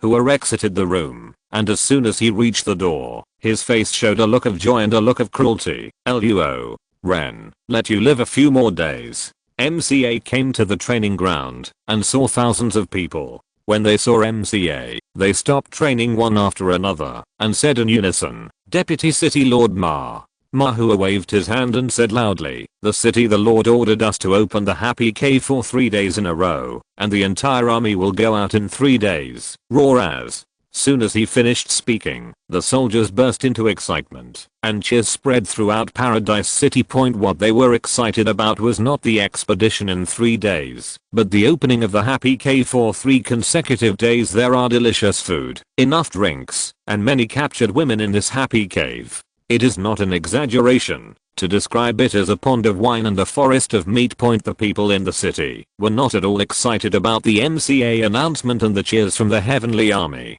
Instead, most people were trembling slightly, gritting their teeth, and clenching their fists tightly. It's not because they don't have a share in the Happy Cave, but because they worked hard to find the food and drinks inside, and the women inside for these beasts to vent their anger on their wives and daughters. They hate very much, but they only hate. They only eat 1 thin meal a day. They are so hungry that they are skin and bones, and they don't have any weapons in their hands, so they can only continue to be oppressed by these beasts without the strength to resist. When they heard that the heavenly army was about to go on an expedition again, they couldn't help but secretly sigh for the place that was about to suffer, pity the men inside, and feel sorry for the women inside. At the same time, they also cursed the beastly heavenly army, the damn MCA, and the people who were torn to pieces by 1,000 cuts. Long Kai is not enough.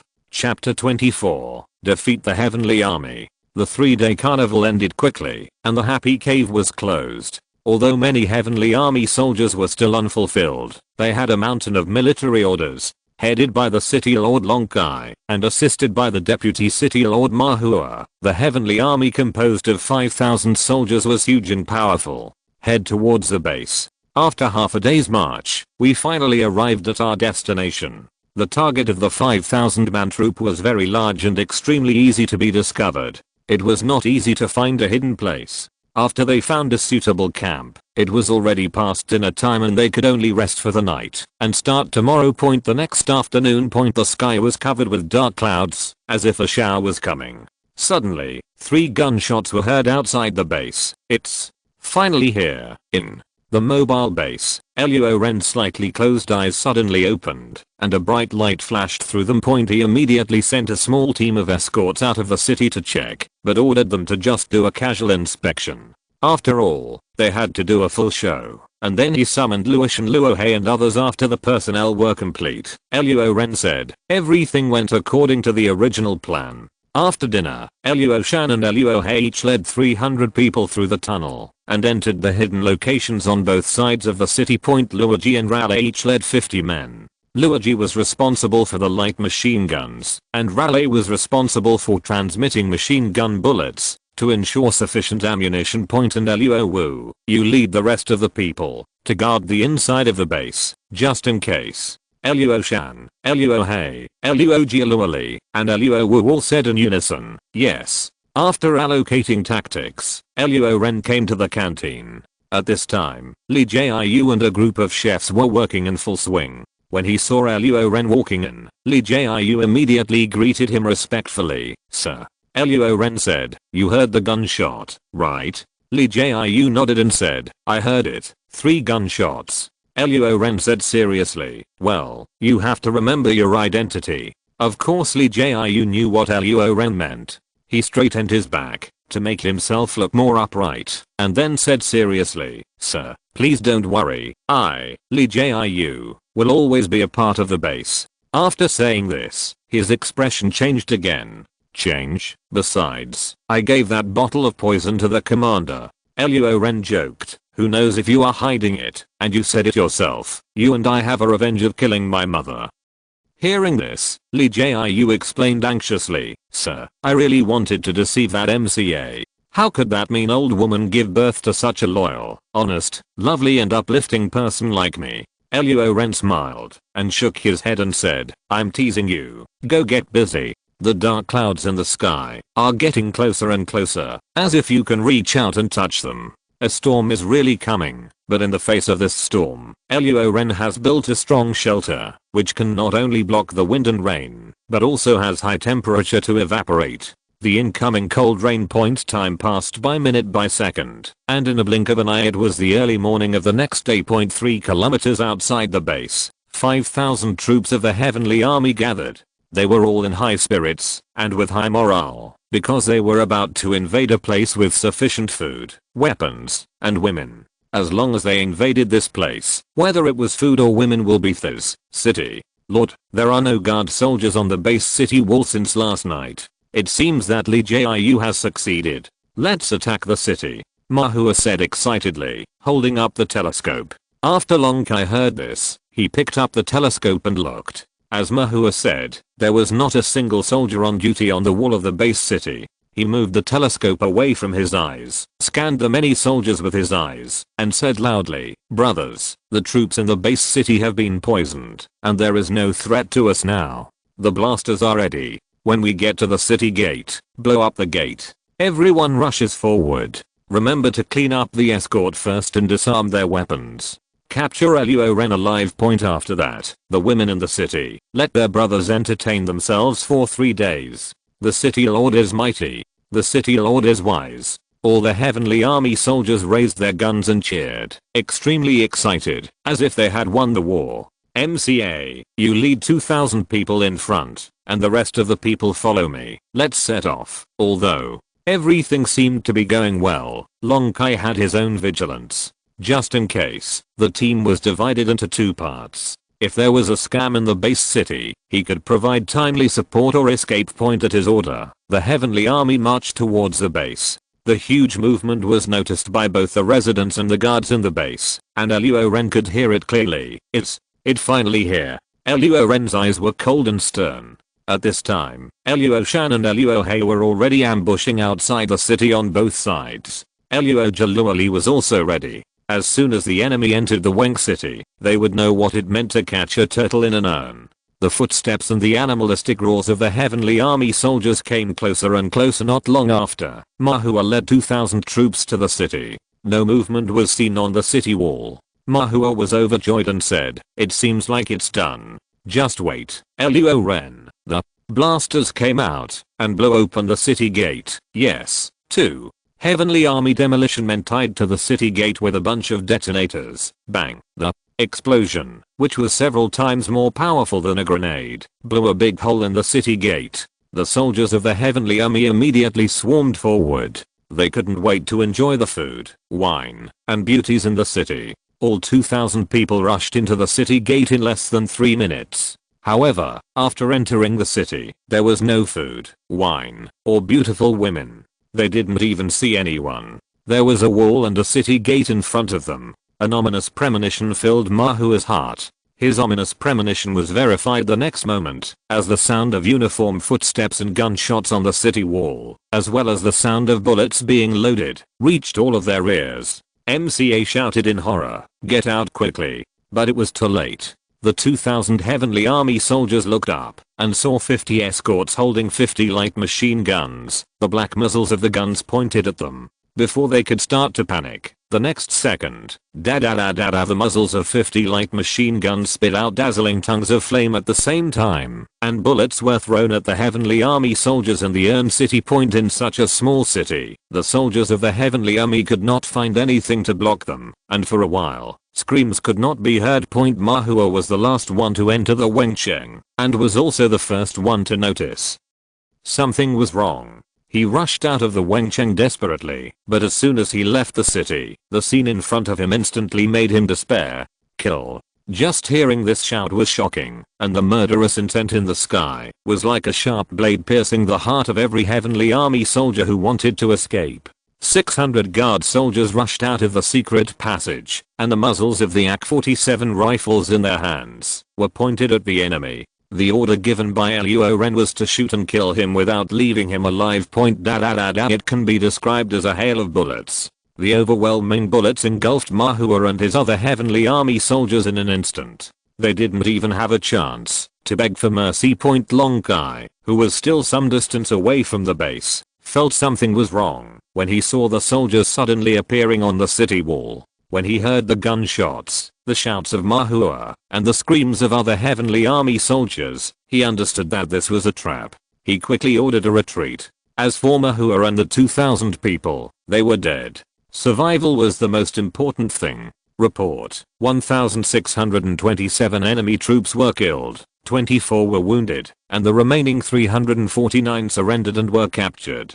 Luo Shan immediately reported to Luo Ren after completing the count. With so many people dead, Luo Ren was not moved at all, and said indifferently, "The corpses will be burned to make fertilizer, and all the survivors will be taken into custody." It's not that Luo Ren is magnanimous and doesn't kill these people, but the base needs population. As long as these people have not done extremely evil things, they can be transformed and become residents of the base. However, this will not be known until Paradise City is broken, so we can only temporary detention. As for food loss, save what you can, as long as you don't starve to death. Luo Ren looked at the remnants of the escaping Paradise army. That team was larger than the one led by Mahua. He guessed in his mind that this should be a team led by the Lord of Paradise City himself. Luoshan, guard the base. Luo Ren did not send troops to pursue him, but instead spoke to Luo Shan, then jumped off the 4-meter high city wall, landed steadily, and then pursued him at an extremely fast speed. Chapter 25: Creating Trouble. After being strengthened by 7 evolution crystals, Luo Ren's physical fitness has reached an extremely high level, comparable to the captain of a certain country in a science fiction blockbuster. Whether it is speed or strength, it has reached the limit of the human body, or even exceeded it. Following the footprints, he quickly caught up with the fleeing heaven army. Roughly counting the team in front, there are about 3,000 people. These 3,000 Heaven Army soldiers are divided into 4 columns, surrounded by 3 pure black off-road vehicles. Only the Lord of Heaven City can be so closely protected. With 3,000 people guarding, even if Luo Ren's physical fitness reaches the limit of their human body, it is impossible to break through. It must be said that taking the head of a general in a 1,000,000-man army is like taking something out of a bag. This can only be put in ancient times. In modern society, an army of only a few thousand people, even if their guns are rough, is still difficult to break through. If it is a 1,000,000-man army, think about it, how scary it would be, and even a mosquito might not be able to fly in. Luo Ren immediately gave up the idea of catching the leader first, and acted according to the plan he had thought of before. He followed the path to find the location of Paradise City, explored it, and then returned to the base to send troops to eliminate it. After midnight, it was morning. The guards did not catch up, and every soldier of the Paradise Army breathed a sigh of relief, and their defensive posture suddenly relaxed a little. At this time, they were passing through a small town. In the corridor of an abandoned building in the town. Buff, a cold light flashed, and the sharp saber split the head of a male zombie into 2 pieces. Dark blood mixed with brain matter. Ordinary zombies look only a little thinner from the outside, but without enough living flesh and blood, their internal organs have already begun splashed on the walls on both sides, emitting a rotten stench. It has been several months since the outbreak of the virus to rot, and the contents of their heads have turned into a pool of paste, which is very smelly. Luo Ren held his breath and quickly climbed up the stairs to the rooftop. He picked up the telescope and looked towards the center of the town. There was the street where the largest supermarket in the town was located. There were dense zombies on that street. If the zombies in the supermarket were counted, there would be about 3,000 or 4,000. Turning the direction, the figure of the Heaven Army appeared in the telescope. They were marching on the road 3 or 4 kilometers away from the town. Luo Ren rolled his eyes and muttered, "I can't take the head of the general from the army as easily as taking something out of a bag, but can't I create some trouble for you?" With an idea in mind, Luo Ren immediately jumped up, like a master of light skills in martial arts novels, flying over the eaves and walls, and ran towards the direction of the town supermarket. Soon, he stopped less than 200 meters away from the supermarket. Looking down, it was less than 10 meters, not high. Luo Ren jumped from the roof to the ground and rolled forward to relieve most of the impact and landed safely. The sound of landing was so loud that it immediately attracted the attention of the aimless zombies. They smelled the smell of fresh flesh and blood and rushed towards Luo Ren, shouting, "1, 2, 3. After counting to 3, Luo Ren turned around and ran at a speed that the zombies could not catch up with, but he could not get rid of the zombies. If anyone had a drone or was sitting on a plane at this time, they would see a person in front and thousands of zombies behind. The person was not afraid, but looked back from time to time, fearing that a zombie would fall behind. Luo Ren's goal was very clear. That was the Heaven Army. About 10 minutes later, the figure of the Heaven Army could be vaguely seen, which showed that Luo Ren and the zombies had run nearly 3 kilometers. However, Luo Ren's body had been strengthened 7 times, and he himself did not know where the limit of his physical strength was. Therefore, he ran 3 or 4 kilometers without blushing. His heart was not beating, and he was not out of breath. It was no different from walking a few steps. And many zombies were as tireless as perpetual motion machines, and they would not blush, have heartbeats, or be out of breath. Soon, Luo Ren was only 500 meters away from the Heavenly Army. He picked up a stone and threw it over, then suddenly turned around, bursting at an extreme speed, and disappeared from the sight of many zombies as a figure. The zombies were already attracted by the larger blood and flesh smell, so they didn't care about Luo Ren's disappearance. They just ran towards the Heavenly Army with all their strength, making hungry sounds with their throats. Bang! The thumb-sized stone hit the head of a Heavenly Bureau soldier, and the soldier was hit so hard that his head was bleeding and fainted. The people around looked in the direction where the stone flew and immediately found the zombies rushing towards them, and they were shocked. Zombie tide. Someone reacted and shouted, alarming other Heavenly Army soldiers, but the zombie tide was too sudden, and when they reacted, the zombies were already in front of them. Bang bang. The muzzle spewed flames, killing the zombies that rushed over. But then more zombies rushed over, and the soldiers of the heavenly army in the front row were instantly pounced on, and the zombies bit their flesh and blood. The scream spread to everyone's ears.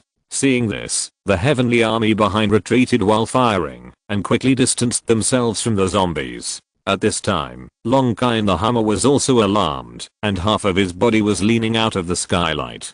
He saw that the zombies were attacking from the left side. The first 2 rows of the left square had been bitten to death by zombies, and at the same time, zombies continued to rush towards the people in the 3rd row. Everyone, don't panic. The right square dispersed the formation, and joined the left and right squares evenly. Long Kai quickly calmed down, and began to command the army to fight. Under his command, the right side of the formation spread out, and merged into the front and rear side formations. The 2 side formations stretched the front line, allowing people at the rear to reach the front, so that there was no need to estimate that shooting would injure the front. In just a few tens of seconds, the effectiveness of the heavenly army doubled. Point in this way, after the zombies knocked down the 3rd row of the left side, a strong fire defense line had been formed.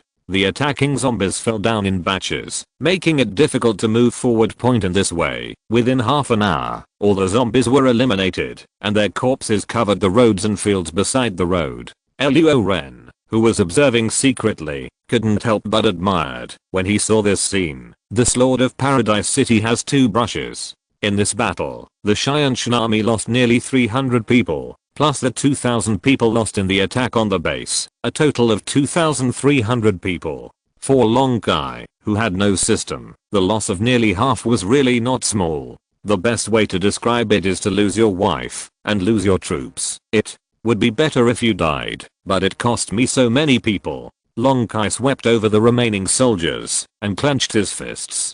Compared to Luo Ren, he hated MCA more. If it weren't for MCA, he wouldn't have sent troops, and wouldn't have caused such a situation. However, no matter how much he hated, it was useless. Mahua is dead, and Luo Ren's troops are really strong. Even with 5,000 troops, he is no match, let alone only half of the human heaven army left. As of now, I can only go back to Paradise City and make plans. Long Kai ordered to continue moving forward, and the heavenly army, with only more than 2,000 people left, set out again, while Luo Ren continued to follow. The sun sets in the west and the moon rises in the east. It is already night. Luo Ren followed the heavenly army into a forest, and walked along a forest path. And then he saw a city hidden in the forest. It is said that the city is more like a pass, with cliffs on both sides and a concrete city wall of about 20 meters in the middle. Looking in from the outside, it seems that there is a lot of space inside.